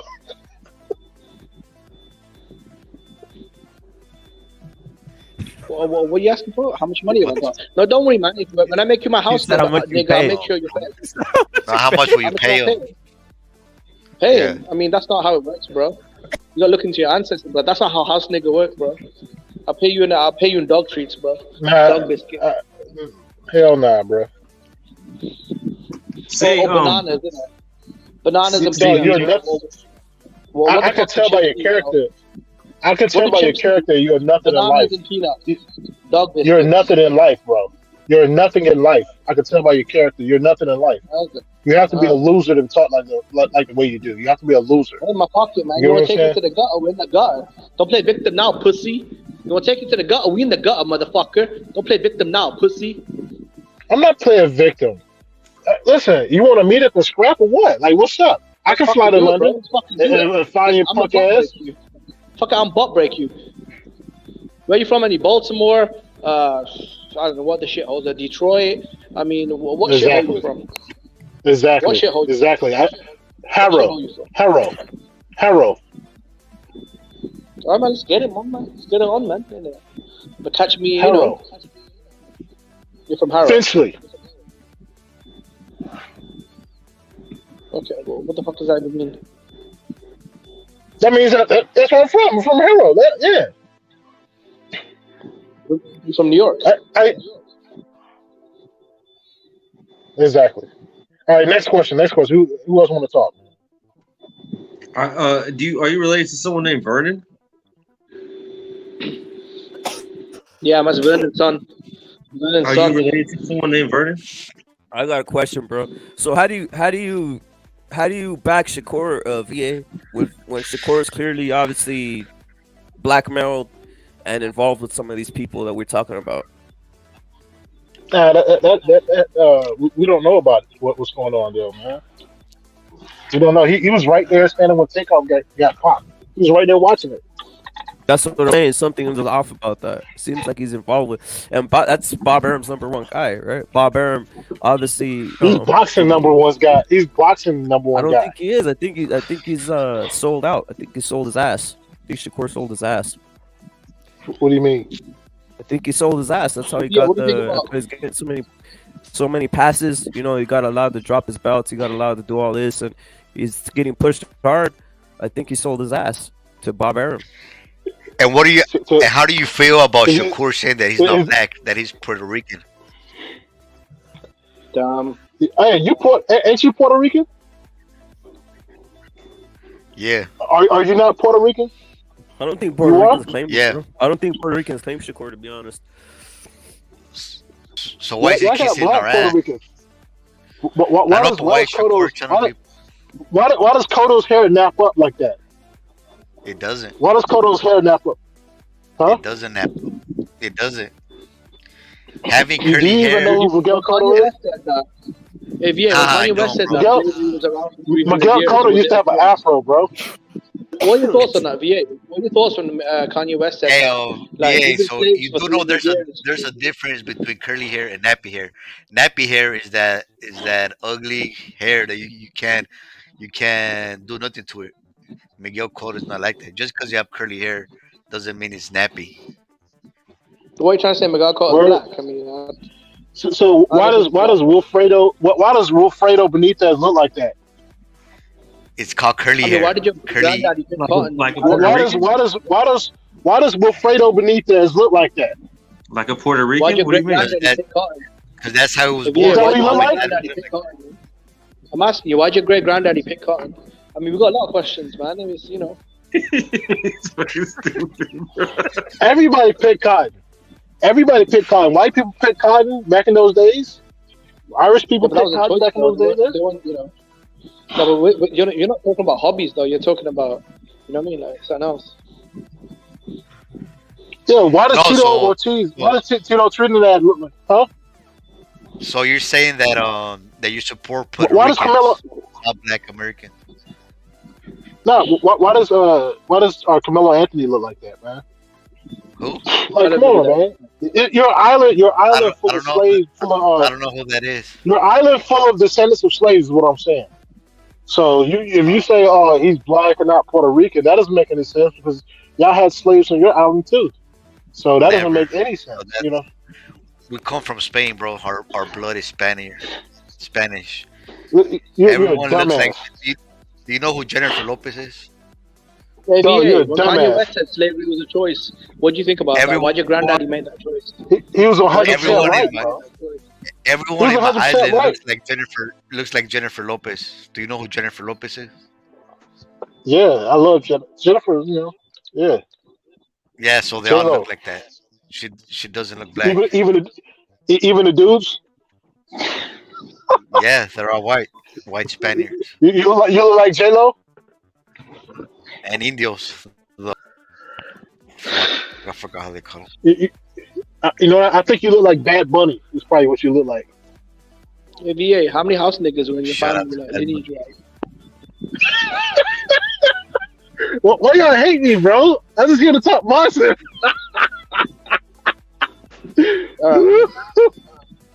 Shout out to VA, man. Just stay humble. Just stay humble, and I'm off the butt break you. That's all. No, you homo, bro. You're very homo. You probably watched that. What's that documentary? What's that? I'm Tyson Fury. You're Deontay Wilder, man. You watched Tariq Nasheed's documentary on buck breaking. Dog, Tariq Nasheed is a dog. Real black men hate Tariq Nasheed. Hey, VA, what are your thoughts about Tyson Fury knocking out Wilder on Black History Month? Do you think that was a power statement? How does your Uncle Vernon think about Tariq Nasheed? Man, Charleston White. Listen, Tariq Nasheed, I greatly dislike Tariq Nasheed, man. He talks nothing but he's a misdirection agent. Do you like Umar Johnson? Nah, I used to. I thought he was real, man. He scammed the people, man. They gave him $100,000. He took it and put it in his pocket and ran. He didn't buy no school. He didn't do any of the stuff that he said he was going to do. How about Kevin Samuel? He was set upon the black community by the VA money. The Jews. Why do black people do that to each other, bro? It seems like a lot of black people do it. It happened with the BLM leaders too, right? A lot of self-hate. Yeah. There's a lot of self-hate. Why do black people do that, dog? It's the Jews, man. Baltimore people don't do each other like that, right? The Jews don't do each other like that. Nah, the Jews don't do it like that, man. They drink baby blood together and all that stuff, man. Is that why you want to be Jew? I'll be honest So with you. You sound like a if human, bro. let me ask you something. If black people were united like the Jews allegedly are, like you're saying, what would Africa look like today? The last time, look, can I be honest though, L-Dog, this is really fucked up for me to point this fact out. The last time black people truly united is when they agreed to slavery, bro. That's the last time they truly united. That's fucked up, You man. don't even get laughs, bro. That was your best joke all night. You still didn't get not one laugh. It's not a joke though, man. It's historical facts. That tells me how much of a loser that you are, bro. That's not a joke though. It's kind of fucked up. I don't get what's funny about that. Facts, bro. You weren't supposed to laugh, yeah. Hey, BA, so you think that was funny? You think that was a joke? I found it fucked up. No, that's what I said. I said, you want to know something fucked up? You know what's really messed up? You know what's really messed up? Why?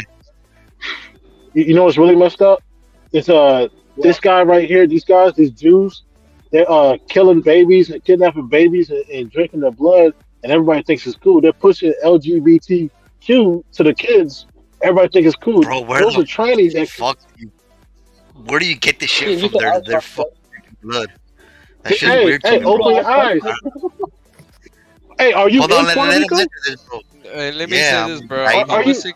Homosexuality existed a long time before Jews existed. Yeah, That might be true. That might be true. in the motherland. That might be Africa. true.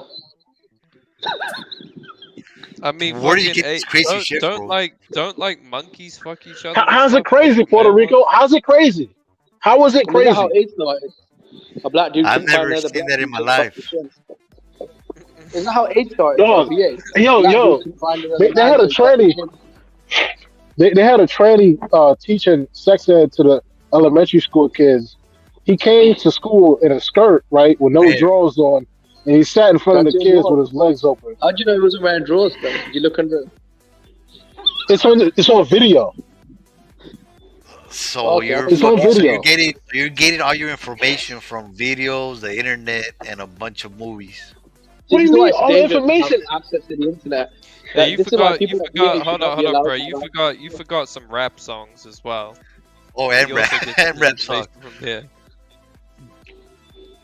Like, See that be honest, Tupac is that guy where you from get your the- information from? VA, so is that where you VA. get your information from? Movies VA. and fucking YouTubers, like the Young Pharaoh or whatever his name is. The Tupac guy from the Man, States. you guys are about dumb. You guys are, huh? I'm asking you a question. the You still haven't Tupac asked me. Where do you get your information from? I read YouTube books, bro. documentaries, bro. I just recommended you a book, Puerto Rico. I just recommended you a book, Color, Communism, and Common Sense. Read that book. I recommend you a book as well, innit? Okay, all right. Let's say I'm gonna read that book. So when I read that book, No. that book is gonna. I know come you're too up- stupid to read. I know you're too stupid to read the book. VA, I'm just have you read Why about you the cutting Kenyan me guy off? to a Why are you GED? cutting me off? Let me finish my point. So, just for argument's sake, No, I'm go gonna read that ahead, book. Go ahead, Mr. Baltimore. Go ahead, Mr. Baltimore. So when I read that book, I'm gonna find Yeah. other Go ahead, Mr. Baltimore. Go ahead, documents Mr. Baltimore. and stuff about blood. All right, that's cool. Go ahead, Mr. Baltimore. What you saying? All right. What you saying, Baltimore? What you saying? I don't think saying anything. But what I'm saying is also when I read that book, I'm gonna find videos about no videos because it's a book. So I'm gonna find pictures, All right, documents. what you saying? What you saying, Jimmy? Go ahead, Jimmy. What's up? It's not funny when you do it, bro. Sorry. Yeah, it's not funny.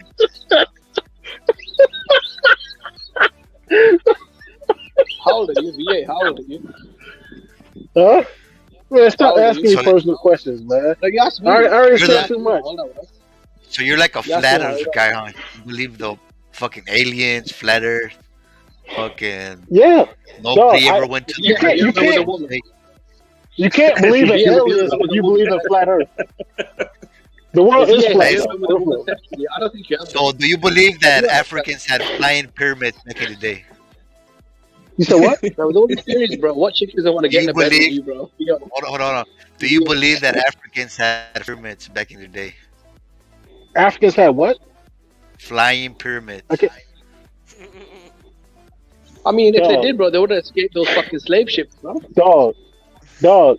So they got structures. They got structures in South America Oh my where you can't explain how they're built. This fucking Vato's crazy, man.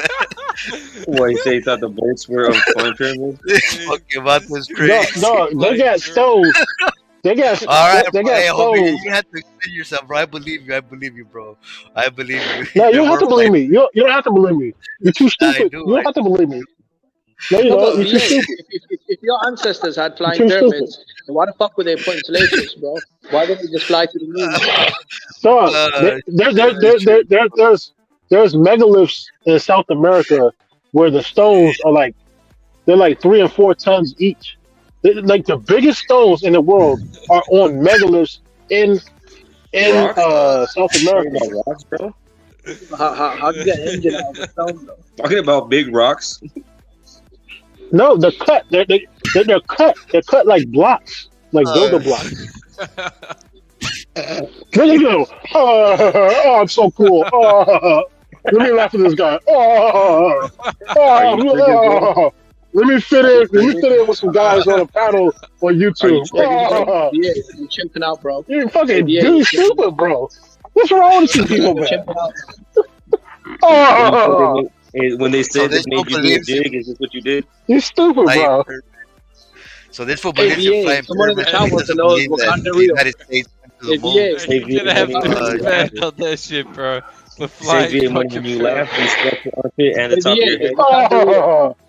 Wakanda real, Oh, bro. I'm asking you, VA, does Wakanda exist? that's what's up, man. I'm just saying, like, flying pyramids, I mean, is Wakanda real? Because, I mean, it should all be there in it. The flying pyramids and the... I feel sorry for you, Jimmy. Shit, fucking VA though. You made my day though. I'm gonna You say should that. I feel sorry me, for bro. Jimmy, man. Bro, you got That's bigger what's up. Hey, problems to be in your life, bro. Hey, don't hurt yourself. Hey, Jimmy, life is always worth I'm living. convinced, bro, Don't you you've not never hurt been with a yourself woman. after you get up. Hey, VA, You said you've what? never been with a woman, bro. I There's never no been way with you a can pick from all telling her, hey, you want to jump on my flying pyramid? I'll take you to Wakanda. I'm a black Jew. I'm a black Jew. Come on, man. I've never been with a woman. Okay. I don't think so, man. Okay, that's Did cool. you, I mean, hey, did all the dog, women fly away do on you the think we're still in pyramid? middle school? You think we're still in middle school or high school? Oh, you ain't got no girls. Hey, Ooh, like, VA, the hell are you? Please VA, reproduce. you're gonna have to Please don't expand on these flying pyramids, bro. Nah, I'll expand on the part where the Yeah, why did he Jews. find one and sell it and become a millionaire? I'll expand on the part where the Jews kidnap the children and do like a blood libel sacrifice, and you know what I mean. I'll expand on that. I'll expand on Where'd Pizzagate you hear that, for bro? all Where'd you these hear guys. that, bro? Where'd you read that, bro? I'll expand on That book, Pizzagate Cody. where.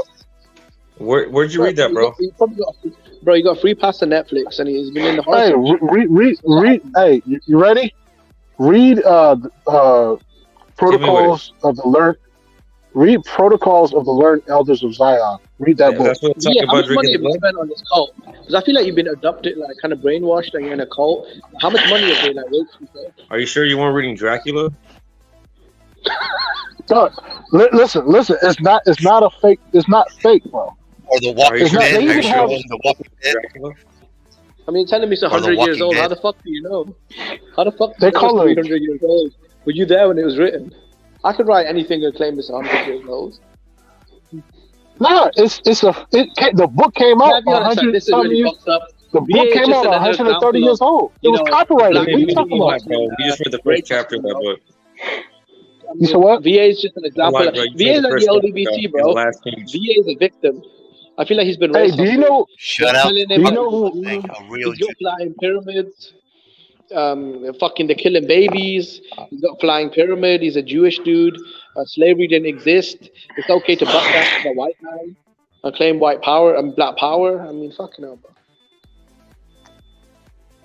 bro. You're a weirdo, Jimmy. Listen, you're so liberal. You're so brainwashed, Jimmy, that you don't even make sense. You don't even know that you don't even make sense. Both of us. I'm brainwashed. Do you happen to read Source Magazine, VA Money? Nah. That's not where you get your facts? From Source Magazine? No. What about, what's that? Triple XL, XXL, what's that one called? It's called Vibe. Vibe Magazine. There you go. Yeah, that one. You didn't hear about the vampires and the vampire Jews in there? Nah. Louis Farrakhan said it. So. Yeah, watch the Blade trilogy. That's a good flick about vampires. Yeah, bro. You saw Blade Trinity. It's all Blade Trinity, bro. That's what, yeah. Yeah, man. You said what? You said what? You saw Blade Trinity, bro. Did I say Blade what? If you feel like it's your destiny, bro. Blade Trinity, the movie, the black guy. Oh no! I never seen that. I never seen it. So are you gonna kill the evil Jews and save us all? Is that what's gonna happen? Are you sure, bro? Because you're like describing the plot of the movie. Your conspiracy is a part of the movie. So yeah, are you gonna save us all from the evil Jews?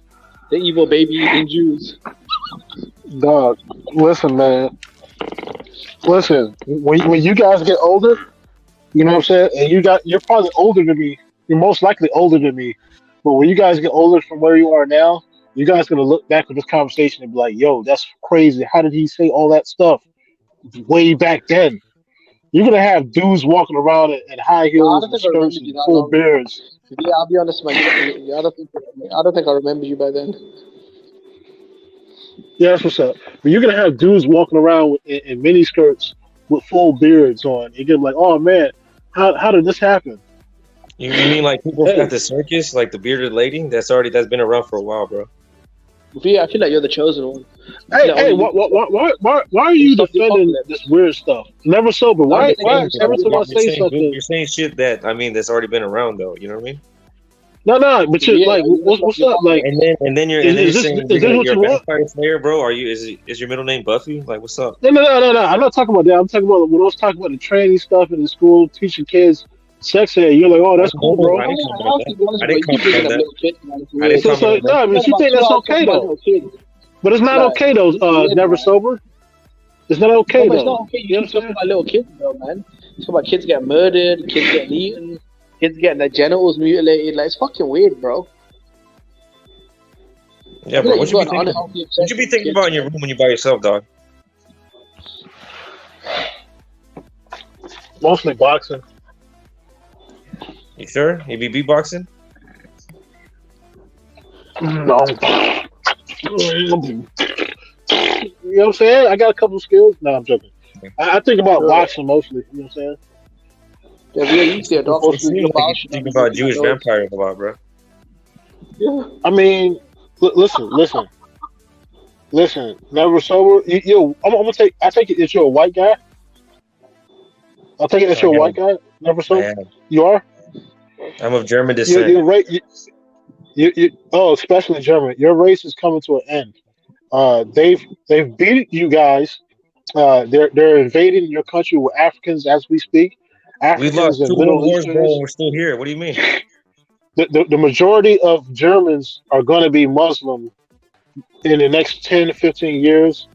What about the black people? The majority of new births in Germany belong to immigrants from Islamic countries. You guys are finished, right? Okay, bro, so what about next question? Northern Africa being Muslim, bro? You're finished, Germany. What about Northern Africa being Muslim, bro? You're finished. White Germans have less than a sustainable childbirth rate. You're finished. So now, and it's all because of idiots like you, Never Sober. It's all because of idiots like you. All they now That you guys are gonna go extinct within the next 100 years. Within the next 100 years. Within the next 100 years, a German is going to look like an Arab. Within the next 100 years, Germany is going to look like Morocco.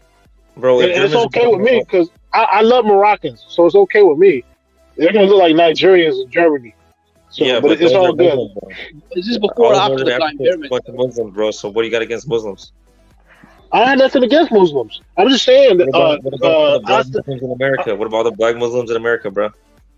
I'm saying hasta la vista to you. You know what I'm saying? That's all I'm saying. I'm not white, so I don't feel no kind of way. Listen, when I was in Europe, me and my homies used to laugh at it. This was almost 10 years ago. We used to laugh at the Germans. So you don't think it's funny that black people made up a whole their own sect of Islam right here that's not associated with actual Islam? Yep. That was a communist. You don't think that's funny? I think it was. You don't laugh at that? I think it was. No, it's not funny. It's not funny. It's not funny. It's It's a not tragedy. funny. Is that a tragedy? It is. Okay. It is. So if Germans are dying out, why are black women killing their kids more than anybody else? That's true. Listen, thank goodness there's an Africa where, you know what I'm saying, African women lead the world in birth rates. Where? And thank goodness for that because black women in America are killing. Where? Most kids in Africa are fucking dying, bro. What the fuck are you talking about? How long are those kids living, bro? Whenever I turn the TV on, about advertisement saying, fucking save these African babies, they're fucking dying. What are you talking about? That's on TV. You ever been to Africa? Nah, bro. I mean, I don't want Exactly. So stop getting your information off of TV, dummy. Same thing you said to me. I don't want to go. But it's not. It's nice. Africa is nice, man. In the middle of Shitsville and live in a hut, bro. I really don't want to. That's how they do it in India. I mean, if the Africans are running away, why the fuck would I want to go there? Yeah, that's the same thing as in India. The same thing as in Pakistan. You know what I'm saying? You probably look like a penguin. Little short, fat, male pattern baldness, suffer from. You probably never won a fist fight in your life. That's how you talk. You talk like a straight bitch. I mean, listen. Me and the men in my family have been buck breaking. Me and the men in my family have been buck breaking your ancestors for generations, bro. You don't worry about what we fucking look like. All you do is stare at my fucking feet. you don't know what we look how like. you talk, bro. Look how you talk. You're so soft. You're so what soft, you mean, and then you get triggered so fast. You get a second ago, bro. Jimmy, you get triggered so fast, man. Like a 7-year-old. Real in Dubai. I'm sorry. It is what it is. That fucking you get triggered so fast, Jimmy. Listen, the shoes need to be shined. The pool needs to be cleaned. Why do you get mad so fast? For whatever reason, your people are good at being slaves. That's what the fuck it is. Why do you get mad so fast, Jimmy? I'm not mad. So like I was saying, the European race is finished. All I'm gonna say is they Germans are built for tough. They tried to destroy our country 2 times and they're still here. They are built for tough, but they fought lost now. If Germany's finished, though, let me ask you a question. And the Germans finished the When it comes to unemployment, listen, black people are leading the world as far as unemployment, poverty. It's not about that. It's not about that. Suicide. It's not about. It's not about that. I'm just telling you. If you look at the statistics, it's not about that. Black people are leading it's not in about obesity, in high school dropouts, in suicides, in poverty, in lack of education. We're not leading the suicide incarceration rate. Most of the American prisons are full of black people. Most of the cemeteries are full of black people. Most of the unemployment offices are full of black people. I mean, I don't see the revolution, bro. I can't see the revolution, bro. We don't need a revolution. When it comes to the future of Europeans, there have been dark times in Europe before. There have been dark times in Europe now. We'll get through, man. That's what I'll say. What do you mean, Will? I thought you was Jewish. Bring back slavery, man. Bring back slavery, bro. Bro, you actually believe that I was Jewish? Of course you were, bro. Dumb motherfucker VA. But I wasn't trolling. My uncle does a black slave. No, I can tell you're Jewish. I can tell you're Jewish. There's certain things that you said. I can tell you're Jewish. Bro. I'm not German. I'm actually Jewish, bro. So I didn't appreciate all that. No, I'm not talking about you. I'm not talking about you. I'm talking about this other one right here. I'm Mexican. Oh, never sober? Not Jewish, bro. I'm not Jewish. Straight up. Yeah, you are. Never sober is Mexican? I'm Mexican. Straight up Yeah, I'm Mexican, bro. Jewish and I got a problem with Oh no, Germany. no. Listen, VA. So I was. I'm a German Jew, That's why bro. I'm angry. So what's up? VA, I'm Jewish and that's why I'm angry at you. Stop disrespecting my people. You're Pakistani, bro. We talk about oppressing all this, bro. You've been oppressing me in this chat for like an hour and a half, bro. Never. You Jewish? Yeah, you hear me say that shit? Nah, I heard Baltimore said. I just been letting you, dog. I just been letting you, dude. I just been letting you. Bruh, I was fucking with you. I'm not Jewish. He was fucking with you. I'm not. Look. I know about some of the stuff that you're talking about. I'll say that. Like, I know about the info that you're mentioning and whatever. And listen, you live in Europe somewhere, Nah. Mr. Baltimore? Not anymore. Where you from? Australia? Yeah, around there. So Australia, you guys have European culture. You're real close to Europe, so you know everything. Like when I start talking about What the fuck are you talking about? Australia's in near Asia. So this guy Jimmy is a product. This guy Jimmy is a product of like. I'm a product of your ancestors still being changed. I'm a product of your ancestors still being a motherfucking change. Against my people, dog. Hey, to be honest, VA money, I'll say this. It's not as bad as some people make it out to be. Some people make it out like you go to Germany and it's like 50% black or whatever. Bro, you go there and it's like 2% black. Exactly, bro. I've been to Germany. Like 97% of the population is white European. So I don't know what the fuck is That's talking what. Yeah, exactly. That's what I'm saying. Like, hey, is that the truth? Is that the truth? I've never been there. Is that the truth?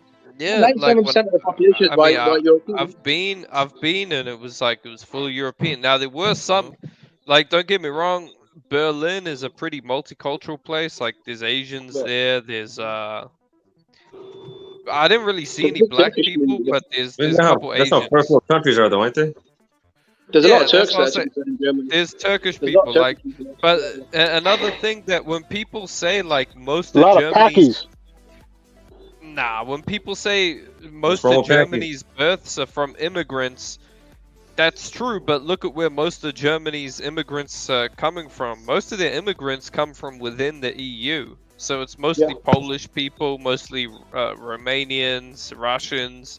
I mean, Russia's not EU, but there's still like those are where a lot of the immigrants are coming from. So it's not like every immigrant is black. Like it's not like every immigrant is Francis Ngannou or something. That's facts. True. I'd say there was a report I think from the UN where they were saying apparently 70 or 80% of the immigrants are from the greater European region. So I don't know what the VA guy is talking about. Like, no, it was a time period. Apparently, he knows more than me. I live in Europe, but VA knows more than me. Stuck in Baltimore, looking for. I lived in Europe too. What are you talking about? No, you're talking like I have to look on the internet to see Europe. No, you didn't, bro. You live in the hood somewhere. You're an immigrant too. You never. Hey, are you white? Are you a European? You're an immigrant. Oh yeah.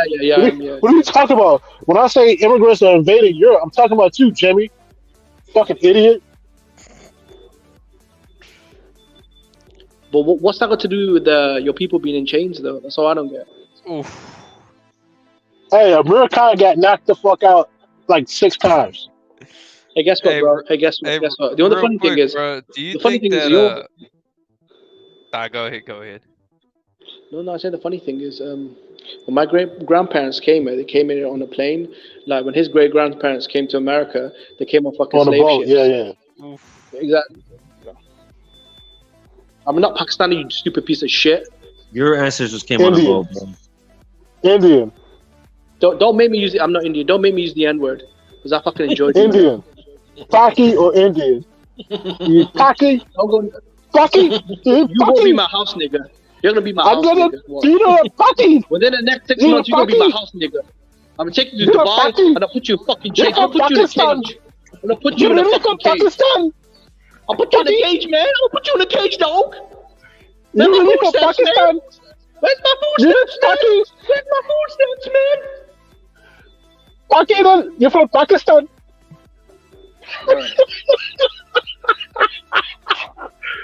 Bro, all you done since you're gonna hear few racial hate, dog. This is an anti-racist channel. You know that? To be fair, though, Dog, what are you talking about? I don't spew hate. I don't spew racist. What races have I said? What You're have I shooting said all over my racist people, against? dog. You're calling us vampires, dog. I'm not a vampire. I don't drink blood. The fuck is wrong with you? Are you a Jew for real? Yeah, man, you dickhead. Wow. Yeah, you gotta drink blood. You gotta drink baby blood, bro. I don't You gotta drink drink blood. blood. Listen to what I'm saying. I don't drink blood. Listen, Maybe you're not high. Yeah, Listen, the reason why we're I'm winning, not bro. from Jew We're winning, I'm bro. Jewish. Don't get mad, dog. Don't get mad at Stop that, though. disrespecting You know what my I'm saying? people. How are you winning though? How are you winning? How are you winning? Technically, hold on a Yeah, second. motherfuckers like you Technically, making some shit up, of calling them, people vampires. technically, some of them have a tradition where they do like what you call an oral suction, which is like it comes from the Middle East, What's like a- is where they No, cut it's the not. foreskin off and they suck the blood out. They what? I think that's starting okay, It's okay. called- I got I think that's starting So, Elder, Nah, what is it called? What's Sounds like Med circumcision. one of Sissa. VA's cousins. It's Med fucking Sissa. disgusting. No, they Hell, were no, dead. no, Oral no, no. suction, Rapper got arrested in New York for that. suction, One of VA's Some circumcision. rapper got arrested in New York for that, bro. Some rabbi was giving what they do is they circumcise a baby and then the rabbi sucks the blood off the penis to make sure there's no infection. Oh, is that what you're into, But VA? a Is that what rabbi you're into, VA? in New York, a rabbi in New Is York that got why you want to be a arrested. Bro. Jew? No Yo, cap. A rabbi got arrested in New York because he was giving little kids herpes. No Yeah, cap, that's really? That's what happened. disgusting, Oh, bro. bro, that's That's nasty. disgusting, bro. It comes. That's It comes disgusting, from bro. the. It comes from the You desert. gay, When bro. they used to That's why you hate Jews. circumcise, when they used to circumcise them in the desert, they could get sand Stop in it it, or bro. something, and it would infect it. Stop it. So Stop they- it. Stop so trying to they explain suck- it.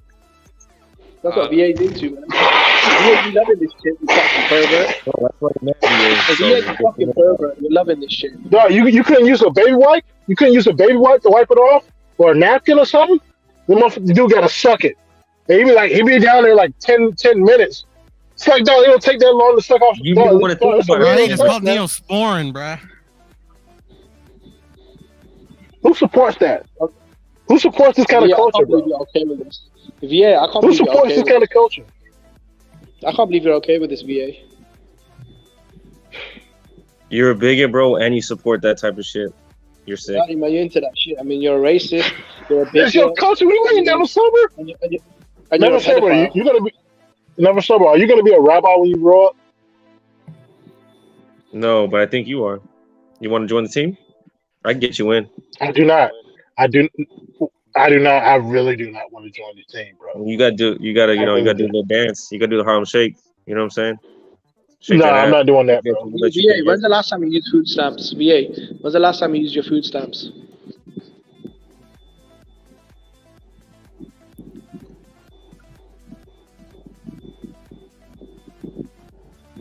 I just want to know why Shakur Stevenson was Bob Arum. That's all I wanted to know. And then I still wanted to address the Mexican boxing. They don't duck any black boxer, bro. Like I hope William Zepeda thing. It's a fucking fabrication by Shakur. Was never fought at 135 VA, bro. Iridium came on Twitter though, didn't he? And he said that. So It's a fabrication. Yeah, it's a fabrication, bro. That's a fabrication. Like, just keep it real. Like that guy doesn't want to fight nobody. He just promoted himself. Fake fights, fake call-outs. That's what they all do. Devin Haney, Shakur, fake call-outs, bro. Well, I want VA money to answer is how come if Mexicans are so scared of black dudes, how come Errol Spence won't fight Virgil Ortiz? How come Terrence Crawford won't fight Virgil Ortiz? How come Terrence Crawford won't fight Errol Deontay Wilder won't Spence? fight Andy Ruiz. Hey VA, why is Deontay Wilder looking at Andy Ruiz? They got to fight, man. Marlon Ducking, David Benavidez. Exactly, bro. Charles ducking Benavidez. Wilder's ducking Charlo Ruiz. is ducking Benavidez. Charlo is ducking How Benavidez. are you Everybody Mexicans knows so it. scared, dog, when you just admitted this? Dog, he's half Mexican. He's not even full Mexican. What are you talking about? Stop trying to claim. He's scared, You guys he's are scared of reaching. a half Mexican, bro. You, He's you scared of a guys, half Mexican. hey, you That's you how Mexicans intimidating are, VA. you guys are riding with You come Fury. from slaves, bro. So you don't know what the fuck you are. Listen, you are a mongrel piece I'm of not. shit. You come from slaves, so you don't know what the fuck you are as far as lineage. So calm down, bro. We're talking boxing now, Jimmy. All right, man. Hey, are you riding with Oshaki Foster when he fights Ray Vargas at 130 or no? Oh man, that's tough. That's gonna be a tough fight. Shockey, he's not built real tough like Tank and Shakur. Those guys. He's built kind of slight. He's lost a couple of fights. Ray Vargas seems like he can punch a little bit, man. I'll have to go with the guy. Like I like O'Shaquie. I'm gonna root for him, but if I have to put money down, it'll go to the Mexican. Yeah, he's gonna get zapped by Ray. I think Ray beats him and then goes up and beats up on Shakur Stevenson. That's if Shakur Stevenson wants to fight Ray. I don't think he will. There ain't one Mexican from 30 to 40 that can fuck with Shakur Stevenson. Shakur's not gonna fight one. Shakur's not gonna fight. Look at Shakur's not gonna fight one Mexican or one good Mexican from on out, bro. He's gonna avoid everything. They're gonna have him ducking. Yeah, ducking. Matter of fact, I'll tell you who the next guy is gonna fight. I'll tell you who do you think the next guy is gonna fight at top rank. I'll bring it to you right now. William Zepeda. Nah, he's not gonna fight William Zepeda. This is what I think. You ain't gonna heard of him.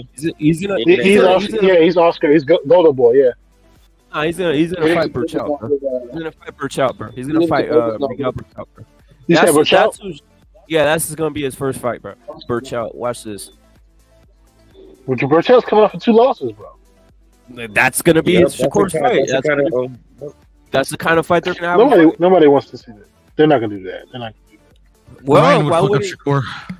Oh, Ryan will knock out Shakur, bro. He can. Easy. He's not going to.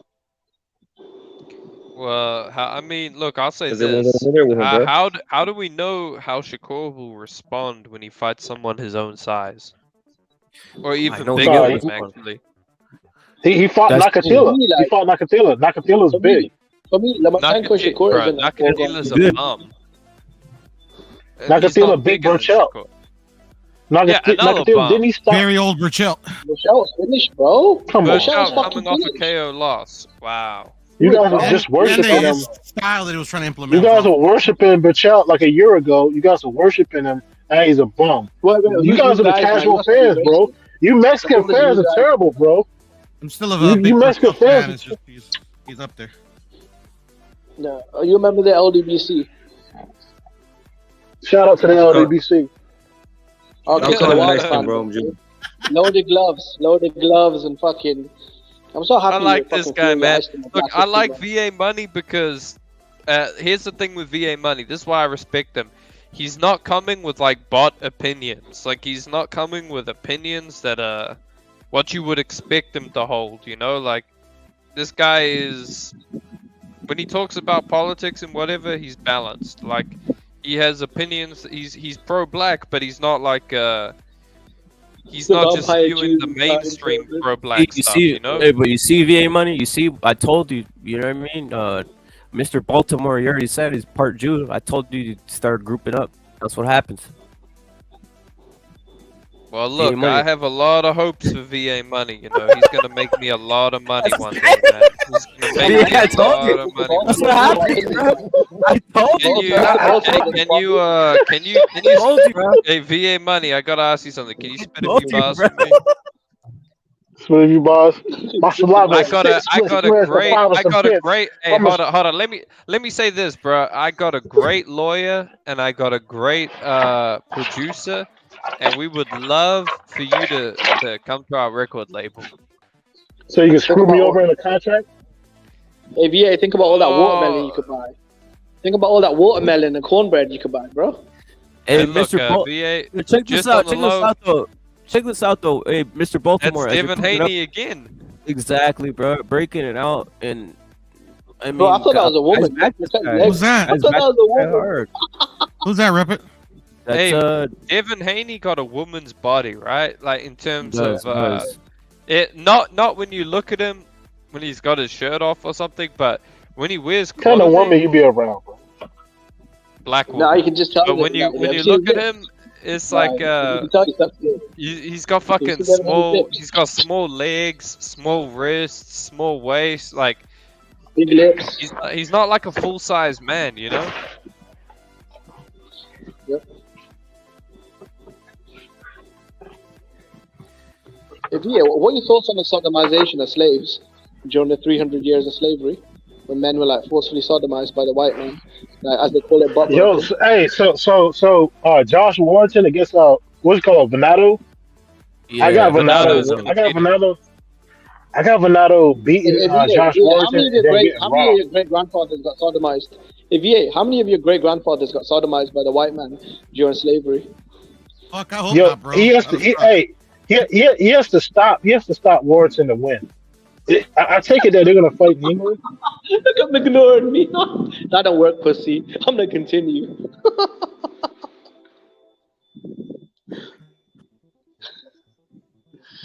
I got Teofimo knocking out Sandor Martin, and then on the other one, I got Venado beating the shit out of Warrington. To be honest, I don't think Warrington. I think if Teofimo wins, I don't think Haney will fight Lomachenko. I think Haney's dad was saying that they want to fight Teofimo at 40. So that might happen. Yeah, Bill is just going crazy. He's calling out everybody. He called out Teo. Shout out to the Black Now Executioner. he's talking. Yeah, bro, I'm gonna keep lynching this boy. Yeah, shout out to the Black Executioner. Yeah, bro, don't worry. I got the rope ready, bro. I'm gonna fucking lynch this pussy.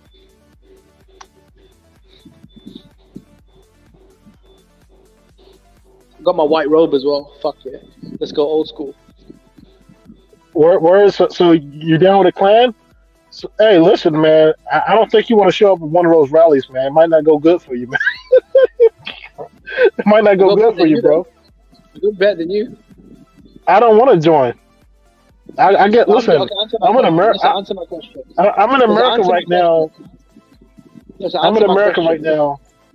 I bet I can outshoot you. I bet I can outshoot you. Have you ever held an AR-15 in your life? Huh? Yeah. I bet I can outshoot you. Yeah. You ever been to the gun range? AR-15? I know how to hold that belt, boy. You ever put bullets on another person? Belt, boy. I bet I can outshoot you. The weakness of a black man, a belt, a good belt. I don't need a gun. I just need a belt, bro.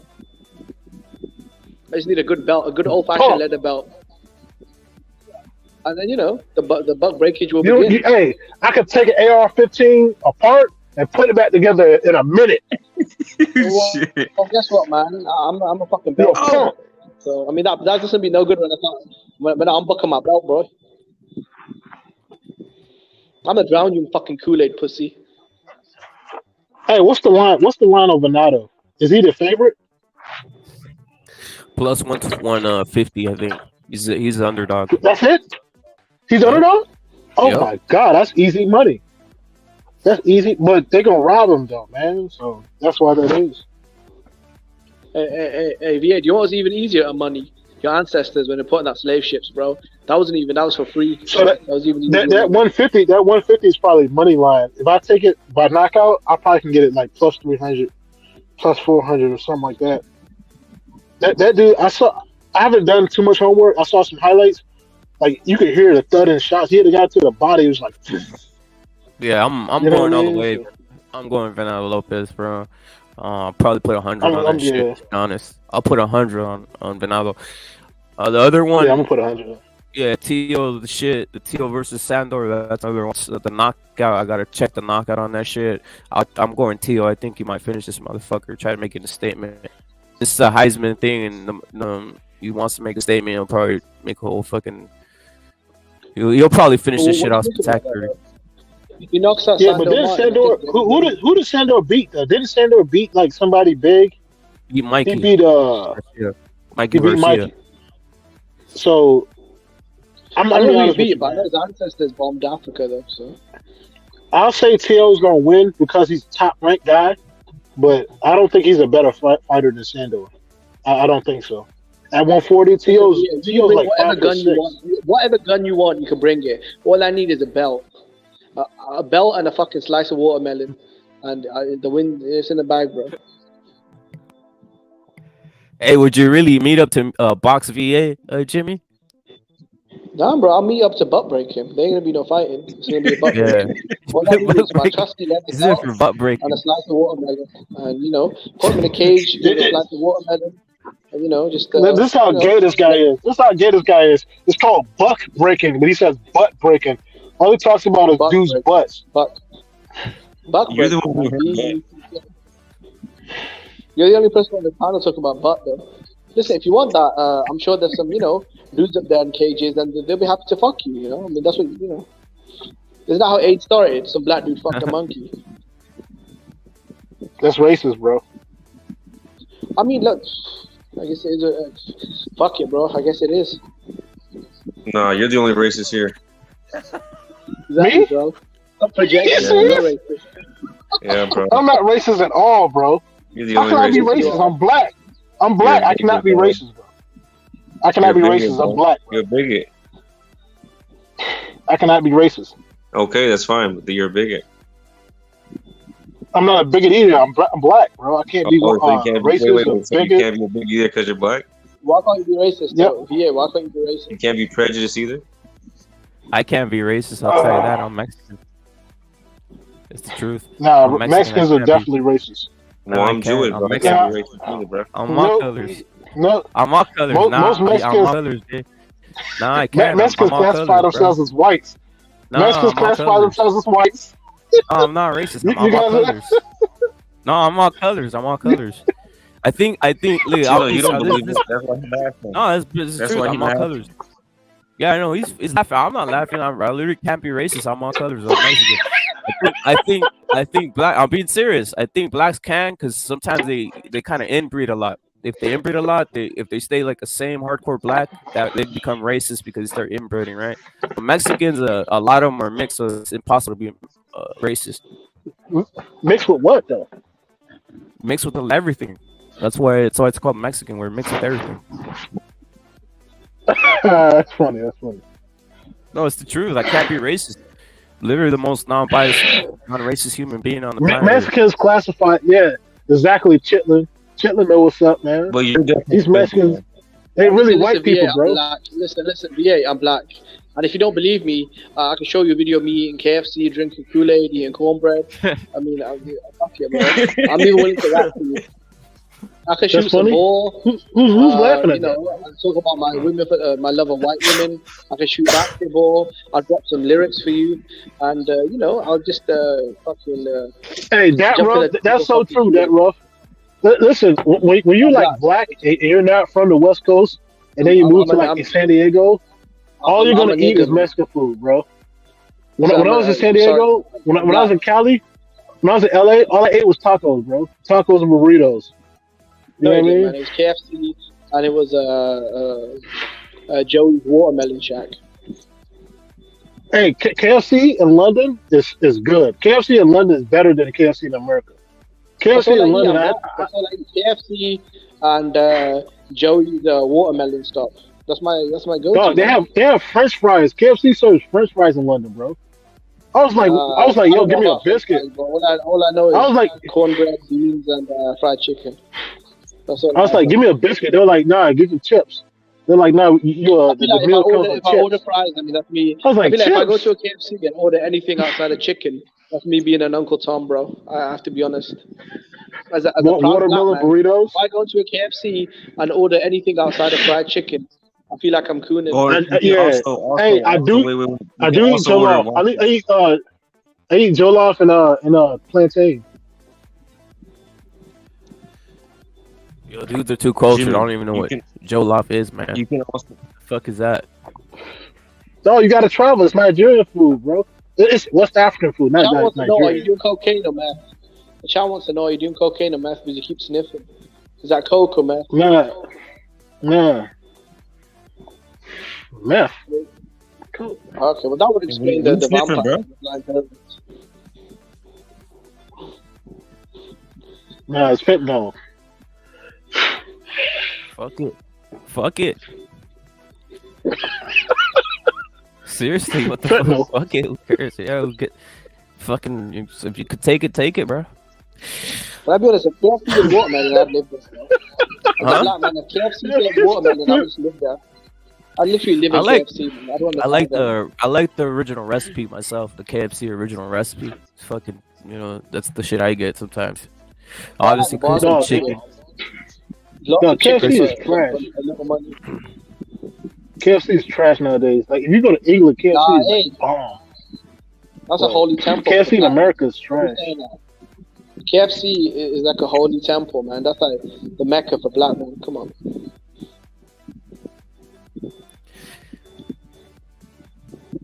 Yo, Jimmy, I take it you're not a Shakur Stevenson fan then? Nah. Or I mean, I bro. take Like it you he's, are now that you're a Shakur Stevenson I'm fan. black, bro. Yeah, that's my dog. It's my dog. When I saw him punch that woman, I see him running in the ring, hugging men. I mean, that's what I'm about, man. That's what I represent. You know, punching women out, running, constantly changing your nationality. Definitely being a homosexual, taking a knee for the white man, clout chasing off Mexicans. I mean, that's Shakur Stevenson all over, bro.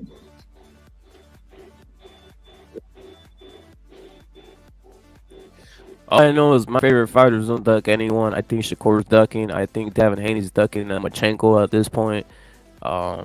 William Zepeda never ducked anybody. Ryan Garcia obviously wants to make the Tank Davis fight. Look what happens. It looks like Tank is appearing to duck. Canelo never ducked anybody. Always fought the best. Charlo hasn't fought the best opposition. Cool boy, what's his name? Stephen Fulton ducked Luis Neri. Countless amounts of guys ducking.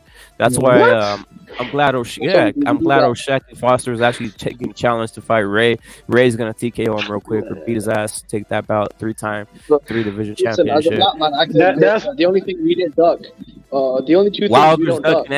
Wilder's ducking Andy right now, bro. Wilder's ducking Andy. You know, Wilder doesn't want that Andy heat. There's three things we don't duck, right?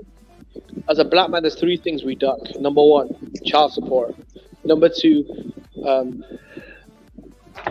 police. I'll get back to you. I had three really good things. Hey, when does O'Shaquie fight? When is the O'Shaquie fight happening?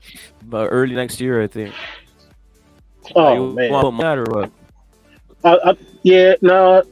I thought it was gonna happen like this next weekend or next couple weeks. No, I put it. It's started next year, I think. That's a great. I mean, we'll see if anybody wants to bet. They talk a lot of shit. I've seen a lot of black guys talking shit about Ray Vargas, but they don't want to bet against him. Like they were secretly rooting for Messiah. Yeah, I was rooting for Messiah. It wasn't secret. I was rooting for Messiah. You know what I'm saying? No, you see, I know the lay of the land. I seen these hating motherfuckers are just. I like rooting for Filipino fighters when they fight Mexican fighters. Except for Pacquiao. I like Pacquiao. It's crazy. I like Pacquiao, but I was rooting for Dinamito against him. I just didn't want him to kill him. He didn't kill Pac-Man. I didn't like that part. You know when they weren't. You know when people weren't rooting for Pacquiao when he was staring down Earl and Earl ducked Pacquiao. Yep. I thought that's smart. Earl's a smart businessman. I know Earl ducked him, bro. Like, let's cut the crap. He invented a fucking eye injury. Like, I really think that southpaw would have been a problem for Earl. That's the one thing I'll give credit to Earl. And I kind of like Earl is a southpaw though. No, that's why I said it would have given problems for Pacquiao. I mean, for Earl, Pacquiao would have given Earl problems. But I was gonna say the one thing I'll say about Earl is this: black dudes are very sneaky and cunning, right? Because this is what happened. Pacquiao didn't pull out of the Mayweather. I'm being serious. Nigga. Pacquiao didn't pull out of the Mayweather fight when he should have. He was injured. He didn't do it because he just wanted, like, what you call be a tough guy through it. And he just went through with the fight, right? But Spence, instead of him being the tough guy, he fucking just said, "Fuck it, I'm not even gonna fight this." Exactly, bro. Earl Spence is what you call Look, man. Look. How much money did you make with that Mikey Garcia Spence fight? How much money did you make off of that? I mean, there it is. That's what I was gonna say. Look, check this out. No. But check this out. That tells you how cunning blacks are. Look at Mikey Garcia should have pulled out when he had 105 fever, which is documented the night before. He should have pulled out of the fight. He should have pulled out of the fight. No, I'm being serious. He should have pulled out of the fight. You know, that's not what these other people do. They want to go in and fucking fight with all their balls. Black dudes will always pull out of a fight whenever it takes. If they have a fucking little knick-knack, pull out of a fight. Look at Continental. Look at Continental. Look at Continental versus Shakur. Continental versus Shakur is another example. The dude should have just pulled out when Shakur came in to weight bully him, but he said, "No, I'm fucking Brazilian. I'm a tough guy. I'm gonna go in and fight him and think I'm gonna win." Look what happened. He needed money. He needed the money. They fight for money, man. No, That's what No, it's that's the about. point. It doesn't matter. It's partly money, but it's partly trying to be that tough guy. I never see black guys fighting through injury or fighting. Look at the guy retires. That's a good point. These guys don't do it, bro. Look at Wilder. You know, Wilder's the same way. Like the guy, you know, he's these guys make excuses. Wilder put out a fight.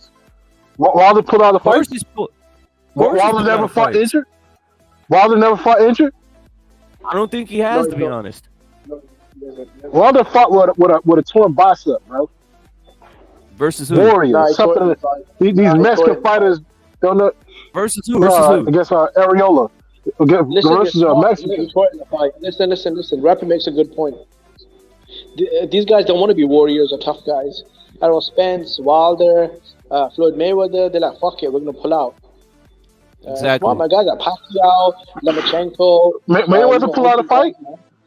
Mayweather pulled out of a fight. Yeah, he never won. He would never even go into a fight unless he was healthy. What fight did Mayweather sign and then pull out of in training camp or right before Oscar the fight? De La Hoya rematch. The Oscar De La Hoya rematch. He fucking just quit and fucking left the sport. Stop it. He quit and left the sport. Mayweather offered Oscar the rematch. He quit and left the sport. He retired. Yeah, he retired after that shit. Yeah, he pulled out of it. Mayweather fake retired. And he did duck Margarito, as Chitlin is saying. He just these guys will only. That's why that's why the whole earlier. Obviously, we got off track with the all this other shit. But earlier we were talking about Crawford and Virgil. Look at Crawford's never gonna fight Virgil. Watch, check this out. Virgil's ducking his ass off. Nah. On the next if Crawford gets to Evan If Crawford gets to Evan turn your mic off, man. Look at if Crawford gets to Evan he's gonna duck Virgil, bro. He's gonna duck Virgil. Just watch this. He's gonna say, "Wait a minute, I'm gonna negotiate some fucking Spence fucking bullshit, some more lies." This whole this is the little lie that Spence and Crawford been using for 4 years to duck the best opponents. They just be like, "Oh, in intermission, we're gonna fucking act like we're negotiating, and then we're gonna fucking make it not work, and then fight a bump." That's what they've been doing. And then I'm in the top 5 pound for pound, like. That's all these guys do, bro. Exactly, bro. Nah, listen, that's what Top Rank does. I can't even lie. Bob Arum does that with Terrence Crawford. Shakur is taking it upon himself to speak up. Bud Crawford never spoke up. Speaking up, he bro, never called nobody $3 out. million to fight bombs in empty arenas on free TV. I mean, if that's a bad deal, bro, I don't know what's a good deal. Empty so arena. Which numbers? Where do Pakistani fighters fight? Where do the Paki fighters fight at, though? Bro, to fight on free TV in an empty arena. When do the Paki fighters fight? When do the Paki fighters fight? Where? What stadium do the Paki fighters fight at? You're chimping out, bro. You're chimping out. By the way, blow your nose, you dirty monkey. The chat is disgusting. Blow your fucking nose, you dirty monkey. Okay, sorry. That's what chat is saying. They're saying, Jimmy, tell that fucking disgusting monkey piece of shit to blow his nose before I butt break his daddy. You know what I mean? Hey, yo, I don't gang bang, bro. I'm not with the Crips or the Bloods, man. Yeah, one guy saying, you might not be able to see these comments, but they might have blocked you. But one guy saying, "Oh fuck," he's saying he's gonna rape every woman in your family, man. It's fucked up, man. Free smoke. Hey man, it is what it is. Fuck it, man. I'd recommend you wear a condom. But seriously, the interval is 9 months. You know how every belt has their interval where, like, you can't just sit on top of a belt. You have to fight somebody. And so why does Shakur use his belts on the scale, bro? Why does Shakur use his belts on the scale? Wait, Willie, Stop using terms that you learned over the internet. There was no such thing as weight bully 15 years ago. Okay, so do I need to get a book from? Do I need to get one of the Zulu books about the flying pyramids and the dick sucking vampires?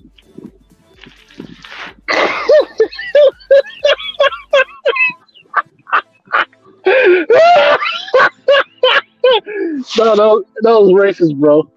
That was racist. Not me. Yeah, hey, listen, they're not fighting because of PBC, man. PBC, they don't have any money. They don't have any dates. They don't have any networks. That's why they're not fighting, man. Tank, the only thing smoking now when Tank fight, they have to put all their fighters on the Tank card. So now Boots got to fight with Tank. All these guys got to. I think a year ago or so, You know I what? think Charlo was fighting with Tank. I need to get into something else though, because I didn't get to get it. I haven't gotten into this shit yet, but I'm gonna go into it. Right? Tank basically, Ryan. I hope he's figured it out now. But Tank basically just been, like all this shit, all this fake fucking fight that Tank is doing right here. I don't know. I think I'm starting to sense he's gonna thug Ryan, and I think Ryan all he did was give Tank publicity. And that's why Tank is who he is right now. Ryan, I would advise Ryan to stop giving this motherfucking piece of shit publicity. Because other than that, no one would even know who the fuck Tank is, bro. Bro, you're Literally, right. Ryan, Ryan did all the fucking work and all this shit. You know what I mean? And now, basically, they're eating off of Ryan's fucking work. So it's gonna be Boo Tennis and it's gonna be Tank Davis eating off of fucking Ryan's work. The promotion that he gave him in a sense. So if Ryan Garcia, if you're out there, don't be fucking promoting this motherfucker no more. He's lazy. He's a bum. He's not doing shit himself. He doesn't say anything of substance. He just stands there with a fucking autistic fucking face. Looks like he has Down syndrome. Don't even give this motherfucker no more publicity. He's not doing shit, and it seems like he's ducking Ryan Garcia at this point. I agree, Ripper. Fucking Ryan did all the legwork and shit, bro. But nah, the fight's signed, bro. He already has a date. The fucking venue's reserved. We'll see. Hopefully, because Tank Davis is talking like he's not gonna make the fight no more. That's why I'm saying this. Is it signed though, because Oscar was It saying is, it's bro. not final yet. It is, bro. There's a date. What It's about- April. Shit, I just saw it the other day. It's gonna be at the MGM. Fucking the Zone is on board. Showtime's on board. I mean, if Tank pulls out, he's gonna get in trouble. What you trying to do? Yo, VA man, shut your bitch ass up. Stop chimping out. Put yourself on mute. Nah, read the comments, bro. Man. No one's hearing you fucking chimping out. Oh, look at that. Y'all some funny dudes in the chat, bro. Banana and calm down. VA, go to the kitchen, get yourself a fucking banana and calm down. Listen, have you got a bag of peanuts somewhere? All right. Hey, listen, I respect Ryan Garcia. I actually like Ryan Garcia, the man. Right? Every time he talks, he always gives it up like, yo, thank you, my Lord and Savior Jesus Christ. So I respect that. I think that people should be pushing their faith more now more than ever. Like, there's so many people scared to say, yo, I believe in God. That's disgusting. Like, people should just put it, like, when you get on a mic after you win a fight, you're supposed to be like, yo, thank God I won. Thank God I'm healthy and all that other stuff. I respect Ryan, man. There's a lot of people, it's Mexicans that's hating on Ryan more than blacks. Trust me. So, hey, take that however which way you want to take it, rep it. But you want to say that there's blacks, they hating on Ryan Garcia? Yeah, there's a couple blacks hating on Ryan Garcia. We're Tank fans. So Tank fans are going to hate Ryan Garcia, right? But the most hate that Ryan Garcia is getting is coming from other Mexicans. They hate him. That's on you guys. No, Ryan gets the hate from all sides. He does. That's the truth. But let's keep it real. He's gonna get a majority hate from black guys because first of all, there's this, right? Ryan is in the same categorized with Shakur Stevenson, Devin Haney, Tank Davis, all three of the black fucking and he ducked him too. Oh my God, he ducked him. This shit like that. No, you see, there it is. That's the fucking. You see what I'm saying? So these guys are out there, fucking hating all over Ryan, all over the place. So that's the majority. All those guys, that fan base, which is all black, is gonna hate on Ryan because their fucking number one fighters is either Shakur Stevenson, Devin Haney, and I've even seen they go on some of these other fighters too, like on Tank Davis, obviously. But there's what's this other guy? Gary Russell, the other motherfucker, right? The 140 Gary Russell. So you even got it from 140 down, bro. You just got a bunch of hate going Ryan's way, and the black guy, like Ryan, will never like the black fan base is against the period, dude. You know what I mean? They might say they like him or whatever. So hey, Hey, so you want the black fan base to be in love with Ryan?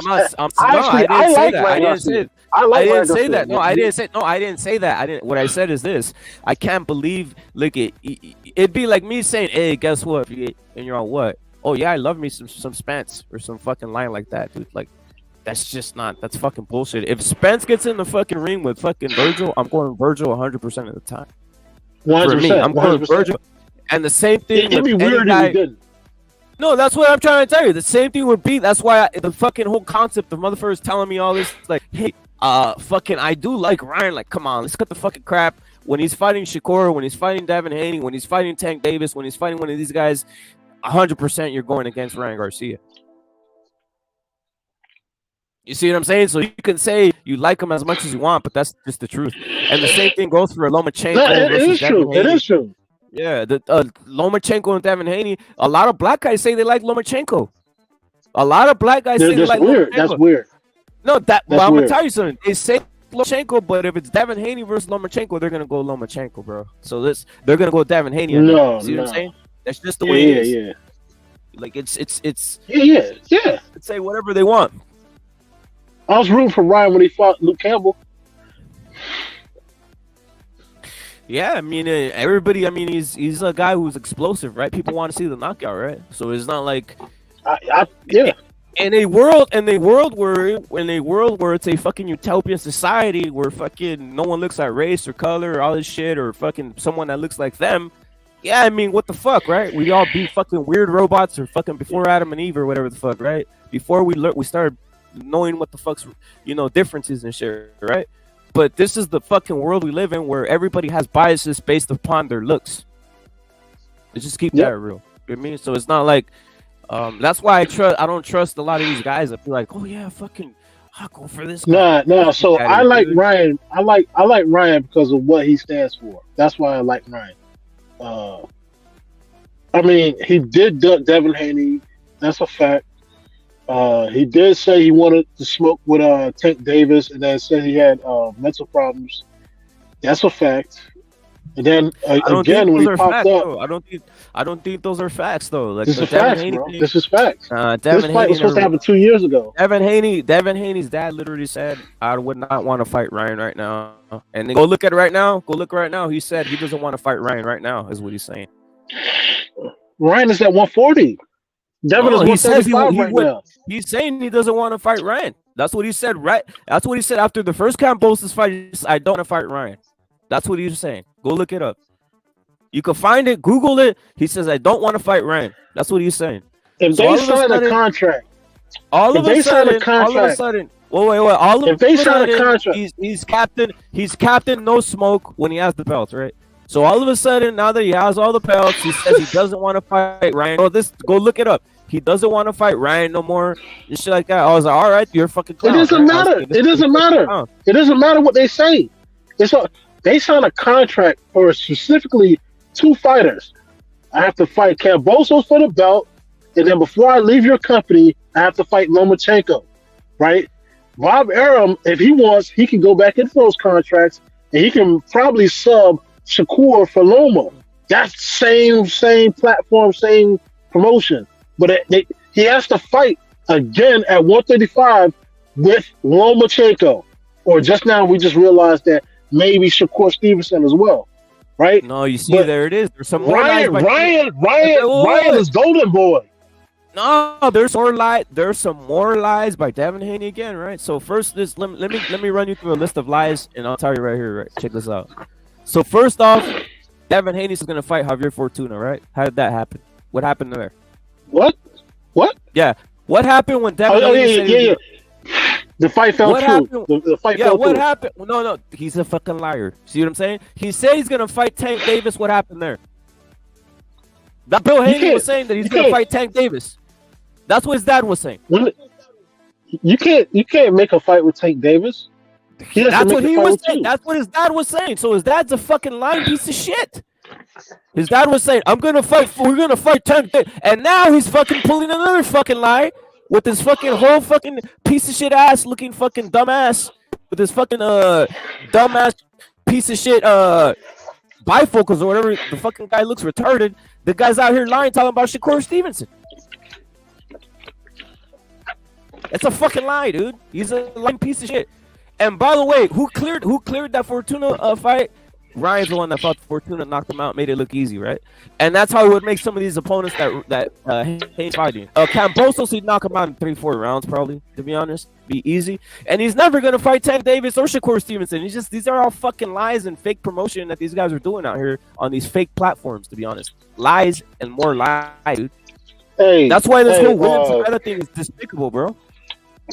Nah. See, listen, Ryan Garcia fought, I forget the guy's name, but he fought the same guy that Tank fought. Tank knocked him out in like the 10th round. Ryan knocked him out in 2 rounds. Exactly. Ryan is a professional can crusher, just like Virgil Ortiz. They're the same guys. I mean, that's what I'm saying. Haney's a can. Haney's a can. Shakur's a can. To be honest, they're cans. They have no power. They could get walked down easily. You don't believe that. You don't believe that. I really do believe that. Because let me tell you something. You don't believe that. You do. You need power to keep someone off. That's why William Zepeda would be a bad matchup for Shakur. He wouldn't be able to keep the guy off. The guy would fucking stop him. Why does Shakur want it so bad? Why does Shakur want it so bad? Because these guys have a fucking whole history of fucking creating these lies, and Bill Haney's with the lies. I just said he fucking said he was gonna fight Tank Davis. Mayweather is the greatest fighter ever. No. He said he was gonna fight Tank Davis. Think about that. That's what Bill Haney was saying. That he was gonna fight Tank Davis. You know they can't make a fight with Tank Davis. Here's another one. He's fucking lying. That's the point. He's lying. He said he's gonna fight Teofimo. That's what he was saying fucking for 2 years or some shit. No. He said he wanted to fight with Teofimo, and he left a message. Like, listen, Teofimo's not a great fighter. He's a lame piece of shit. That's all he does. He fucking lies, and his son all he fights is bums. Like, he hasn't fought anybody of consequence. Who has he fought that's fucking like danger? Nobody. Exactly. That's my whole point. He's never gonna fight. He's never gonna fight. Jojo Diaz was the best. Jojo Diaz was the best guy on his record. And he got destroyed by William Zepeda. William Zepeda destroyed him. No, that's the whole point. And I'll say this: Jojo Diaz might fuck around. Jojo Diaz might fuck around. I thought that was gonna be a 50-50 fight with Zepeda. I didn't bet that fight because I thought it was gonna be a 50-50 fight. I think I took him to go the distance. I thought he was gonna finish him, and Jojo Diaz stuck it out and barely made it through the 4th round of that fight, William Zepeda fight, because he was about to get stopped, bro. To be honest, right? But my point is this: Bill Haney's a lying piece of shit, and Shakur now is just on the Bill Haney, the lying piece of shit bandwagon, where they're just fucking promoting fake shit. They're fucking doing lives, promoting fake shit. They're making up things. Okay. Fucking saying, "Oh, I'm gonna fucking call you out. Oh, we're gonna fight each other." Knowing damn well they're never gonna fight each other. If they're promoting this, where's Lomachenko? Where's the supposed Lomachenko? Hey, I'm gonna tell you a secret. All of those young black fighters, they're trying to copy Mayweather. And you know what Mayweather did for almost 10 years? Fight Mexican fighters. That's what they want to do. They don't want to fight each other because there's no money in it, right? So why does Haney fight Shakur when he can beat the hell out of Zepeda or any of those Mexican fighters at 135? He can beat the hell out of JoJo. Let me tell you. Why fight Shakur when you can beat the hell out of fucking Cambosos? You know what I mean? Move up and beat the hell out of Teofimo Lopez. Why? Let me tell you why. Why fight? If you're Shakur Stevenson, why fight Tank Davis when you can fight Zepeda and beat his ass, and then fight Pitbull and beat his ass, and fight who's the next Mexican on that? Let me tell you. There's like 8 of them. Let me tell you. No, let me tell you something. It's because of this. He's never gonna fight these guys. First of all, they're different promotion, and also something. The well is dry. The well is dry. We're at right. So you got Devin Haney, who's just used to fighting bums. You know what I mean? All he does is fight bums. His bum well is dry. Same thing with Shakur Stevenson. He's used to weight bullying at 126 and at 130. That's done and over with. He's gone already. There's nothing left for him no more. Now he's gonna have to actually fight someone that's dangerous without a belt. You know what I mean? Someone who's dangerous without a belt. And the minute he gets through that, then we'll see if he's real. But I don't think Shakur Stevenson's a real fighter. I don't think he's a real 135-pound contender. I'm not I gonna have be to able to see it. make money off the shit. I have to see it. I have to see it. We have to see it. He hasn't fought anybody at 135 pounds that's dangerous. A good start. A good start for him would be fighting Jojo Diaz, and Jojo Diaz fun and outbox him, to be honest. Nah, that wouldn't even be good. JoJo did not look good. I thought, given the pedigree of JoJo, he was supposed to actually probably win that fight. Like William Zepeda, he's good. That's what happened. JoJo has that's more the difference. pedigree. That's the difference. That's the difference in talent. That's what I'm trying to tell you. Jojo Diaz would easily bigger. Probably go bigger. 6. Look at it. Jojo Diaz would probably go 6'6" with 6'6" with Shakur. It'd probably be like a tie, to be honest.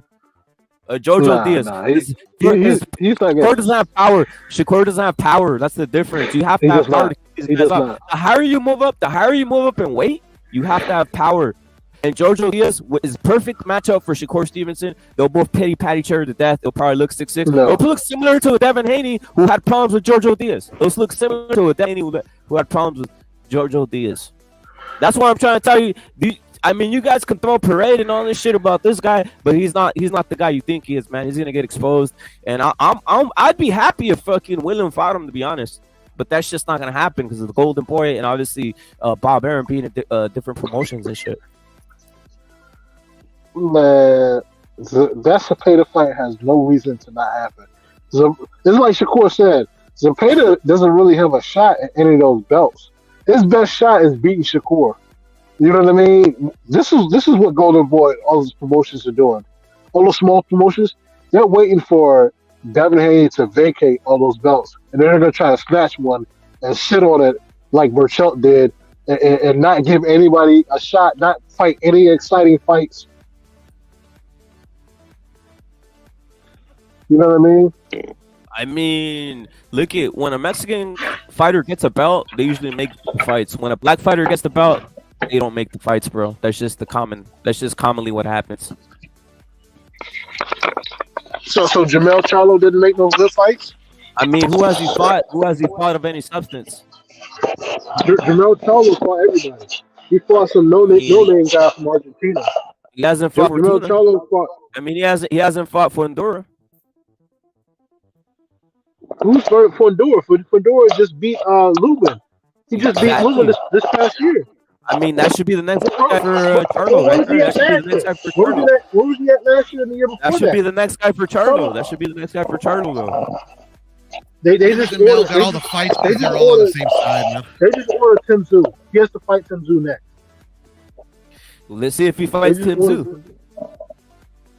I think Charlo has to vacate some of those belts because he has to fight for Honduras and Tim Tszyu. And the belts don't care, like, so he has to vacate. That's the problem with being undisputed. Because the belts together. So. He fights Tim Tszyu on January 7th, if I'm not mistaken. Or no, not 7th, 14th or something like that. Yeah, he got ordered. So he wanted to fight for Honduras. Tszyu for Honduras with the promotion. Tszyu is not. I wouldn't mind seeing the Tony Harrison rematch, to be honest, or the trilogy. Excuse me. Nah, man. Tony got to fight somebody, man. Shit, I don't think there's somebody that can beat him though right now. I mean, Honduras still a little green, but I mean, he's really good. You know, maybe he could beat him, but I mean, like the best guy is the guy that give him problems is Tony Harrison. The Derevianchenko? Well, he's at 160 and he's already old. No, he could move up. He's at 154 now. No, Derevianchenko's a middleweight. He's at 154 now. He moved down. He moved back down? Oh, it's crazy. Yeah. Listen, do you think Lomachenko fights Devin Haney? Devin Haney was in the ring saying he's gonna fight Lomachenko. I don't know what they got going on, man. According to Bill, that's the next fight, bro. Well, there it is then. See what I'm saying? But you know, that guy lies a lot, so I don't know. Guy lies like a motherfucker. That's the whole point. Take it Like, with a grain of salt, bro. Can't trust him. The same thing with this. Look, it's just funny how this guy Shakur Stevenson took on the same line pattern, with fucking William Zepeda. And he's been capping, man. That's what I like about Shakur. One, I don't like his fighting style, and two, all he does is clout chase, bro. He clout chase, he lies. He's like, come on, dude. And he can't make weight. He's never fought at 135. He's never fought at 135, but claims he's the best at 135. Like the crap, man. He's not. It'd be something if he's like fucking knocking guys out or doing something crazy at 130, but he was never even doing that, man. So I was like, trust me, I don't think any of them. I don't think anybody fears Shakur Stevenson at 135. I mean, he's not gonna punish anybody. He's just gonna outbox him. I mean, that's what people say, but I don't even see him like. I didn't see like a massive master class versus Conceição, and Conceição isn't all that. Conceição was a great fight, actually. He's a really good fighter. He has no punching power, and he's not even all that dynamic, to be honest. Okay. And also, I wasn't impressed with the Jermell Herring either. With that wasn't all that either, to be honest.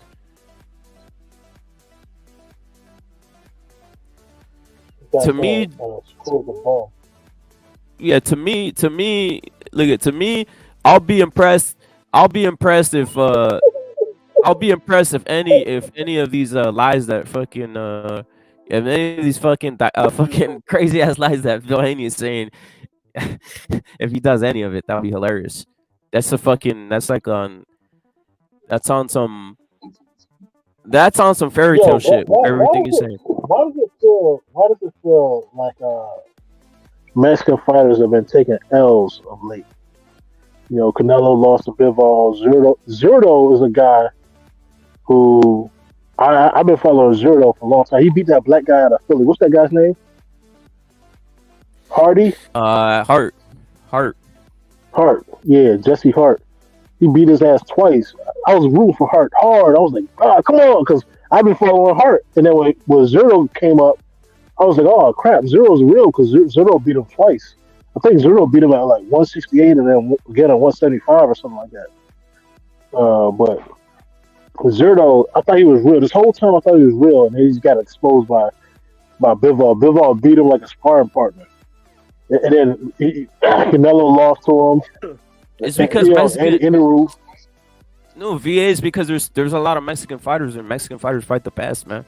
That's what it is. They fight a lot. There's one after another. There's a lot of them. There's a shitload of them too. That's the whole point. Like there's guys that don't even look at William. He's not even getting a chance at a bout, and he's a fucking killer. You know, that's the whole point. That's what he doesn't deserve it. He doesn't deserve a chance at the belt. I mean, if all he's going to do is fight other Mexican fighters, he has done the same.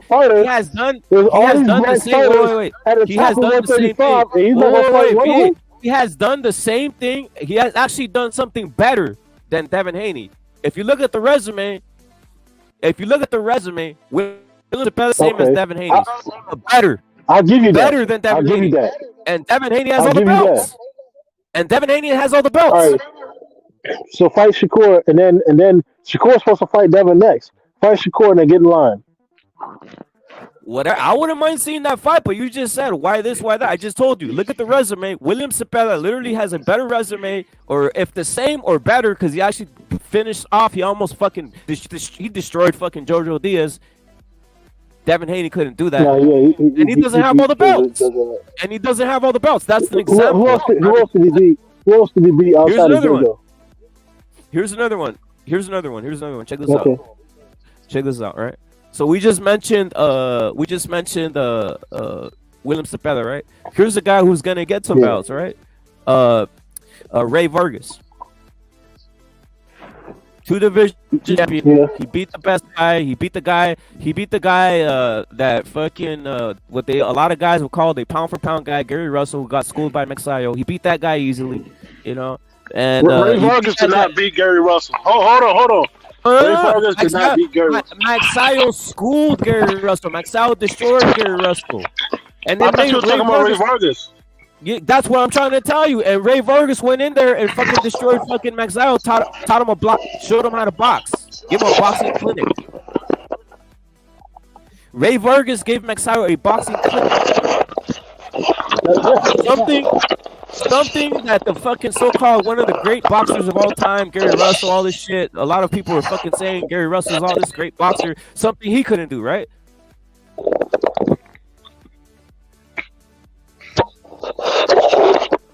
and he's not on a pound for pound list. That's all I gotta say, right? So I don't know. I don't know what else to say about any of this. And here's another one. Big fight. Ray Vargas won one big fight after being inactive for like a year and a half. Okay, and then now you're telling me he's moving up to 130.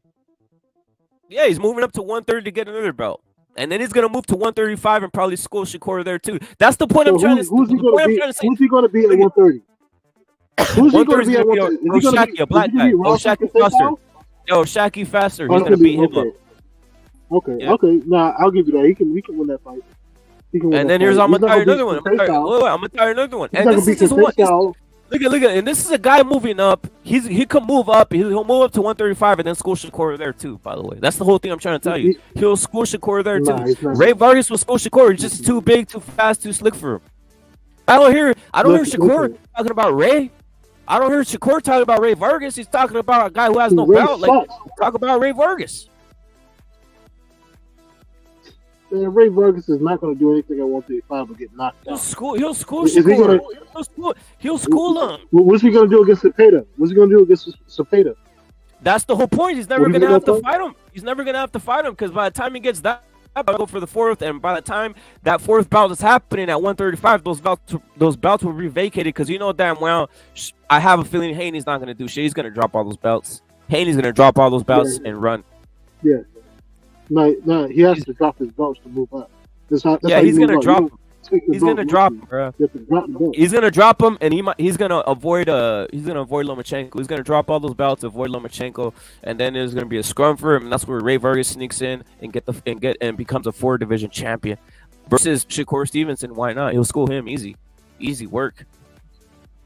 Ray Vargas, too big. He's a good fighter, but he's not as good as you think he is.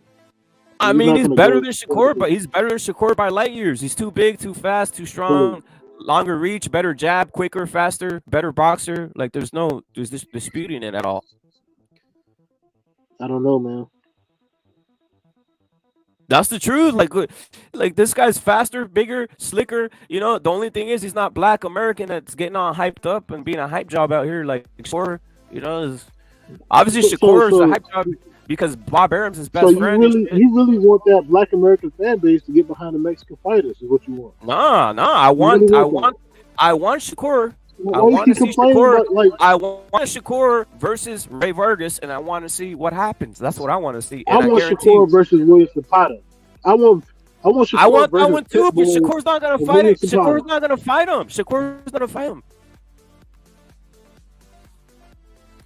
Like, if you're right there, tell me the truth. If you're right there believing that Shakur Stevenson is not fucking making up lies or capping with this whole fucking calling out of fucking William Zepeda, I don't know what else to tell. Like, this is fucking, these fights aren't made. Like, these fights, cross promotional fights aren't made. He's just calling out some bullshit. He's just calling out some fake call outs. I told we'll do this.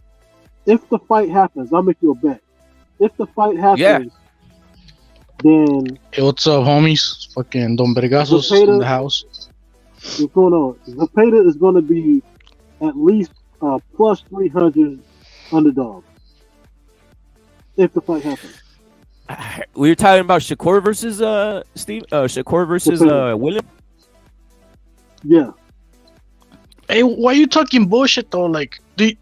Rapper, do you believe Jay Prince and them motherfuckers about the contracts and all that shit? That's the whole thing. That's a lie, bro. Like, they're a bunch of fucking thugs, bro. They're fucking mobsters, bro. Like, they're just lying, bro. That's the whole thing. He's trying to make a fucking name out of fucking Look, Vergasos, I got a question. Who do you think Shakur really fights as his first 135? I mean, obviously someone from Top Rank. I'm not gonna play this bullshit like this guy right here, fucking pretending like Shakur's gonna fight a DAZN fighter, bro. When the money's not there, bro. The only scenario where the fight makes sense is if there was a lot of money behind it. So the joint promotion, so the Zone and ESPN can both make a lot of money from the fight. But that's not the situation right now, bro. And Shakur knows this shit. Fucking all these motherfuckers know this shit, bro. And that's why they're fucking clout chasing Zepeda, bro. Because Zepeda's a dangerous fight, and they know this shit, bro. Zepeda's dangerous, man. He's dangerous. But I mean, what makes you think your fucking narrative is 100% correct when fucking Camarón is from the zone, bro? You already know how it is with ESPN and the zone and all this shit. I'm watching. No, listen, you're 100% right. Golden Boy's not gonna stick Zepeda in there with Shakur. That's not gonna happen. Just like the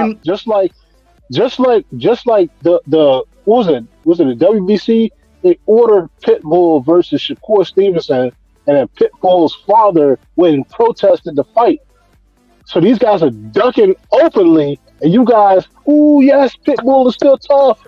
Oh, he's going to kill Shakur. When his father's protesting that, oh, we don't want to fight Shakur. Please don't let us fight Shakur. We don't want to fight him because we can't win. And I looked at Pitbull's not even that good, bro. Pitbull's not even that good, but let's keep it real. It's the same shit all over again, bro. Fucking Pitbull's over there with Pacquiao Promotions under PBC. And, no. The organization mandated it was an eliminator. They wanted that to be an eliminator. And I get that shit. I remember that shit. Huh? But the fucking the networks get to say that they have more power than the fucking sanctioning bodies do, bro. And the thing is, there's not even like a belt on the line to be used as a bargaining chip. You get me? Let's pretend like fucking Pitbull had a belt. Well, now something's on the line. Fucking if Pitbull don't take the fight, then he's gonna lose the belt. But there's no belt on the line, bro. The whole world knows that it's very likely that Devin Haney moves up. The whole world knows that, right? So what you want is to be fighting eliminators. So when you fight that eliminator, you're the next guy up for the fight. So if Pitbull beats Shakur in an eliminator for WBC, no matter what happens with that WBC, Pitbull doesn't have to fight another fight to get the shot at the WBC belt. And now the next time the big WBC, I understand that shit. I understand all that shit, bro. I understand all that shit. But the PBC, the Pitbull is with PBC, bro, and the PBC is not gonna fucking let Pitbull fight Shakur, bro. It is what it is. No, you're right. You're right. So now Pitbull is not going WBC. Now he's going IBF, right? So now where's William Zepeda though? So now is it okay for Zepeda to fight Pitbull? Is that what we're saying? Are we ducking black fighters? Are we scared of black people over here? What the come on? What happened to all this machismo? I don't even understand what the fuck you're saying, bro, about Zepeda, bro. I'm saying that all the belts are over there with Top Rank, and you're telling me that he can't fight this guy because he's with Top Rank. You gotta fight a Top Rank fighter. You're bullshitting, bro. You're trying to say you're bullshitting. You're trying to say that the WBC mandated fucking Zepeda versus Shakur Stevenson. That never fucking happened, bro. No. I didn't say that. I said Pitbull. Zepeda is just a guy that's Pitbull, bro. And again, Pitbull's on the PBC, bro. Okay, yeah. So you already know how they operate, bro. We're talking about the same Pitbull that didn't even want to fight Ryan Garcia, bro. Because again, he's with PBC, bro. No, it has nothing to do with him being PBC. PBC will let him fight Ryan. It does. Dog. Andy Ruiz was with PBC. He fought Anthony Joshua. Yeah, because they didn't know what to do with Andy Ruiz. So they were like, "Whoa, we don't give a shit about Andy Ruiz." Listen, going to the zone. Assets. And look, let me tell you this: fucking Haney wasn't even trying to get him that fight, bro. Fucking Andy Ruiz sent a letter to fucking Eddie Hearn to give him that fucking fight, and that's how he got it, bro. And he only got the fight because they thought it was gonna be a cherry pick, bro. Okay. This is all I'm saying. This is my main point. Shakur Stevenson is with Top Rank. They got all the belts. He's calling out Zepeda. You and what rapper just said? Shakur Stevenson don't even got all the belts, bro. What the fuck are you talking about, bro? You guys thought I'm full of shit because this guy's with Golden Boy. No, you're full of shit because Stevenson doesn't even have a belt, bro. It's irrelevant. He's not going to get a championship shot unless he fights unless he fights a top ranked fighter. It's irrelevant. You just said Stevenson has all the belts, bro. He doesn't, bro. I said top rank. I said Top Rank has all the belts, so you have to fight a Top Rank fighter to get in position. Hey, what up? How's it going? I mean, I don't get how that has anything to do with anything, bro. The top rank shit, and when it comes to Shakur, because Shakur doesn't have the belts, bro. Devin Haney has the belts, bro. Yo, Rapid, what's And up? who fights Devin Haney next? The thing is, I don't see Devin Haney calling out fucking Camarón Cepeda, bro. No, So- he has the belts. He's not fighting. No. See, now you're trying to twist the situation. Devin Haney doesn't have to fight anybody. He's on contract to fight Loma. Loma's gonna fight him next. So if Loma beats him, then who does Loma fight next? Yeah, but you're saying Camarón is ducking all the belts, but Devin Haney has all the belts, and Devin Haney's not calling out Cepeda, bro. Stevenson is in line to fight for the belts. Saying that fight can't happen because of some bullshit. You know what I'm saying? Yo, why I don't know, bro. I don't fucking. Shakur Stevenson hasn't even had a fight at 135, so Why would Shakur be next in line for a belt? that's what I'm asking, bro. He hasn't even had a fucking fight at 135, bro. Yeah, why would he be next in line? If you ask me, that's it. If you look at the rankings, William Cepeda is above fucking Shakur Stevenson on the fucking rankings, bro. Because he just beat Jojo Diaz, bro. No, we're talking boxing. We're not talking about like something that. We're not talking about like something that has structure to it. We're talking boxing. If Top Rank is in position, if Top Rank has all the belts, there's only gonna be Top Rank fighters that's gonna fight for the belts. That's how it So works. he's first in line because he's with Top Rank. That's what you're saying. Yep. Yeah, it doesn't mean shit. Being with a promotion doesn't have anything to do with. You actually have to have fights at the division if you want to have. You want to be first in line for a title. No, you don't. If you're a champion at a lower division, you get to move up. Yeah, but you're not automatically first in line over everyone else in the division. You fight an eliminator. Yeah, I know, but you're saying he's already first in line when he's not. He has to fight eliminator. Shakur Stevenson's next fight will be considered an eliminator. Yeah, I know. So he's not first in line. He has to fight an eliminator to be. He's not already first in place. Okay, cool. So Pitbull turned him down. Now you're saying Zepeda turned him down. You're saying it's right to do so. Now he's gonna fight some. Hey, bro, maybe Pitbull doesn't want. Now he's gonna fight Burchell. Maybe now he's gonna Pitbull fight doesn't Burchell want for to an take eliminator. 70 low blows. Maybe he doesn't want to do that. Now he's gonna fight Burchell for an eliminator, and then Maybe Zepeda's Pitbull gonna be doesn't want to have irrelevant. Maybe Pitbull doesn't want to have to take 70 low blows and have the ref. And not I already told him, bro. Pitbull, he's with PBC, bro. PBC fighters ducking. That's nothing new, bro. That's what the PBC fighters fucking do, bro. What the fuck? And I don't know Boy if you see the fighters duck fucking too. common denominator between the fucking fighters that duck that are under PBC. You get me? And who would want to Golden fight a Boy dirty fighters bum duck like too. Shakur, man? Who would want to fight a dirty bum like him? Fucking low blowing ass pussy, man. Man, I'm gonna make so much money. I mean, listen, Shakur's gonna beat all those Mexicans at 135. Just like he dominated 130, he's gonna go to 135. I mean, I and haven't even dominate. seen him at 135, but go ahead with your fucking prediction, bro. His last fight Zepeda's was at never gonna fight- 130, and he came in heavier, bro. And you know this shit, bro. Zepeda's never gonna fight him. Zepeda's never gonna fight Shakur. He'll beat 'Cause he's scared. Shakur, bro. He's gonna beat Shakur. And let me tell you why Shakur will never fight Cepeda. Because Cepeda's taller, bro. And black fighters, they don't like to fight fucking Mexicans that are taller than them. Like, when have you fucking seen it? Oscar against Floyd? By a fucking inch, bro. And Oscar was fucking old, bro. And that's like the only one, bro. Oscar was like 33, 34. No, he was past his prime, Oscar bro. was like He was 33. out. He fought. Floyd Bro, fought age Canelo, doesn't he was have anything to 36. do with prime, bro. Age doesn't have anything to do with your prime. The fucking De La Hoya, Mayweather was not a fucking prime De La Hoya, bro. Everybody knows that shit, bro. Just because you're in your 30s doesn't mean, like, fucking Mike Tyson, you're going to say he was in his prime in his fucking 30s? Like, nah, he was fucking washed, man.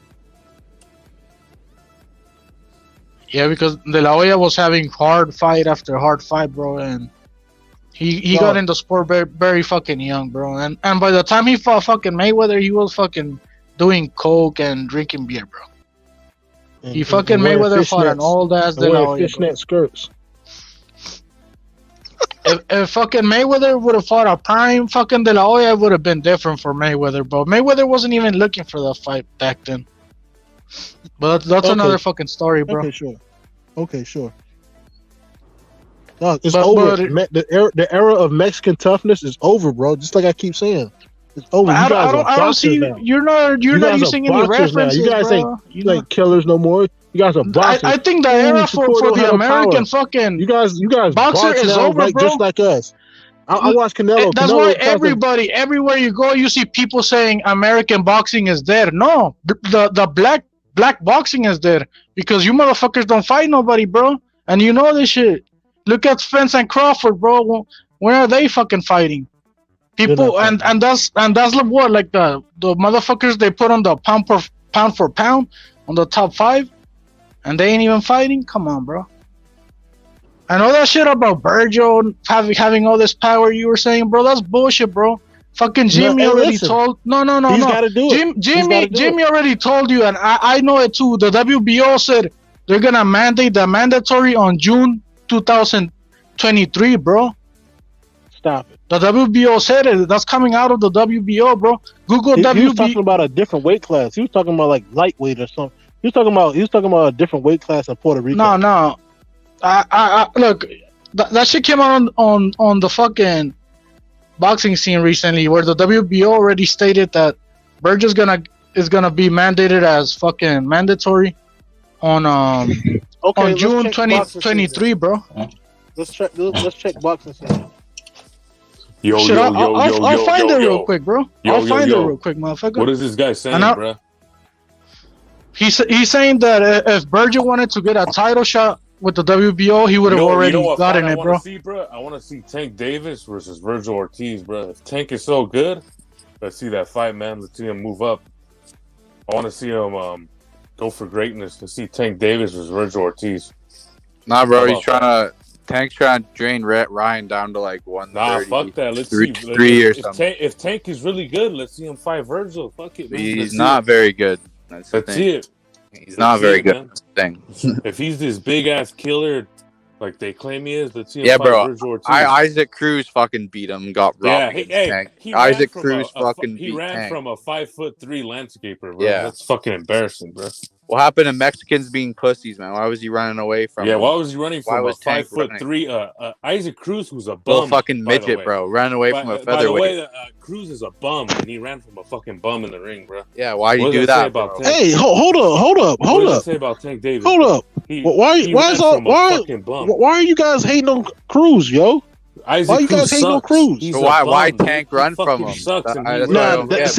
What record? Why are these guys hating on the Mexican fighters, man? Why Tank run away? He's a bum. Why are you guys hating on Mexican fighters? I'm not even Mexican, bro. I'm not even Mexican. I mean, they both with fucking PBC, bro. What more can I say, bro? I already told you. Isaac Cruz is a bum. I'm Mexican. Isaac Cruz is a bum.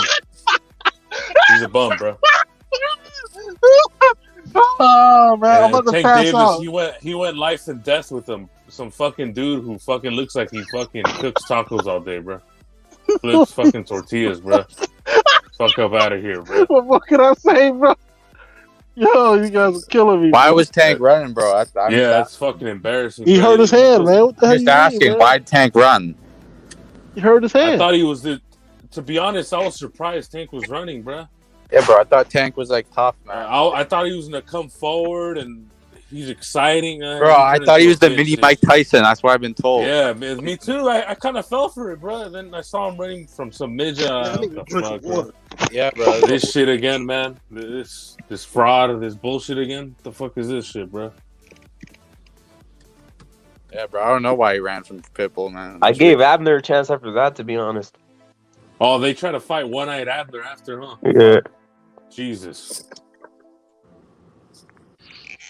Hey, don't you guys think the best fucking name on Crawford's fucking resume is fucking Mean Machine Kavaluzkas? That's like the only hard fight he's ever had at 147. And fucking Virgil Ortiz already beat that motherfucker, bro. In the grand scheme of things, Terrence Crawford, bro, nobody knows who the fuck he is, bro. Who gives a fuck about Terrence Crawford, bro? Yep. Yeah, no one gives a fuck about Spence either. This money guy right here is trying to say that Virgil's dead division, is ducking fucking Crawford, bro. Come on. Hey, that's like the dumbest narrative ever, bro. On the streets, ducking the hell out of Crawford. Who Crawford and Spence is, bro? Go on the streets. Nobody knows who the fuck they are, bro. They'll laugh at you. They'll think you're a faggot. Who the fuck is that? Nobody knows who the fuck Earl Spence That's just the is. bullshit that fucking H Money's panel argues about. Or Crawford. Nobody knows these guys, man. These guys aren't known. There's very little stars in boxing, bro. Nobody knows who the fuck these people are, bro. Shit, Virgil Ortiz is praying every fucking day to get that Crawford title shot, bro. You're tripping. Hey, Stanionis, Virgil Ortiz, Stanionis is for Spence, not for Bud Crawford. So it don't matter for me, bro. It could be Spence, Crawford. They're the same guy to me, bro. They're the same motherfucker. They're one and the fucking same, man. To be honest, bro. You've been in position for a year and a half. You've been in position since May last year. Since you that's why we think it's bullshit for Virgil, bro. He should already be getting the title shot instead of fucking Crawford fighting at Venetian, bro. That's bullshit, bro. They want to, you know what they I'm with you, bro. You're preaching to the choir on that one, bro. They want to weaken him, bro. They're making him fight wars with Stanionis and shit. Virgil already has as good a resume as fucking Spence, man. They want to weaken him, bro. That's all it is. Get him Ducks, weaker, bro. Duck meat, bro. That's the same thing they're doing with Fundora. Fundora can't even get a title shot over there against Germán Charlo, and they're both PBC, bro. No, he got ordered, bro. He got ordered. He got to fight Tim Tszyu. If he doesn't fight Tim Tszyu, he has to vacate. Yeah, but I mean, Fundora should have already happened, bro. That's all I gotta say about it, bro. When should he have happened? Should it have happened before he got unified with my man from Argentina? When he became undisputed? When is he going to happen? That's the problem, bro. Fucking Germán Charlo only fights once a year, bro. And you guys think that shit's cool and shit? Like, yeah, bro. No wonder he can't make no fucking Charlo money, fights bro. once every 2 years, man. Jamal fights once every 2 years. You talking about Jamel? Yeah, and Jamel too. He only fights like once a fucking year. Both those bro. guys don't even fucking fight. So where does Fundora fit in all this when a motherfucker's only fighting once a fucking year, bro? It's hard, bro. Like, and these motherfuckers think Fundora's getting a free title shot. I don't know. Virgil's getting a free title shot. Fuck no, bro. They're being ducked, bro. Like, you think Virgil don't want to get a fucking title shot? Come on, bro. He wants it. But not It's with Bud. politics, bro. Anybody who's been watching boxing knows what it is, man. Facts. It's not rocket science. Bud doesn't have a promoter. Bud is a free agent. They still don't want to smoke. Dude, that's not. That's actually crazy, think that, bro. Let me ask you. You think that retard is actually runs his own career, bro? Come on, man. No, he has a team. He has a team, but he can work with anybody. That's what I'm saying. Works, bro.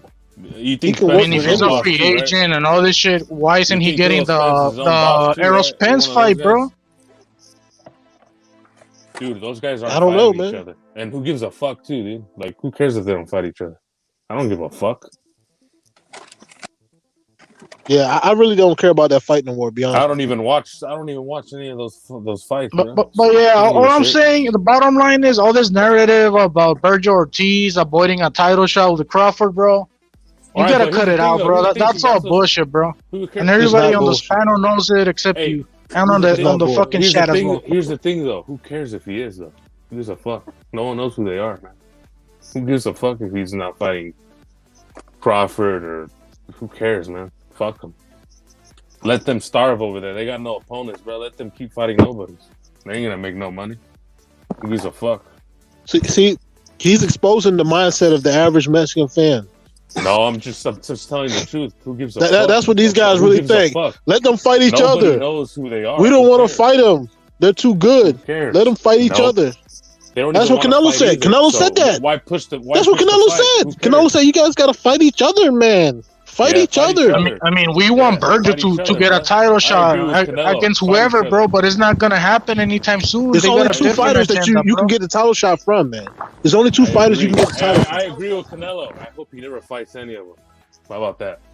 Exactly. There's only 2 fighters, and they're not fighting, bro. They're doing their own thing. They're not giving Virgil a fucking title shot. They won't make shit money. Let them fucking fight some bums. Who cares? Who cares what they do?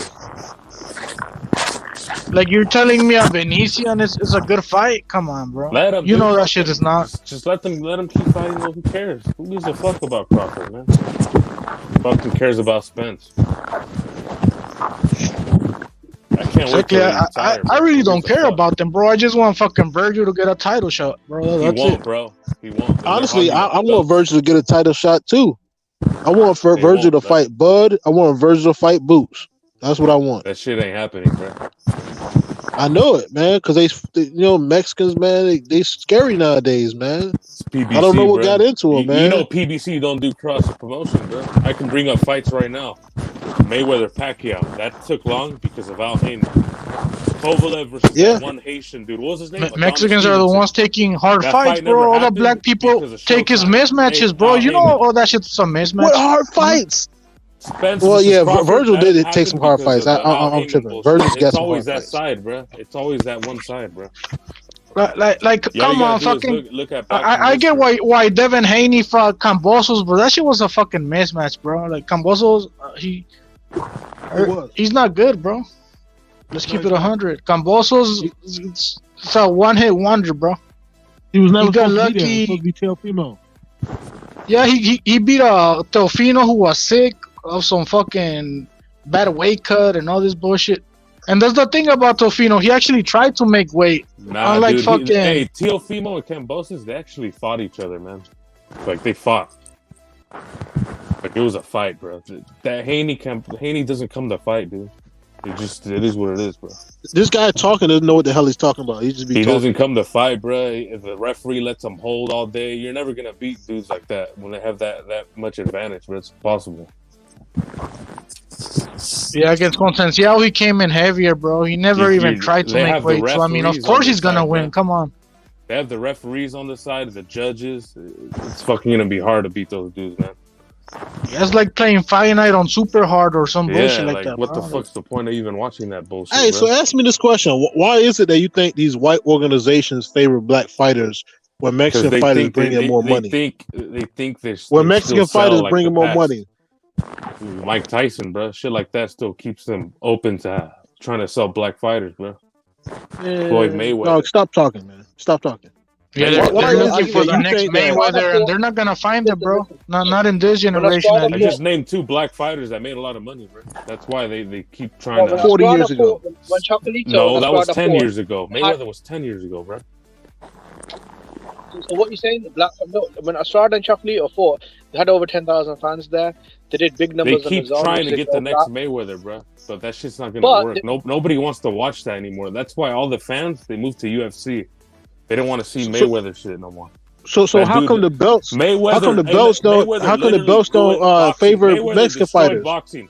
Mayweather destroyed boxing to the point where all the white fan base they left, bro. They said, "Fuck this. This for faggots. We're gonna go watch UFC." That's what happened. Yeah, now UFC got a bunch of black champions. Not anymore, bro. They have a bunch of champions from everywhere. It's more diverse. No, but bro, okay, so why did Estrada and Chocolito have 10,000 fans in the arena, bro? Do big numbers on the zone globally, but they didn't even get fucking paid half of what fucking Shakur got paid in an empty arena on fucking free TV with shit numbers. Because they're going by history, bro. They're always gonna pay the black American dudes. Exactly, bro. That's what I'm saying. Like Chocolito and Estrada had a big crowd, did big numbers on the zone. It was a good event, bro. You know, because great they fight. want the next Floyd, bro. No, I said they paid Shakur $3 million, bro. That shit's nobody's gonna fall for that again. That shit's never gonna happen, bro. But I'm saying, how did they pay Shakur $3 million, bro? When you compare to guys like Estrada, Chocolito, who put on a great fight, drew a big crowd, did good numbers. How the fuck is Shakur getting more when he's drawing no crowd and no numbers? It's crazy. Yeah, bro. they needed Oscar Valdez's fan base to fucking fill out the stadium or arena when they fought each other. Yeah, in Vegas, yeah. And then ESPN Live, they're like, "Oh, all these fans are here for Shakur." Like, come on, bro. Like, what the fuck? Nobody was there for Shakur other than his fucking loud ass family. That's it. Bro, the cucking is out of control. Like on Sky Sports. Yeah, like, and now they're finding out they're not making money, a lot of money. Oh, now American boxing is dead. Nah, it's black American boxing that's dead, bro. Like I told this guy. Blacks are the only ones that fight in America, though. White people don't box. Who's fighting? White people don't box. Boxing is dead, bro. But like, who's fighting, bro? That's why you're saying it's dead, bro. Like, Errol Spence ain't fighting nobody. Fucking Bud ain't fighting nobody. Fucking Shakur and Haney ain't fighting nobody, bro. Like, yo, Brandon's fighting Neri. I thought Brandon was fighting Cool Boy. I thought Brandon moved up. They got Tank fighting Rolly, bro. You know, like, come on. I thought Brandon Figueroa moved up. If a Hispanic, European, or Japanese, boxing's doing great, bro. And a lot of these Mexican champions that become champion were cherry picks gone wrong. Let's keep it 100. Andy Ruiz was a fucking cherry pick gone wrong. Fucking Navarrete was a cherry pick gone wrong for Dogbo. It's always that way, bro. Mauricio Lara was a cherry pick gone wrong, bro. I've been saying this for a long. Mexicans now they're all in the United States. They're like the only ones keeping the sport alive. Why aren't they favoring their fighters? If it's a close fight between a black American and a Mexican fighter, it was a rhetorical question. The Mexican fighter should always win. They don't favor the Mexican fighters because they know the Mexican fighters are trash. They bring like most of these Mexican fighters, these Brandon Figueroas and stuff like that. You know the black fighters are trash, bro. All you motherfuckers do is run, bro. You like how could you even be into their style, bro? Where it's running and running, pussy shit. Like, you know, like it's because they just want their hand raised, bro. They just want a hand raised. Pinches peleadores apestosos, güey. Peleas apestosas. It's stinkers, bro. That shit's a stinker, bro. That's a stinker, bro. That style stinks, bro. Nobody likes that shit. Like, bro, that's why the fucking the boxing's dying, bro. This is why American boxing is dying, bro. No one That's why nobody watches this shit. The running, the hugging. No one wants to see that shit, bro. It's because American men are so feminine. They don't understand boxing. They don't connect with boxing no more. Back when men were more had more testosterone, they connect with boxing. Shakur and Haney bro, how the fuck is running and hugging connected, bro? They're feminine. They're not tough guys.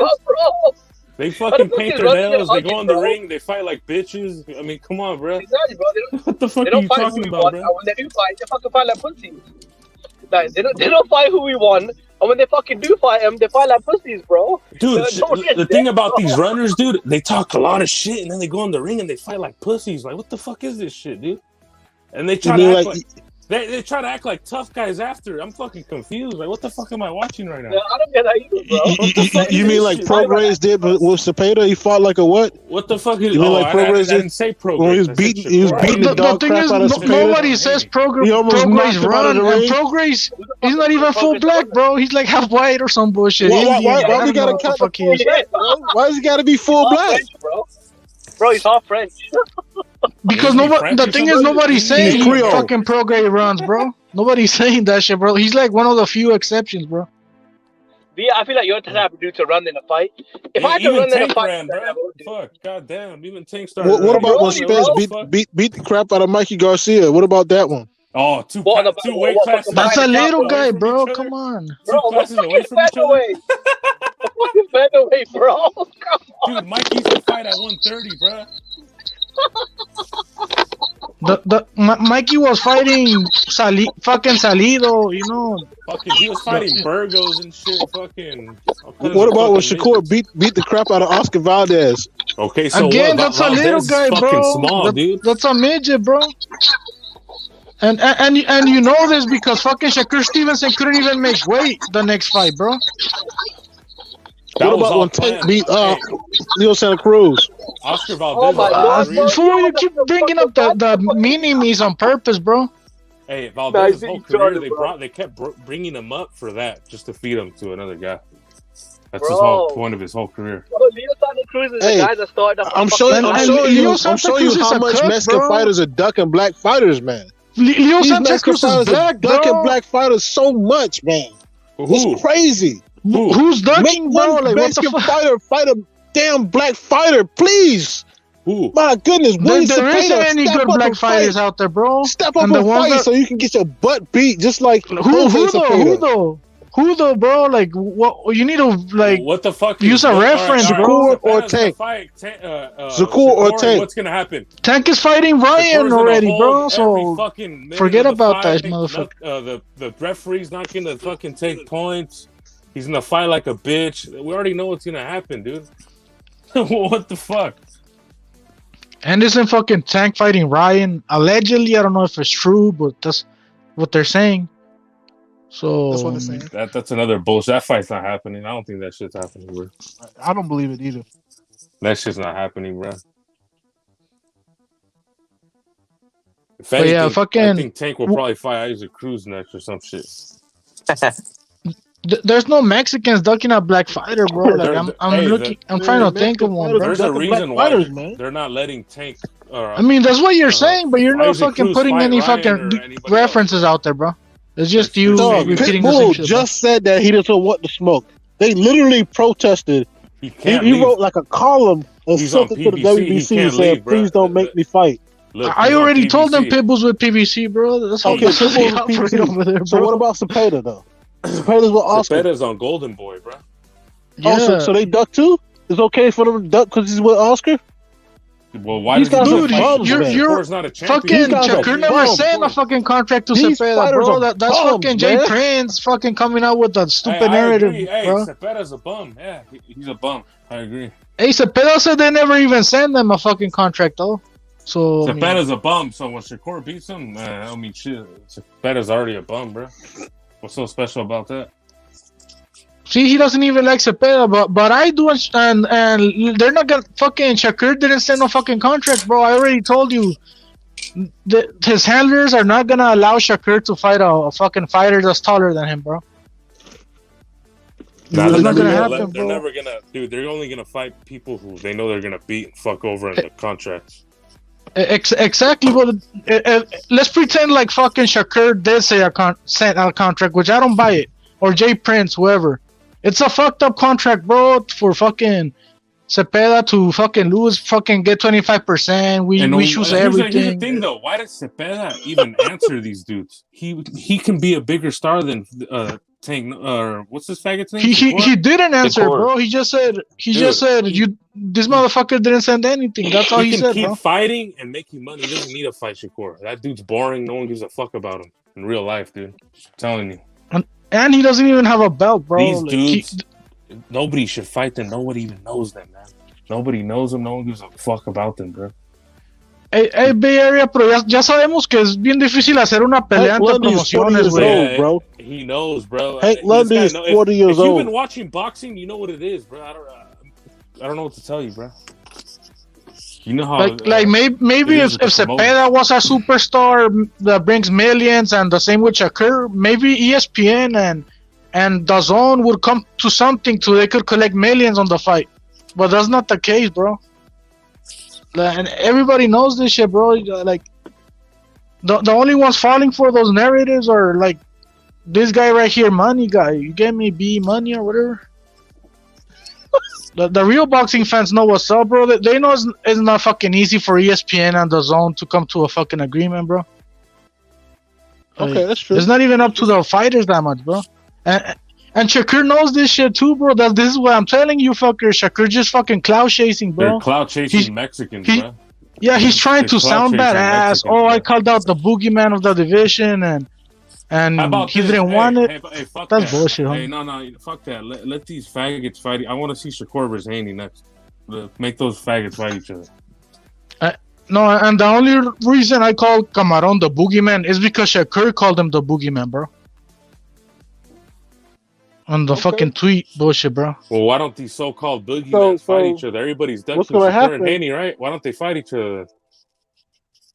I mean, let me tell you what's gonna happen. Shakur has to fight somebody from Top Rank, bro. That's how it works. And Haney, bro, perfect, right there, Haney.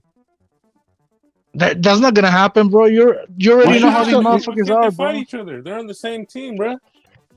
I agree with you. This guy doesn't know anything about boxing.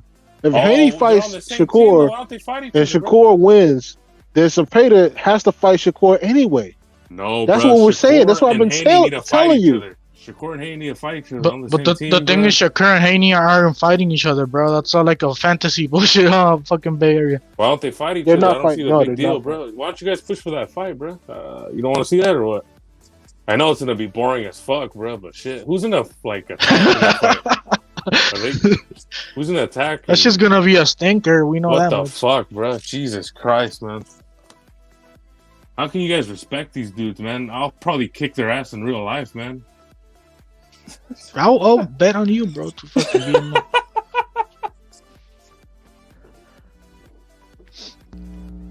But yeah, there's no fucking Mexicans ducking nobody, bro. These motherfuckers just want to fight, bro. All the Mexicans, they only care about fighting, bro. They're not in this position where they could duck or anything, bro. They really aren't. Listen. Abner Mares was at 122. He didn't fight Rigo. He moved up to 126. He didn't fight Gary Russell. Mares fucking sucks, bro. I mean, what the fuck? Leo Santa Cruz, same story. Didn't fight. He moved up from 118 and 122. Didn't fight Nonito Donaire.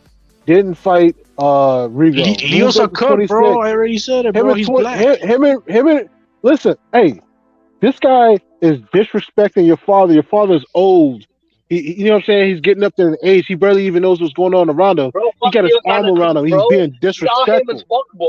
Listen, Leo Santa Cruz He's being disrespectful. He's talking crap to your pops right in front of his face. Yeah, but on camera in front of the whole world. Mares and what do you do? Leo Santa Cruz are not relevant anymore, bro. The Mexican fighters are soft. You brought up fucking Mares, bro. Like Mares is an old guy, bro. He's not a.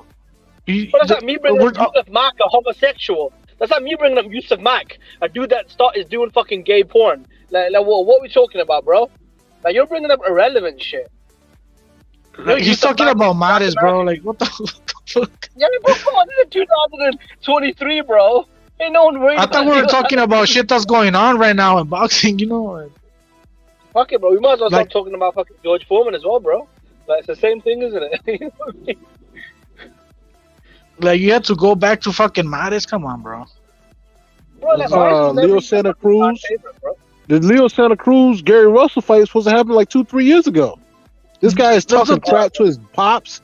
His pops is like 70 years old, and Gary's in his face talking crap. Gary's intimidating his pops. His pops is old. You know what I'm saying? He got the camera on his face. The Mexicans don't even like Leo Santa Cruz, bro. Like, come on. Leo Santa Cruz is a cook, bro. He named his own Al Heyman, bro. Come on. Yeah, he just does whatever PBC makes him do, bro. He's a puppet, bro. He's like, I don't even want to get started with Santa Cruz, bro. He's a duck. He's a fucking cook. He's a puppet. Like, come on, bro. Why? Because he works for a black man. VA. He works for a black man. That's why he's a cook. Hey, listen. Yeah, he's a fucking cook, bro. Because he named his fucking son Al Heyman, bro. Come on. Bro, listen, why did Lomachenko call out Tank for 5 years and Tank never stepped up, bro? 5 fucking years. Super featherweight, lightweight, 2 fucking divisions Lomachenko's been chasing Tank. Tank never stepped up, bro. Yeah, he hasn't been chasing Tank. He has not been chasing Tank. Lomachenko has been chasing Tank. Questioning his fucking manhood. Since like 2017, bro. That's what I mean, he's not chasing him right now because he's tired of fucking trying to get that fight to happen. Like Lomachenko knows Tank is not ever giving him the fucking fight, bro. Leonard came out and said, Loma fought one of the kings. Loma fought one of the kings and lost. Like a fucking pussy. Listen, Tank Davis was looking at the floor like a fucking rape victim. When Leonard Ellerby was saying, we're not fighting Lomachenko, he just stood there looking at the floor like a fucking chump. It was an interview. They're like, so when are you going to unify with Lomachenko? A super feather, a lightweight, and he's just looking at the floor. Leonard Ellerby is stepping. Oh, we ain't here to talk about. We ain't here to talk about Lomachenko. A tanker, you know, Baltimore. Tank's mom was a crack whore. Like, fucking hell, man. That shit was embarrassing, bro. That is one of the biggest ducks I've seen in my life, bro. Like literally, Lomachenko been calling this guy out for 4 years, 2 different divisions, and Tank Davis just didn't want to fight him, bro. Tank Davis wasn't no more a fucking. Why wasn't he a gangster, bro? Where the fuck did that ghetto go? Where the hell did the hood spirit go? there's been like 3 cycles of fucking champions, bro, since people been wanting Lomachenko versus Tank Davis, and it's not gonna happen ever, bro. Like, exactly, bro. Bro, like Tank is this dog, bro. He's threatening people. Bro, but when Lomachenko pulled up, bro, he didn't want no problems. If you notice that Tank's a gangster, he's threatening people. But when Lomachenko called him out, bro, he was real quiet. Now, fight him now, though. Fucking, when Lomachenko's damn near 50 years old, bro. Fight him now. But when Lomachenko was running through dudes, bro, making dudes quit. Now, Rigondeaux, Russell, Walters. I mean, they were calling him the Black Kryptonite, bro. Tank, they want it, bro. You know, that's what it is, man. Hey, Vergasos, what do you think of the Jaime situation, bro? I mean, there's not much to think. I mean, Janovic had already said he doesn't want to fight Jaime, and Janovic already said he doesn't want to fight Triple G because that's his daddy or his uncle or something like that, right? and where I'm going with this, is that fucking Janovic said he doesn't want to fight Munguia because he's not a champion. He's like, I only fuck with champions. Well, the only other champion is fucking Triple G. He has the WBA and the IBF, and the other champion is Charlo with the WBC, which he never fights, bro. He's been, but that's not my point. My point is, he's pretty much saying his only option is Charlo, bro, because Triple G is his daddy or whatever. Yeah. Come on, bro, like. Charlo's on fought in 2 years, bro. I don't even know if he's gonna fight again, bro. Rep, let me just ask Rep real quick, and I'll ask you the same question, but answer it after he does. Like, what's your take on fucking Janovic saying he doesn't want to fight Triple G, while at the same time saying he only wants to fight champions, bro? That's obviously doesn't make any sense, right? It's just, it doesn't make any sense, bro. Come on. What about you, Jimmy? What's your take on what I asked him? To be honest, bro, I think that's very, very... I don't like it, bro, because at the end of the day, like, you know, Triple G is a unified champion in your division. He's still the #1 guy. And he's still dangerous, bro. He can still punch, he can still box. So that fight should 100% happen. With the Munguia situation, I definitely heard him say he didn't want to fight Munguia. But, I mean, to be honest, on YouTube, from what I've heard, I haven't done my research on it, to be fair. It's quite new, though. But from what I heard, they're saying that Munguia... his team turned down the offer from the WBO to fight Janovic. So I don't know, bro. I mean, if that's true, bro, it's not a good look, bro. Because I feel like with Munguia, even though I like the dude, bro, you need to fight someone now, bro. Like, it's been a long time since you fought someone good. I mean, like, but you really think he's getting the fight when Janovic already said he doesn't want to fight Munguia, he only wants to fight champions? Look, I think he'll get the fight if he forces the WBO mandatory, because then we'll go to what do you call it again, Perseverance, right? So then he'll be forced.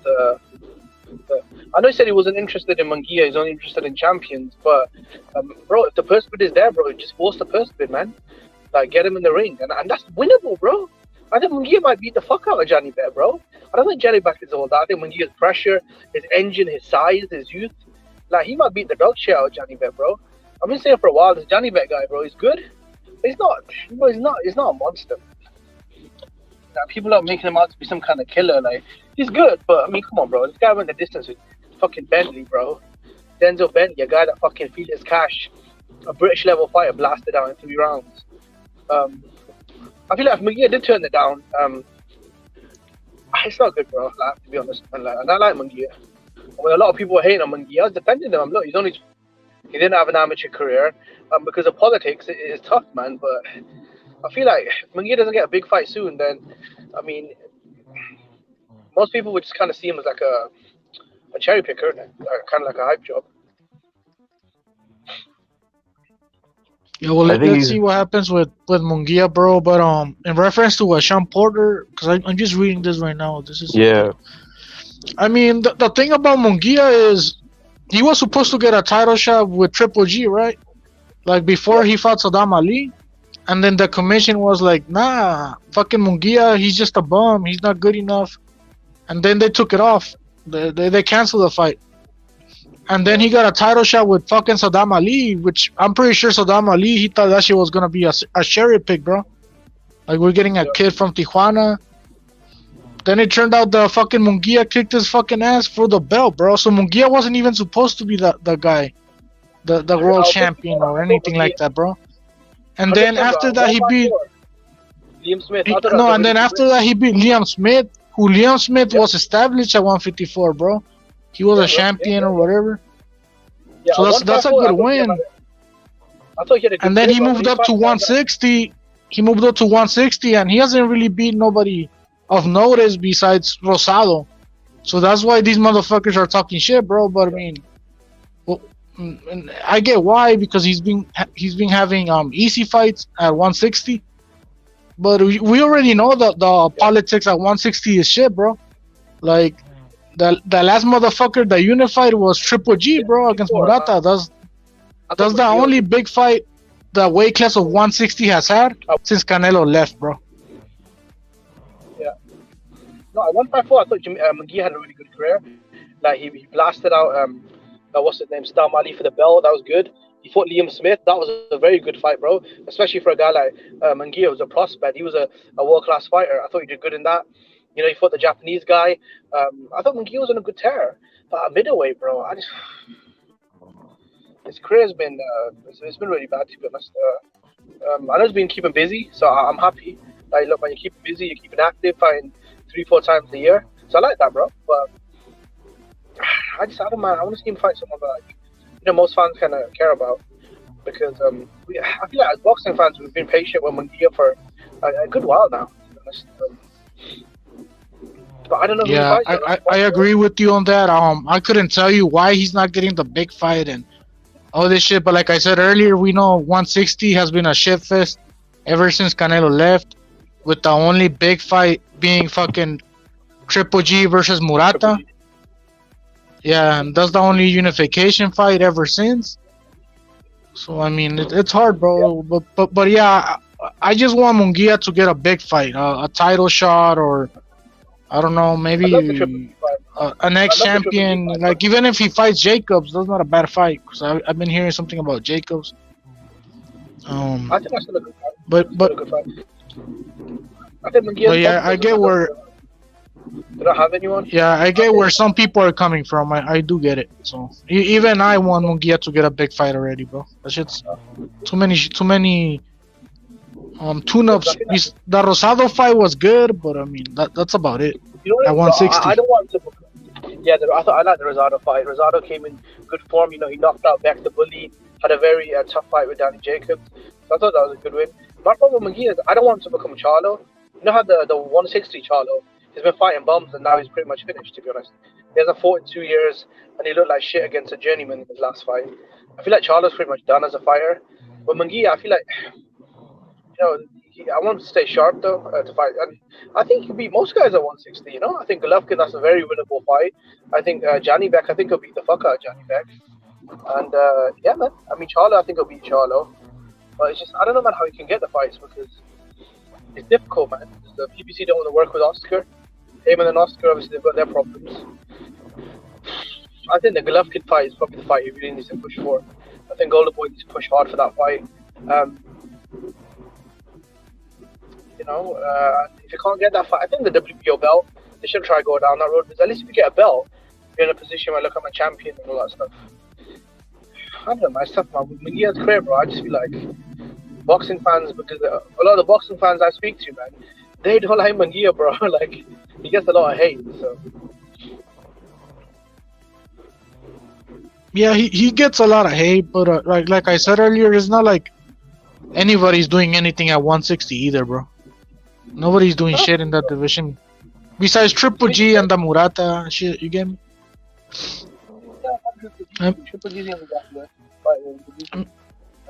The one that has obligations is Charlo. His obligation is to defend the WBC belt every year, at least against the mandatory. And I don't see that shit happening, bro. Straight up. Yeah, bro. Charlo's just a fucking joke, bro. Charlo, he's finished, bro. I think that the fighter is done, bro. He's drunk on stage calling out Bivol. Mike Tyson is basically calling him a bitch. Fucking hell, bro. Do you see what Mike Tyson did to him? Mike Tyson was laughing at him, bro. Like, it was fucking sad, bro. Like, Charlo has really fucked up his career, bro. I feel like he's got no fans. He's got no momentum.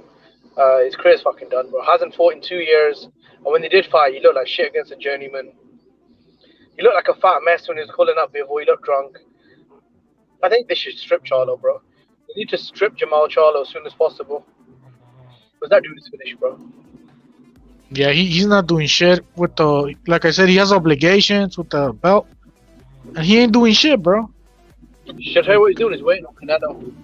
And they give Munguia shit, and I get why. But Munguia's not a champion. He doesn't have the same obligations like a Charlo would. And at least Munguia's keeping active. He fights at least 3 times a year, bro. So that's something positive. Yeah, But if people want to criticize the quality of opposition that Munguia is fighting, I get it, bro. He's not fighting the best at 160, but nobody at 160 is either, bro. The division's dead, to be honest, bro. I'm trying to think of 160. It's not Golovkin. If it's not Golovkin, bro, there's no one there, isn't it? So. Yeah, and Johnny Big just came in the scene like a few months ago. Before it was Andrade. He used to be the champion at 160, and he wasn't doing shit either, bro. He was fighting guys like Quigley and motherfuckers that I don't even know who they are. Do you know what it is, bro? As soon as Canelo Alvarez left the division, I feel like the division just turned to shit, bro. Because Canelo's the only one fighting like Golovkin and Danny Jacobs. He was unifying the belts. As soon as Canelo, that's why when people hate on Canelo, it fucking pisses me off, bro. Because like that motherfucker, he's at 160, he's fighting champions. He's at 68, he's fighting champions. He's at 75, he's fighting champions. Bro. What the fuck more do you want from me, bro? Hey, Jimmy, and nobody gave a fuck about 168 until fucking Canelo came to that division, bro. We keep it real.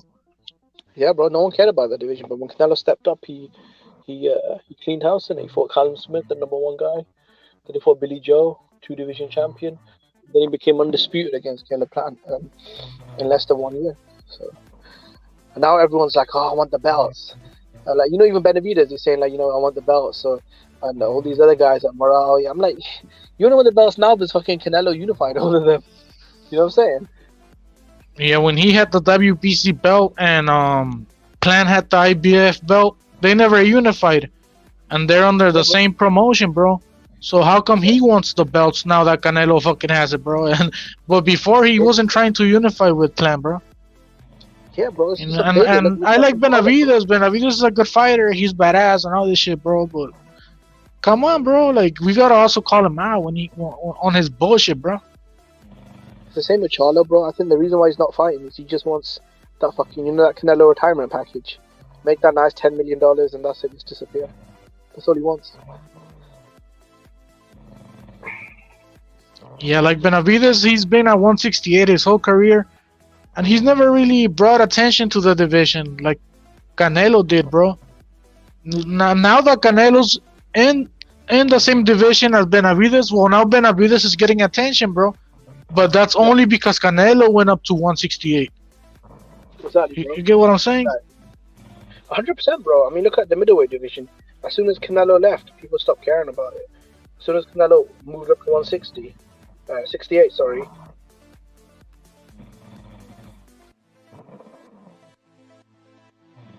Yo, what you think of this little headline right here, Vargasos? Obviously, Jimmy, what do you think about this, bro? I think Fury's trying to sick these guys on each other.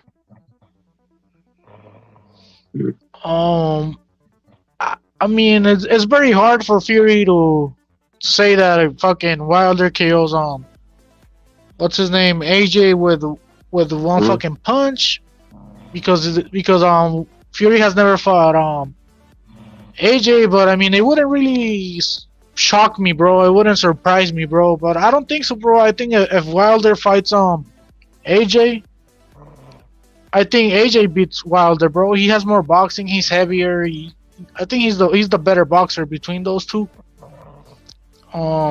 So yeah, I disagree with fucking Fury, bro.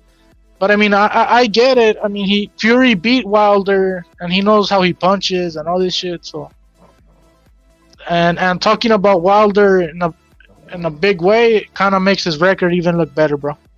So I see why he's doing it as well. Yo, the thing about the entire Wilder thing, I think Fury's always trying to get a he's always trying to get a leg up on something. I think he just wants to make these two guys fight each other, bro. I mean, I hope they fight each other, bro. But honestly, I'd rather see. It'd be all right. But the thing is, I want to see Wilder fight Andy, bro. That's what I want to see, right? Yeah, that's what I was gonna tell you, bro. What I really want to see is Andy versus Wilder, bro. But I wouldn't really complain about Wilder versus AJ. But I will say this: if Wilder fights AJ instead of fucking Ruiz next, then he's ducking Andy, bro. I think he's been ducking Andy for many years. But I mean, this just makes it more obvious to me, bro.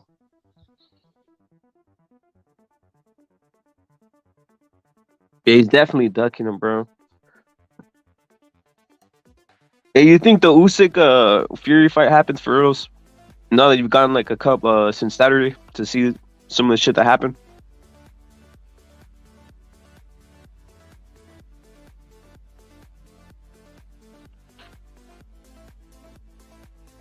Now that you've seen some of the, I was taking a piss, bro, so I muted my mic.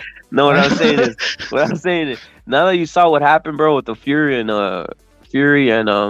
Usyk, you probably already saw a lot of the fucking videos and all this type of shit.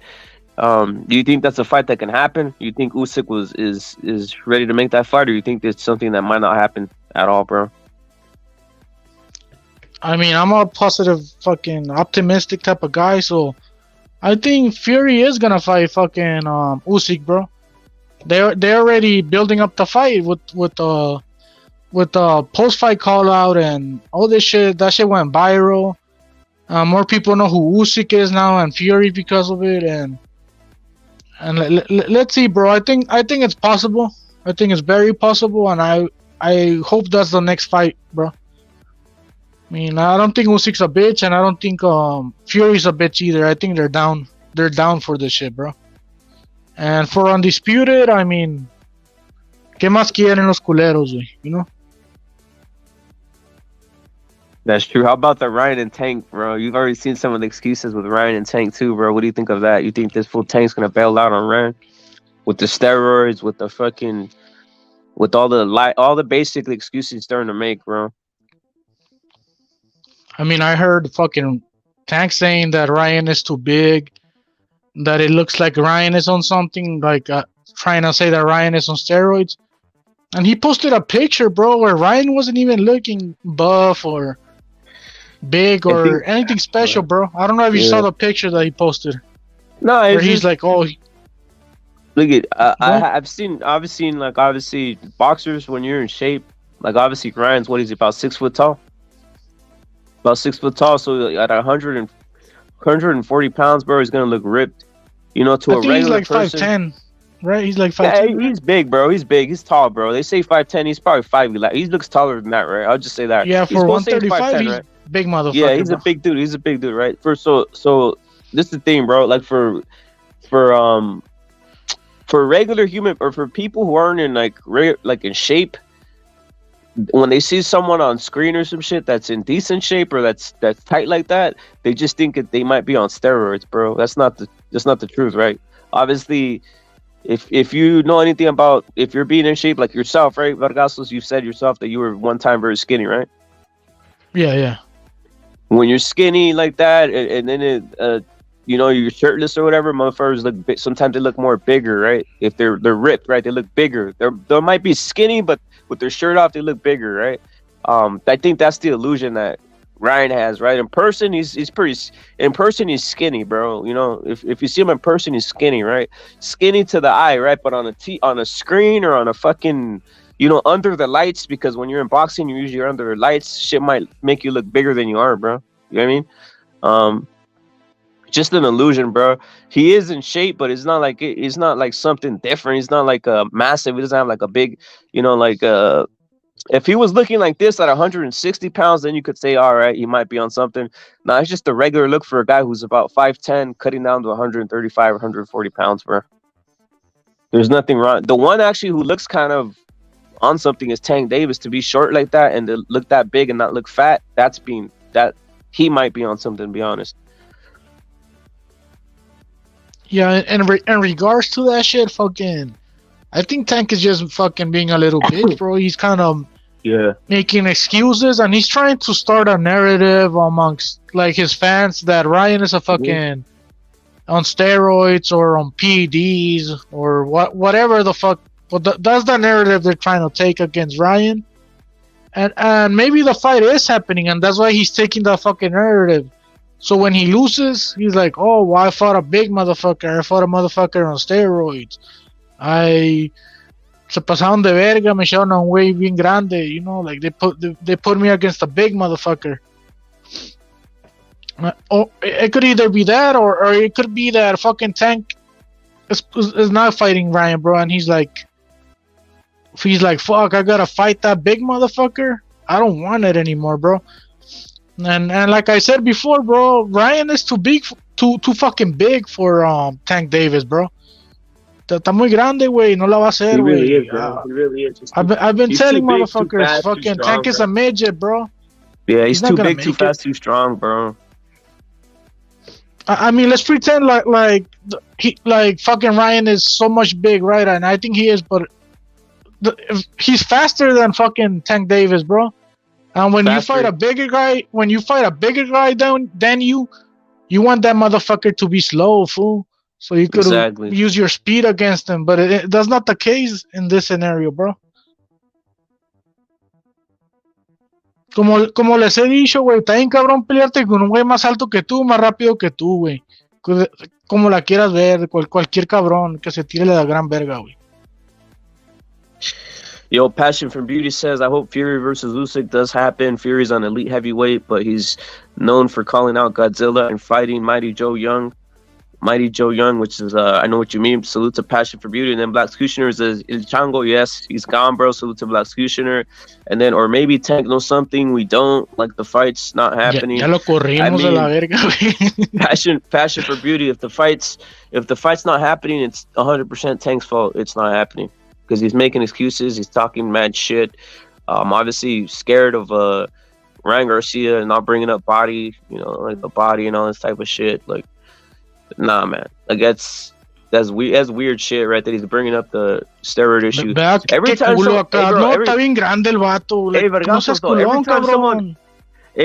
every time someone brings up steroids, they lose, bro. Like every time an opponent brings up, hey, wait a minute, I think that guy's on something, they end up losing because it's almost like a fear factor. It's almost like when Caleb Plant started bringing it up on Canelo, I knew he was gonna lose right away. Billy Joe Saunders brought up on Canelo, I knew he was gonna lose. It just happens every time you start fucking trying to blame. I think they tried blaming Usyk for that shit too, and look what happened. They fucking got their ass kicked, right? Hey, but he's like, hey, Daddy Mayweather, don't throw me against that big motherfucker, the big Mexican. Yeah. I don't want it. It's like I told the guy that was here earlier, bro. Like, I don't think black people like to fight Mexicans that are taller than them, bro. Nah, bro.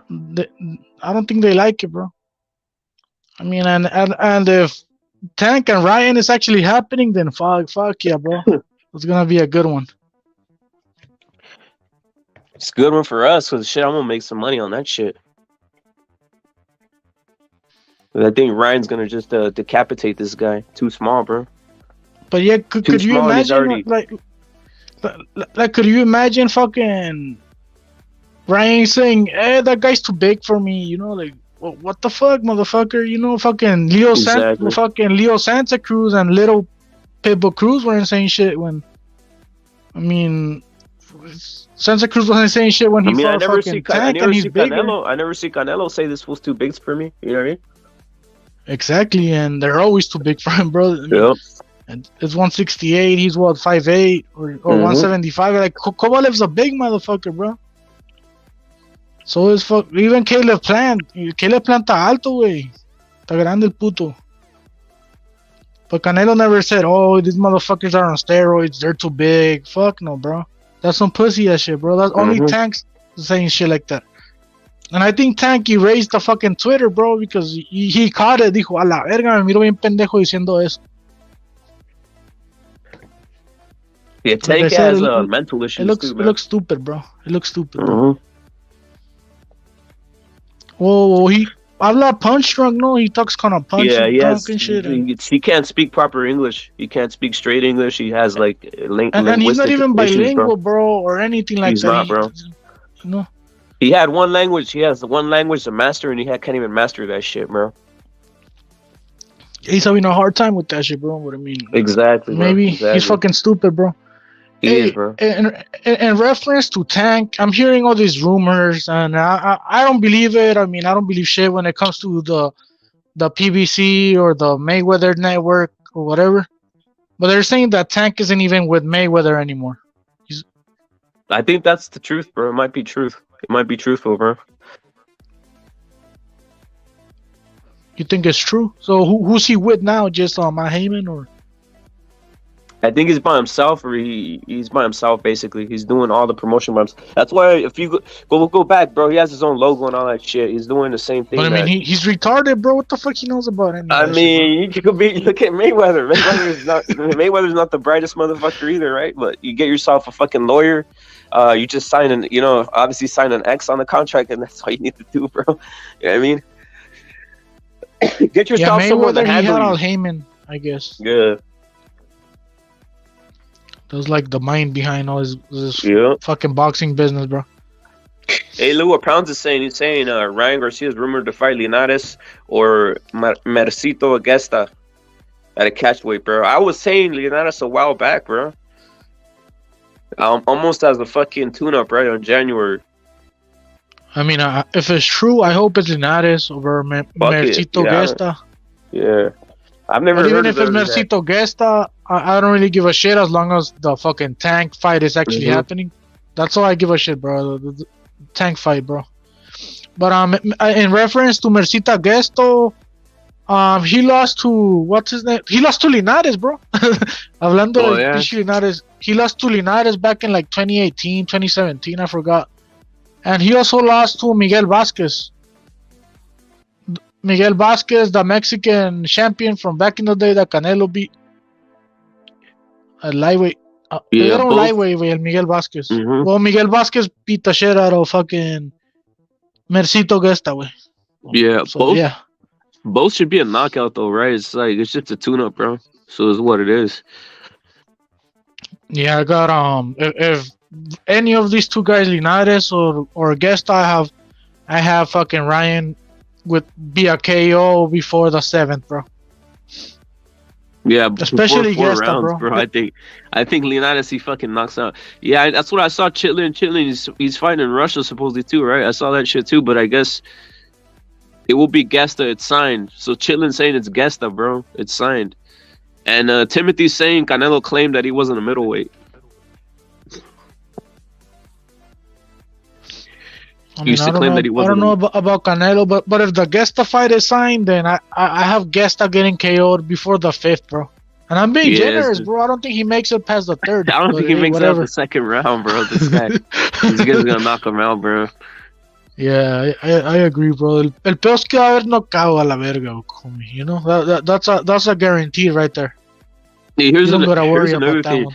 I don't even care. I don't care whatever fighter takes, bro. I don't care if a fighter's taking anything. To be honest, if he's passing, it's whatever. They can take whatever they want. They could take all that shit. I don't care. You know. So if Ryan's taking whatever he's taking, it's whatever. I don't care because Tank's probably taking 10 times more anyway.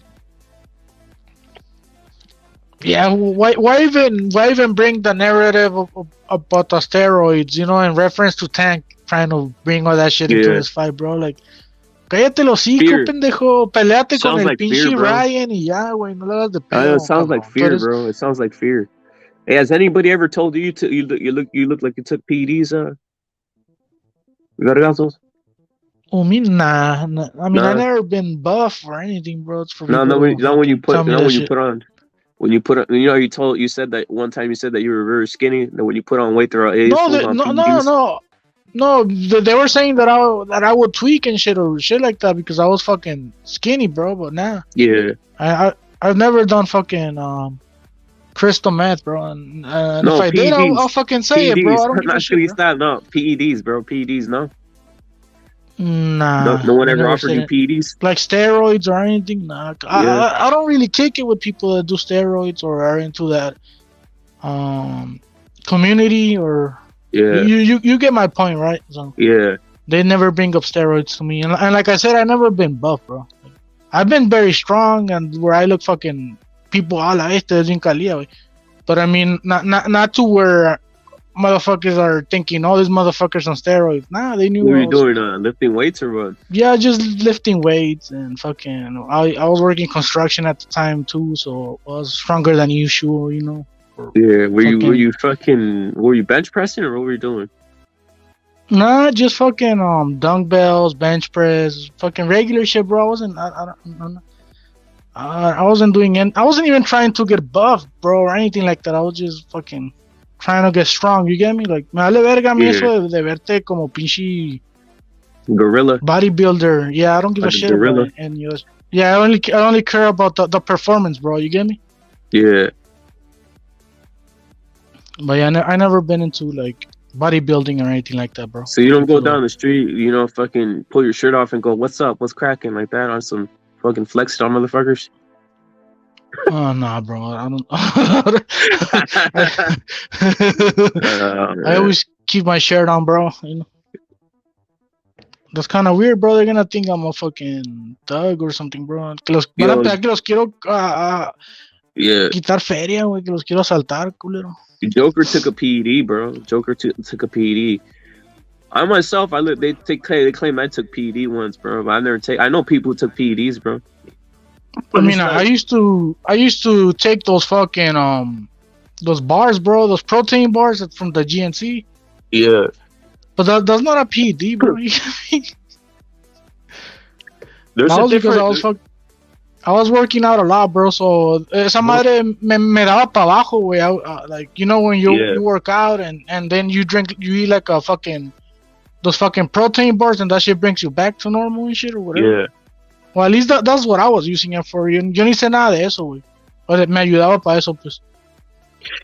That's what I was gonna say about Ryan. That's how you could tell he's not on PEDs, bro. You just look at him. He's just. Most fools who are in shape, if you're in decent shape, you look skinny, but when you pull your shirt off, you look all fucking ripped like that, bro. You know what I mean? You look all fucking like the boxer body type, bro. Most fools are in shape, bro. That's the look that you commonly get, bro. But when you put a shirt on, you won't look the same. And then I'm pretty sure Joe Goosen has him in top shape right now, bro. Yeah, Since he's fighting on January, so I mean, he's gonna be looking good, bro. Like, what the fuck? Se la pasa entrenando, güey. No mames.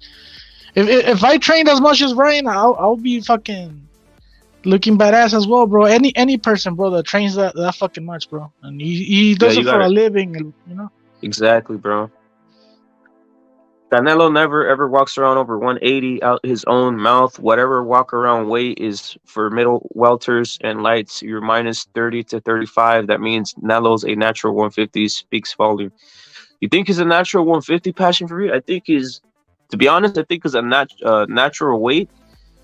His natural weight is probably like 180. When he walks around, he probably maybe 180, 185. He's probably. I mean, at 175, I started seeing him a little bit. He had a little bit of he was carrying a little bit of water, bro. I don't know if you noticed that. Yeah. You saw. I didn't like it, bro. Yeah, he looked like he was carrying a little bit of water, bro. Like, you know, like he was he needs to take some shit, to be honest. Yeah, like I wouldn't say fat, but I mean, he didn't really look like he did 168 against Plant, for example. Se miraba, like you said, like he was carrying some water, bro. Like that's not the best version of Canelo, bro. And I know people are gonna say I'm making excuses. There's no way Canelo beats Bivol or whatever. No, I think that wasn't a good Canelo, bro. I think he wasn't. I don't think he was doing road work, and I don't think he was hitting the punching back for explosiveness and all this shit. And in reference to the explosiveness, he said it himself, bro. Because he had a fucked up wrist that he wasn't really training for explosiveness. But since he's a little guy and he's fighting at 175, he has to train for explosiveness. because that's the only way he's gonna hurt a big guy, bro. Exactly, And bro. they fucked up, bro. They fucked up in the camp, whatever. There's gonna be a rematch. I think it's gonna be a rematch on September 2023. The way the fucking chessboard is looking. And Canelo already said he's fighting Ryder on May. Evil Green's in prison shape, bro. He used to run the prison. Salute to Evil Green. He's in prison shape, Es bro. que ese güey hace rutina, güey. He does rutina all day. Bro. Those The Southside routine, bro. He's in prison shape, bro. Evil Green, salute, bro. Salute to Evil Green, bro. He's in prison shape.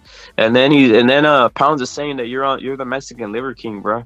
No, that shit's all natural, bro. I'm all natural, bro. The Liver King, he was on steroids, bro. He fucked up.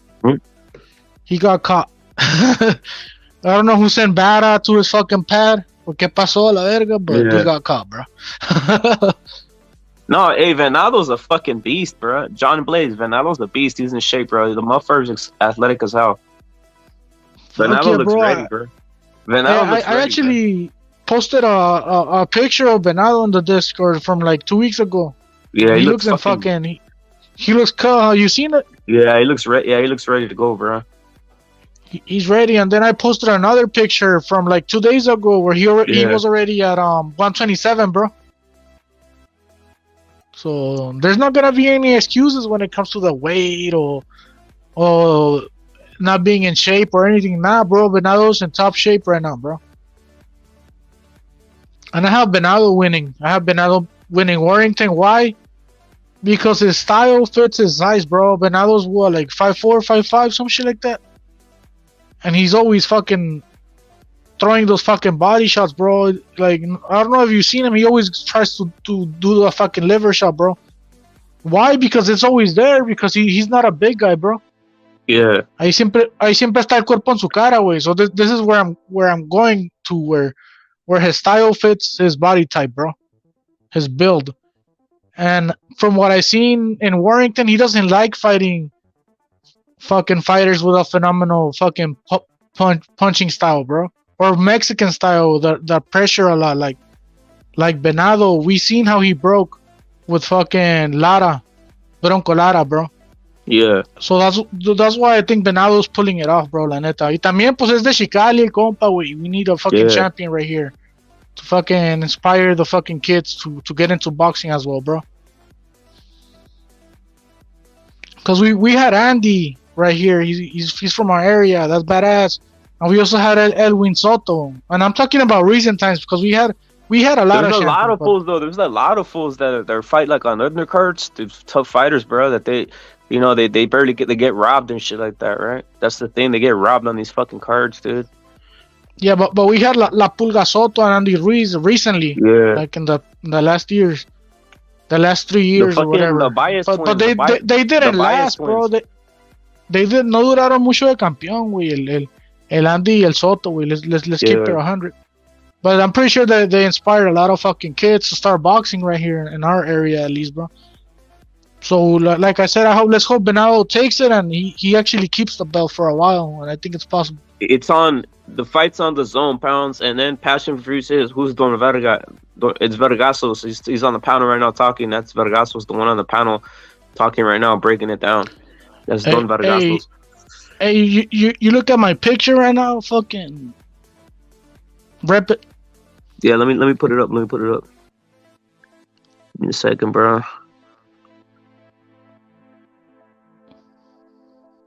That's Manuel Ortiz, bro. When he used to live in the valley, bro. He's from the area too, bro. When I used to live in the hood. Brawley? Where's he from? Brawley or where? I don't know, but he used to live right here, bro. And I forgot where he was born. He was born somewhere in California, but he was raised over here and shit. He's from here pretty much. But when I used to live in the hood, this motherfucker that was his house right there in front of me. It was like a big house and shit. And they were like, oh, he es de un pinche boxeador de antes. They were like, that's from an old fucking boxer, Manuel Ortiz. He's like one of the first Mexican champions, bro, ever. Oh, he lived in the east side or what? I guess he did because he had a house. Obviously, obviously he didn't live right there anymore because he died a long time ago. But that he built that house and he lived on the east side, bro. What's his name? Manuel Ortiz. Manuel Ortiz, yeah. Hay una calle, güey. I don't know if you've seen it right here in El Centro, güey. La Manuel Ortiz. Yeah, I seen it. I seen that shit. Yeah, pues es de este güey, la calle, güey. It's named after him. No, I know I think I know. You know some of the Ortizes? There's a lot of them, bro. I mean, there's a lot of them, but yeah, there's a lot of them, which bro. one specific. Well, this motherfucker, he had like fucking 15 title defenses, bro, and he probably had more, bro. Of the NWA, which was basically the only title back then, and the Rings magazine, and the lineal shit. He had all that shit. A bantamweight, he defended it for a lot of fucking years, bro.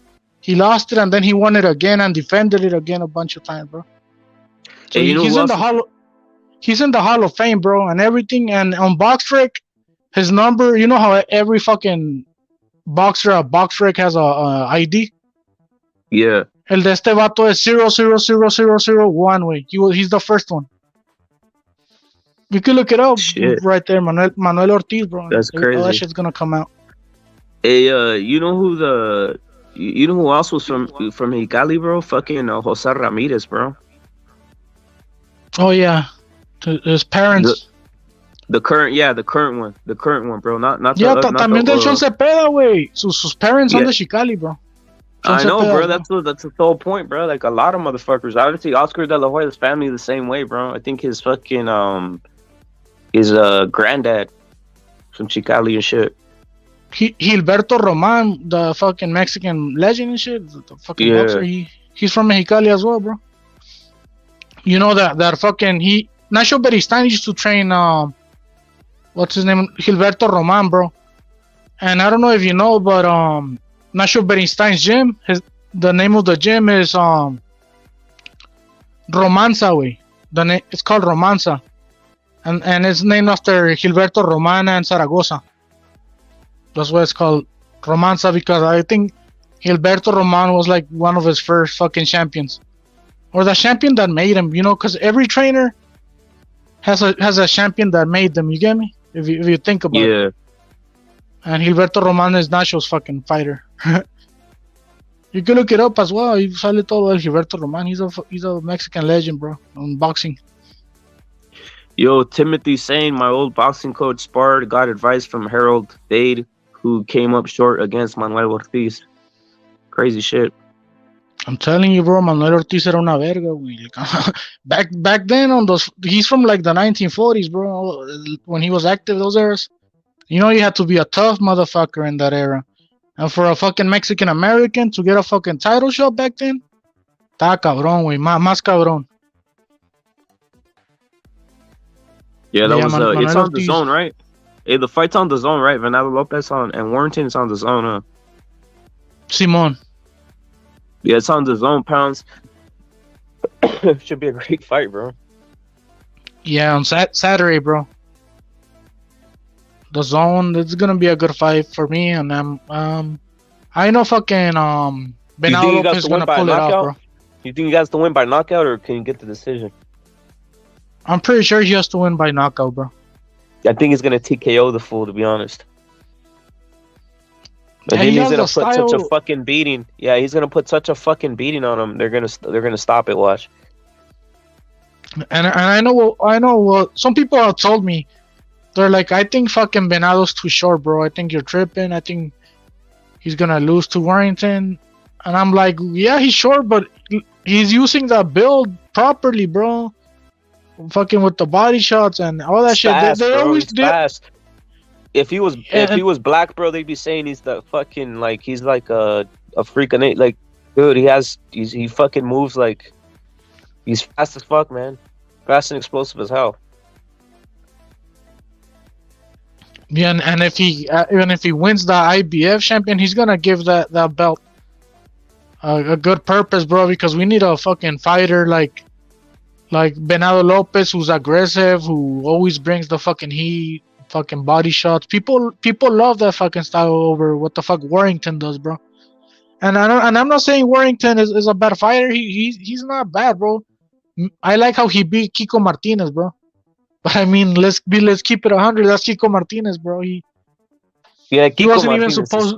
he's You not get me, shit, bro? Well, fucking Ya está Venado would knock viejo, that. güey. I know Venado would knock that fool out quick, bro.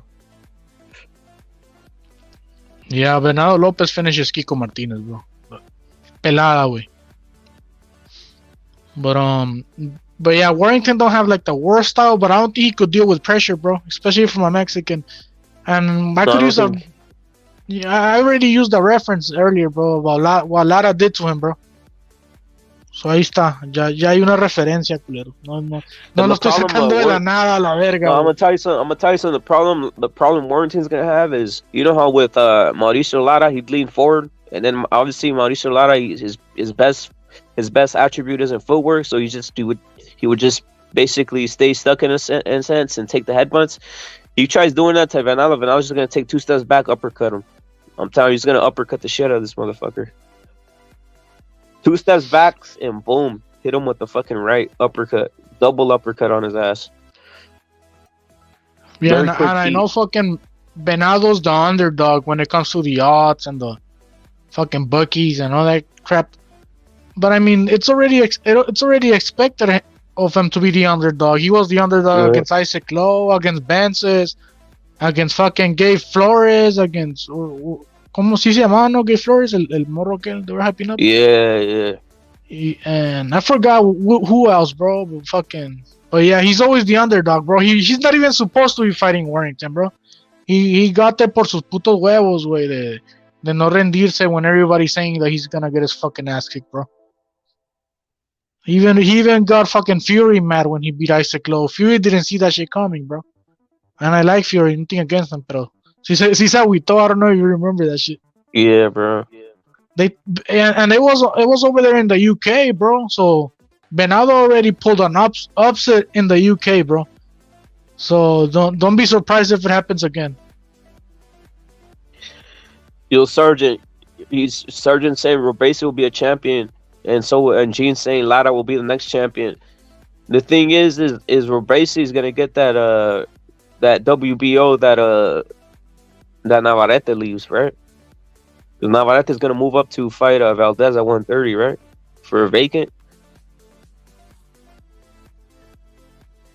So Robacy's just gonna fight for that vacant one, and then see what happens with maybe it ends up unifying with Venado if he takes the belt, if he takes it from Warrington and shit. Yeah, and I think what's his name, Navarrete. I think he's moving up to 130, right? Yeah, he's moving up, bro. So there's gonna be a bacon belt in that division. Maybe Lara could get that one, but I mean, that's pretty much wishful thinking. Straight up, boy, la neta. No, a lot, bro. They have. It's gonna be hard for Lara, bro. He might have to move up or something. I don't know, dude. The way they have him trapped and shit. I think they screwed him over with the Warrington bullshit, bro. I think it should maybe be Warrington against Lara, bro. But whatever.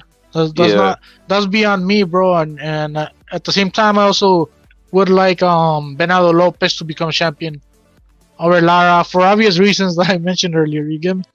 Yeah. And I like Lara too. Lara's uno de mis favoritos. All you guys know this shit. When I talk about Lara, I always speak positive about him. And I hope he gets a title shot next, bro. But they did screw him over with that Warrington shit, bro. Well, it's like VA wasn't understanding earlier, bro. Like, there's too many, like, he says, why did this guy lose? Why did this guy lose? You know, like, some of these Mexican fighters that took a loss, like, Zurdo and all this shit, we're like, oh, why did he do... That doesn't matter. So many fucking Mexican fighters, bro. Like, it's just on to the next one. You see what I'm saying? Like, yeah, Zurdo could lose, but there's another one. Fucking, Venado could lose. Guess what? There's fucking 5 more. Let's keep it real, There's 5 more behind that shit, bro. We had a bad year in boxing, bro, in fucking 2022 as far as Mexican boxing goes. Yeah, we're taking a few losses, and these motherfuckers are trying to kick us when we're down, bro. That's all they're fucking doing, bro. And they know this shit, bro. It's not even a bad year, though. It's just that some of the guys who went, they lost, but that's not a bad year. It just means that the best didn't get to fight. Like, William could theoretically be a champion, but he never got the chance. Ryan should be a champion. He's not even got the chance. Gallo capitalized by beating an all-time great. He beat an all-time great, so he's an all-time great. Canelo, he won, and then he tried capitalizing on doing something extra. So it's not like Bam became champion this year. Ray, and I know some of you don't like him, but I mean, Ray became a 2-division champion. Yeah, and Ray too, and I mean, but yeah, it's just that we taking fucking losses, and like I said, we take one, but there's like there's like so many. That's what I'm trying to say. There's so many. It's like, it's just that people fucking say ha ha ha when one guy loses or two guys loses, but there's so many, dude. There's another guy behind the other guy, bro. There's another. But Venado, he could vindicate that shit. At least for me, bro. I don't know about for other people. He could vindicate the bad year by becoming champion, bro. At least for me, because like I said, he's from my fucking area. He should be a champion. He's like these guys are uncrowned champions, bro. Like Lada's an uncrowned champion. Venado, he just needs the crown, right? He's basically a champion without a crown. There's guys like that. Yeah, if like I said, Venado could make up for it if he beats Warrington, bro. I really want that fucking win, bro. But yeah, I see why motherfuckers are trying to fucking talk shit, bro. Because it hasn't been the best year. We had our ups and downs. You get me? You mentioned some ups, which is cool. And we also, I don't know. I don't know if it was this year or last year, but we also had Rorschach. You know, he beat fucking Blair Cobbs. Or was that shit last year? This year. Yeah. So we had a few dubs on them as well. But whatever. But yeah, I brought up to BA Money to bring me in some references, bro, of like the Mexicans that are like ducking right now. And he brought in fucking Abner Mares and Leo Santa Cruz, bro. Esos güeyes que, güey, no mames. Fucking Abner Mares is not relevant, bro. Like I told him, that shit's not new. Leo's not even a top fucking. He's not even a top 5 as a Mexican fighter, bro, at his weight division, bro. Yeah, the Mexicans don't even like Leo Santa Cruz, bro. I don't like him. I think he's a little bitch, bro. I think he's a little cook, and I already said it earlier, bro. Se le puso a su hijo Al Heyman. I mean, he got fucking fed to Tank Davis, bro. He knew he wasn't gonna beat Tank Davis, bro. Like, come on. And he accepted it, bro. He's a cook, bro. He bent the knee, bro. He's a knee bender. Leo Santa Cruz. O sea, me dio los ejemplos más pendejos, güey. Los güeyes de PBC, güey. You know? Yo, break down Teofimo Sandor, bro. I mean, that one's gonna be. I think Teofimo's gonna finish him, bro. I think Sandor Martin made a name out of beating Mickey Garcia, who wasn't even motivated to fight, bro. Mickey Garcia didn't even train. Mickey Garcia didn't even want that fight. How do I know this? Because Mickey Garcia said it, bro. He said he took the Sandor Martin fight just to make as a favor for Eddie Hearn, because Eddie Hearn was bugging to come back and make him some money. You feel me? So he's like, I'll take that fight, but you gotta get fucking in the same card. You gotta put Bam Rodriguez. You gotta give Bam Rodriguez a title shot. And Eddie Hearn was like, yeah, I'm gonna do that shit. And then Eddie Hearn was like, nah, Bam Rodriguez is not getting no title shot. Or Franco, I forgot which one it was. Uno de esos dos cabrones, I think it was Franco, I forgot.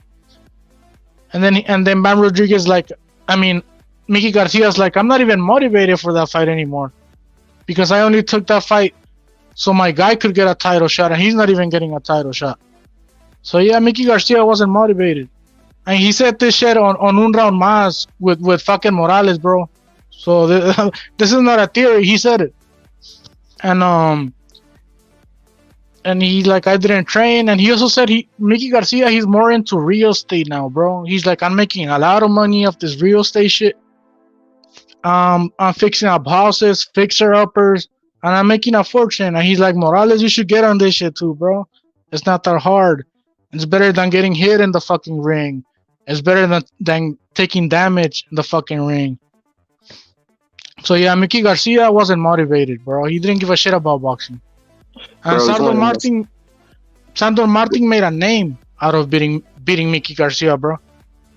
And yeah, Sandor Martin could move. He does have boxing, bro. He's not a bad boxer, but I don't think he's gonna be able to deal with a motivated fighter like Teofimo Lopez, bro.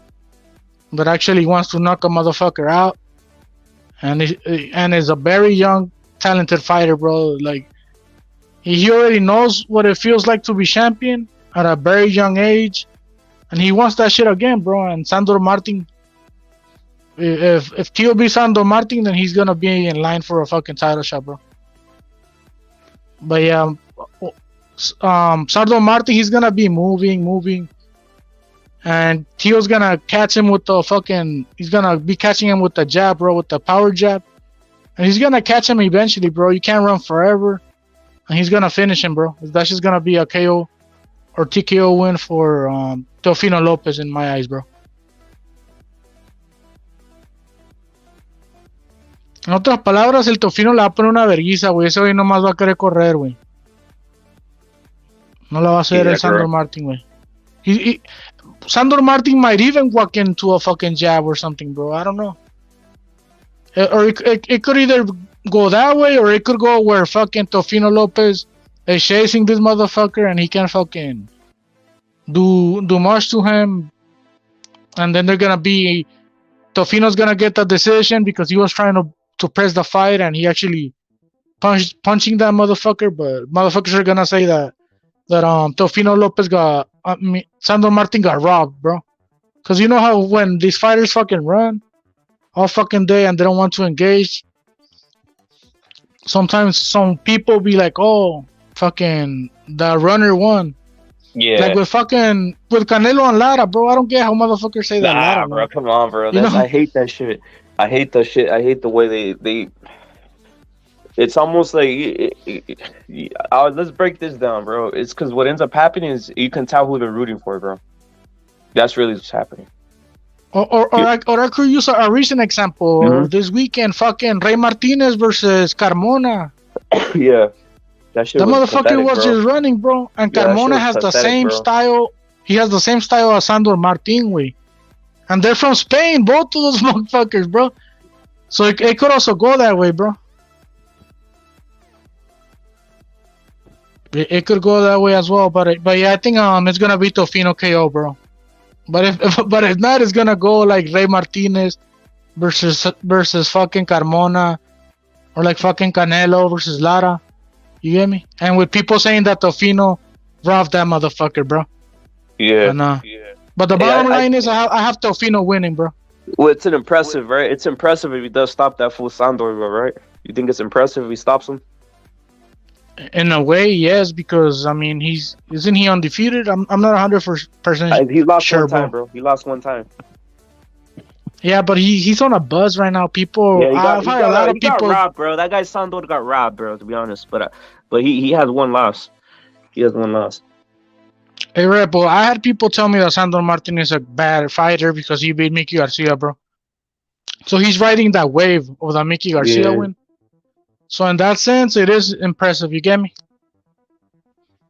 Because the wave that he's fucking riding, bro, and people are hyping that motherfucker up because they don't know what fucking Mickey Garcia was going through, or they don't know Mickey Garcia don't give a fuck about boxing anymore. He retired already. What more can I say? You get me? Yeah, bro. He doesn't give a shit about boxing, bro. And hey, that fool might be the most talented fighter, one of the most talented fighters of all time, bro. Because he just fucking I don't even think he did anything extra. I think he just fucking mostly just his pure talent took him to the fucking titles, bro. Like he trained obviously, but was he training harder than other people? I don't know, bro. Yeah, I mean, I think it was just fucking talent, bro. It's insane. I mean, I heard he was kind of disciplined when he had a fight coming up and all this shit. For Sandor Martin, obviously he wasn't disciplined for that one. What I'm saying is like, you think Mikey was ever on that fucking Canelo type of fucking shit where it's just like he liked boxing? It was 20, it was like always in the gym, always in shape. Nah, when you seen Mikey off season, the motherfucker would blow up like he didn't give a fuck, right? Yeah. I don't know, Mickey. He was badass, bro. Yeah, he was badass. He was badass, man. He unified at 135 against Robert Eastern. Junior guy, the Crip, the people were hyping up to be good back then. But now that Mickey beat him, now people aren't saying Eastern Junior is anything special. But you already know how they operate. And he beat Salido. He beat Juan Manuel Lopez. Remember that guy? Yeah, Juanma.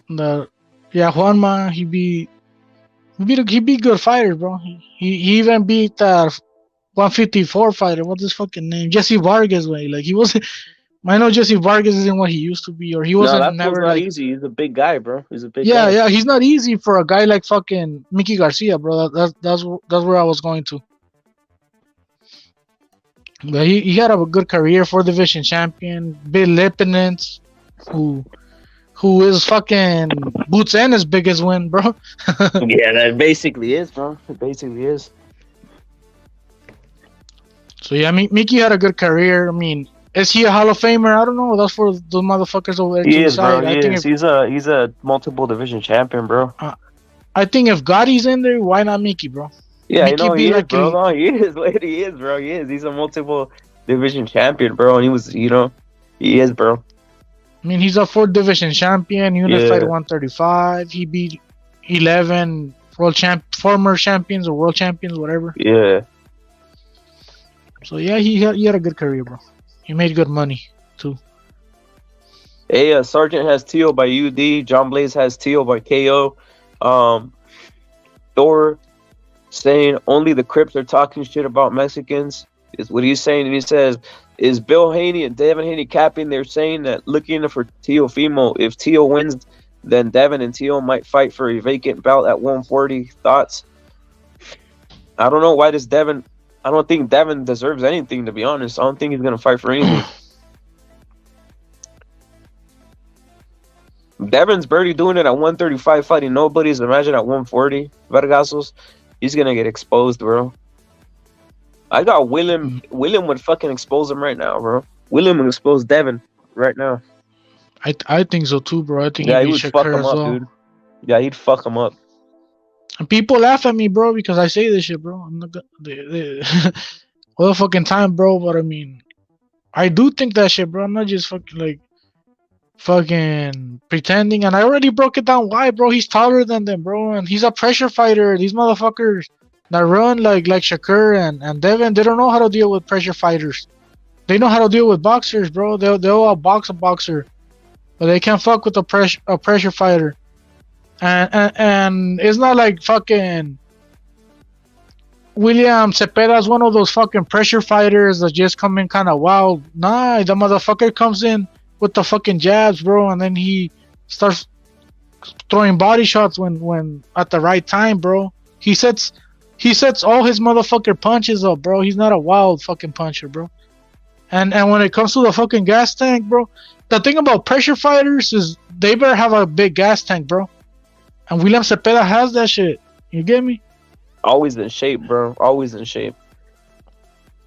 So it's not me fucking. I'm not. It's not because I'm Mexican, bro. Nah, I'm looking at the styles. I'm looking at everything and the size, the gas tank, the fucking. And then to make it even worse, William Zepeda's a fucking southpaw, bro. These motherfuckers don't like southpaws because with the southpaws, if you're an orthodox fighter, it's kind of hard to establish your jab if the southpaw knows what the fuck he's doing. And obviously, William Zepeda knows what the fuck he's doing, bro. We saw what he did to fucking Jojo Diaz, who's a boxer. So yeah, I don't see how fucking Shakur and Haney would be able to deal with the pressure, bro, of William Zepeda. I got and the stamina, bro. El peor es que les va a llegar con la jab, güey, y luego haciendo setup todo, haciendo todo bien. Like, I don't know what the fuck William Zepeda does wrong, bro. Like, for me to be like, oh, he's gonna lose because of this, or the only thing that people have told me is that they're gonna catch Camarón coming in. But okay, let's pretend like they catch Camarón coming in reference to Shakur and Haney. They don't have power, bro. So who gives a shit, bro? They don't have power, and Camarón is not gonna stop coming forward because they they clipped him once, bro. He's a fucking pressure fighter, bro. You need power. That's all bro. he knows how to do, bro. No, but that's the thing. That's the thing, right? Like they're not the slickest guys, to be honest, and they don't have power. Like they're not gonna stop a guy who's capable of doing it. Look, dude, Devin Haney could even stop Jojo Diaz from coming forward on him, bro, and breaking him down. So imagine, different styles, different size, bro. William will eat both these guys. Tanajera, he's kind of like a pure boxer, huh? Tajanera. He is, bro. He is, Hector. And he got fucking ripped to pieces. Exactly, bro. That's what I'm trying to say, bro. Those fucking pressure fighters, that style is meant to break a fucking pure boxer, bro. Cause it's like, fuck your boxing shit. I'm just gonna fuck you up, Bro, William Zepeda is one of the only ones that I can think of off the top of my head that actually uses like old school tactics, old school Mexican tactics on his aggressive on the way he comes forward aggressively. Almost, I would say who used to kind of do it, but with like lesser footwork was Jose Ramirez, right? With a little bit more clumsy. He's like a little bit clumsy on his feet, bro. But William Zepeda is like more active, bro. Like fuck, man, that guy's a beast. Yeah, entra como con una double jab, jab. Yeah, the double. Yeah, he doubles up on that shit. Yeah, motherfuckers aren't looking at that shit, bro. They think I'm just fucking talking shit, bro. I'm not, bro. I'm looking at that shit. And yeah, we have another Mexican at 135, Pitbull Cruz. But the thing about Pitbull Cruz, he's fucking small, bro. He's small, bro. And the reason I'm bringing Pitbullcito Cruz up is because he's a pressure fighter. Just like Camarón Cepeda, but like I said, fucking Pitbull is fucking short, bro. He's 5'4", and he comes in kind of wild, right? Like he doesn't come in like fucking Camarón, setting it up with the jab, and then going to the body. No, he comes in kind of wild, bro. To be real with you, and yeah, he comes in with head movement. Pitbull, he does come in with head movement, but he doesn't come in. He doesn't come in with the jab because he doesn't have the reach. I don't know. That's why, bro. But I'll say something like he basically did the best. He has done the best he can do with his size, bro. Like at least Pitbull Cruz maximizes his ability. Yeah, for his size, yeah, he maximizes his ability, bro. Like he's doing more than you could ask anybody else to do. Like that's. Like he's being the best version of himself in a sense, right? But he can't fight the physical limitations he has, bro. Like the physical limitations. Like if you just tell me, hey, you got to pick one of these guys to buy stock in, I'm buying stock in William, bro. Exactly, bro. And like I said, William, he does have the size, bro. He's not a little guy like Pitbull, bro. Like maybe I could picture Shakur boxing Pitbull. I don't know. They're not even gonna fight. But using his size, bro, like running and just fucking pushing him and shit, like kind of like what he did to what's his name, Valdez or something, because Valdez and Shakur are Valdez and what's his name, Pitbull are short, right? But with Cepeda, it doesn't work like that, bro. He's taller than you, bro. So yes, this is where the problems that Pitbull has, Cepeda doesn't have them, bro. That's true, bro. Hey, the physical limitation was. The truth hurts is saying if they owe TO2 pay-per-views, he'll win. I don't know, but if it's true, what TO Senior said is. They negotiated 2 pay-per-views. Yeah, they have, bro. He's just too. Teofimo's athletic, bro. He's gonna get this guy, bro. He has the patience. He's gonna get Sandor, just in my opinion, bro. He's gonna stop him. And then look at me saying Zepeda's gas tank is good. He needs to not go straight back and forward. The Black Executioner says Tanahara is much taller and skilled than Shakur and Haney. Cepeda can actually box if he wants to. He had extended amateur career. That's the truth. And then look at me says Cepeda should fight Fortuna next or some type of boxer puncher with power. Cepeda didn't look good versus Alva. That's something true. Look at me. So, but you know what? For some reason, look what happened in Gallo. He didn't look good in his previous match either, bro. And then all of a sudden turned it up versus versus Chocolatito. So maybe he was just using that as a tune-up or whatever. I don't know. It's Yeah, I just think weird. so too. I think Rene Alvarado has a good chin too. Like he was taking it in. And Rene Alvarado, I think he's more like a boxer puncher, que no, si le caen los putazos al cabrón una madre, Yeah. güey. Shakur and Devin Haney, they're more pure boxers, bro, what they call it. And they don't like taking taking punches, bro. They I don't know, bro. But yeah, I get where people are coming from with the Alvarado performance, but I mean, it's just one fucking fight, bro. I think Jojo Diaz is better than Rene Alvarado, bro. And we saw how that fucking fight went. And something tells me that Camarón Cepeda prepared correctly for Jojo Diaz, bro. Yeah, bro. And se miró bien, güey. It looked like a beast, bro. Yeah, and like I said, Jojo Diaz is a better fighter than Rene Alvarado, to me at least. Ha hecho más, se clavó al farmer, you know? Yeah, that guy. We'll see what happens. You think this is the scenario, bro? Think about this scenario. What if it comes to the point where where Ryan he can't get a fight with anybody, and obviously you got William out there fighting. What if they go to the point where they start trying to match up William versus Ryan, bro? That shit would be fucking crazy. I don't think De La Hoya was a retard like that, bro. No, that should be crazy, right? That'd be like fucking nuts. That'd be like that's a fucking crazy ass fight, bro. Like if they make them both champions, then that'd be fucking some crazy shit to do, to be honest. That'd be a fucking great super fight. Yeah, but the thing is, I don't think that's ever going to happen. First, both of them are with Golden Boy, the Golden Boy is starting to value Camarón Cepeda now, bro. They give him the fucking Fighter of the Year award. Le dieron su pinche little trophy, güey. Los de Golden Boy, I don't know if you saw it. Camarón Cepeda.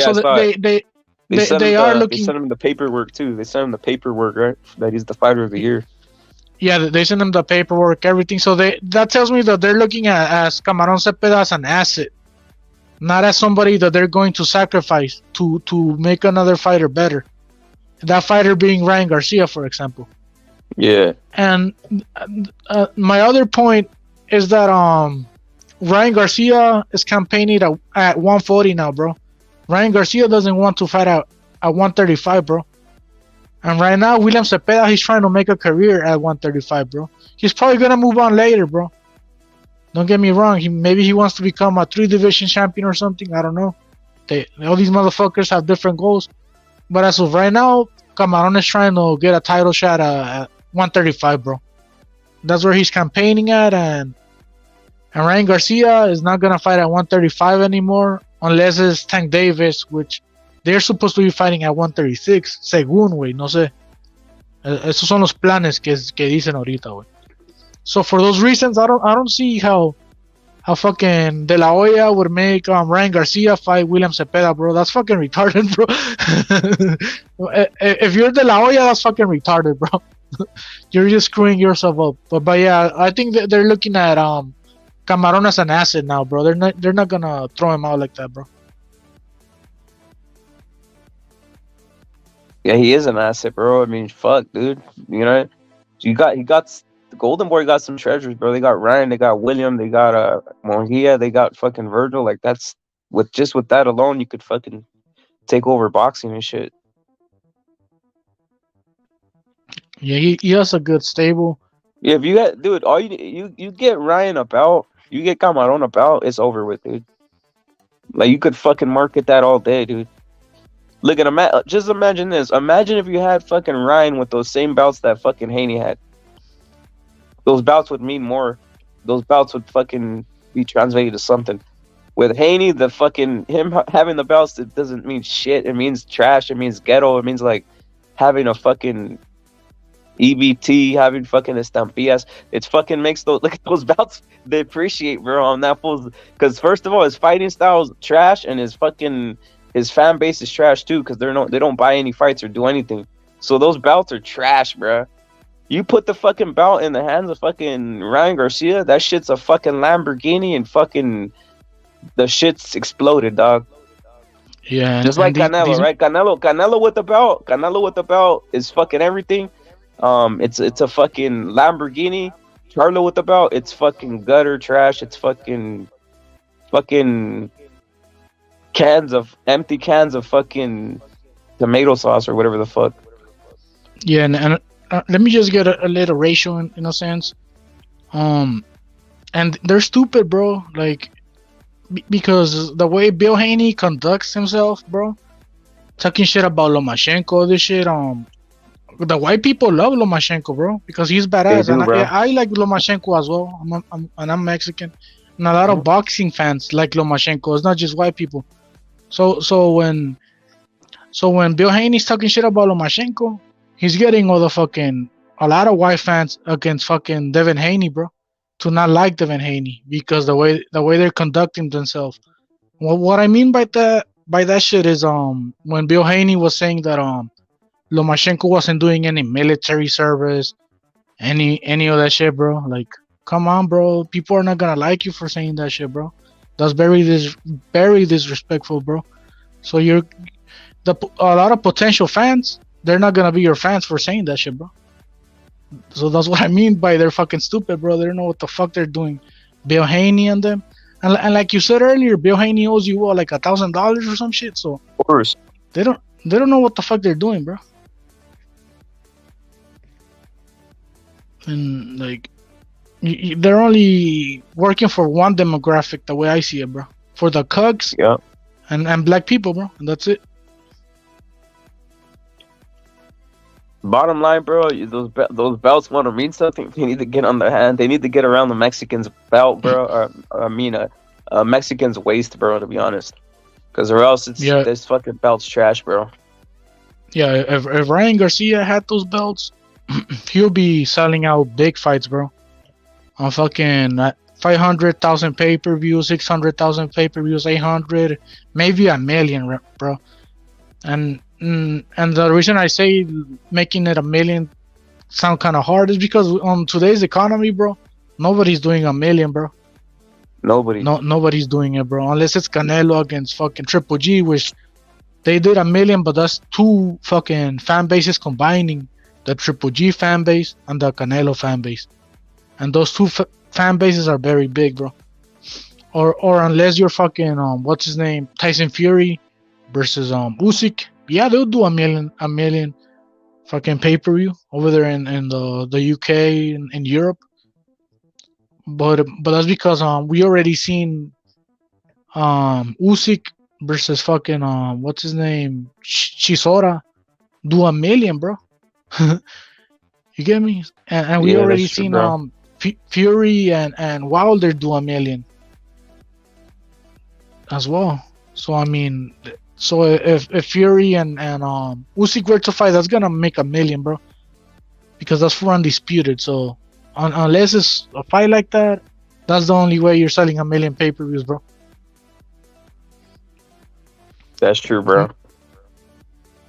But yeah, if fucking Ryan had was undisputed, bro, those sanctioning bodies, they'll be making a lot of fucking money, bro. I think they're stupid, bro. They would, bro. They would. The same thing with Charlo, bro. Just get rid of that shit. Give that WBC belt to Munguia, bro. It's a different story, bro. Give it to him, in a sense, bro. Because what the fuck? That's all these guys are getting given. I mean, Haney got the belt, and that shit's not doing anything for him, bro. Yeah, he's still nothing, bro. You think about it, he's supposedly undisputed. We all know it's a fake. Whatever it is, it's fake because he hasn't beaten anybody. My point is that should be like, you know, that'd be like something significant, and the guy's trash, bro. Hey, how I see it, a lot of the youth, a lot of the kids, they like Ryan Garcia, bro. I mean, for whatever reason, I mean, que me importa, güey. But the thing is that they like Ryan Garcia. And that's why he has those fucking 9 million followers on Instagram, and that's because and that's why he was already famous for punching those fucking Cobra backs on YouTube and all that shit. So where I'm going to is that fucking Ryan Garcia has been promoted since he was like being started getting promoted. He was like being 15, bro, with those YouTube videos. So he already gathered this big following, bro. And the thing about boxing right now, they're having a hard time tapping into the youth, bro. They got the hardcore fans that are older like me and you and shit. But they don't like the youth. They're more into fucking the kids. They're more into UFC now, bro. They're getting more into UFC. A lot of them are into those fucking, what's his name, Jake Paul shit. Ya ni eso porque ya ni ven. They probably got tired of Jake Paul now. So it's a market that's not even tapped, bro. And they could tap it with fucking Ryan Garcia, and they're not doing it, bro. They're también pendejos los promotores, bro. The promoters are stupid, bro. Bro. And then they have the nerve to say that fucking American boxing is dying, bro. American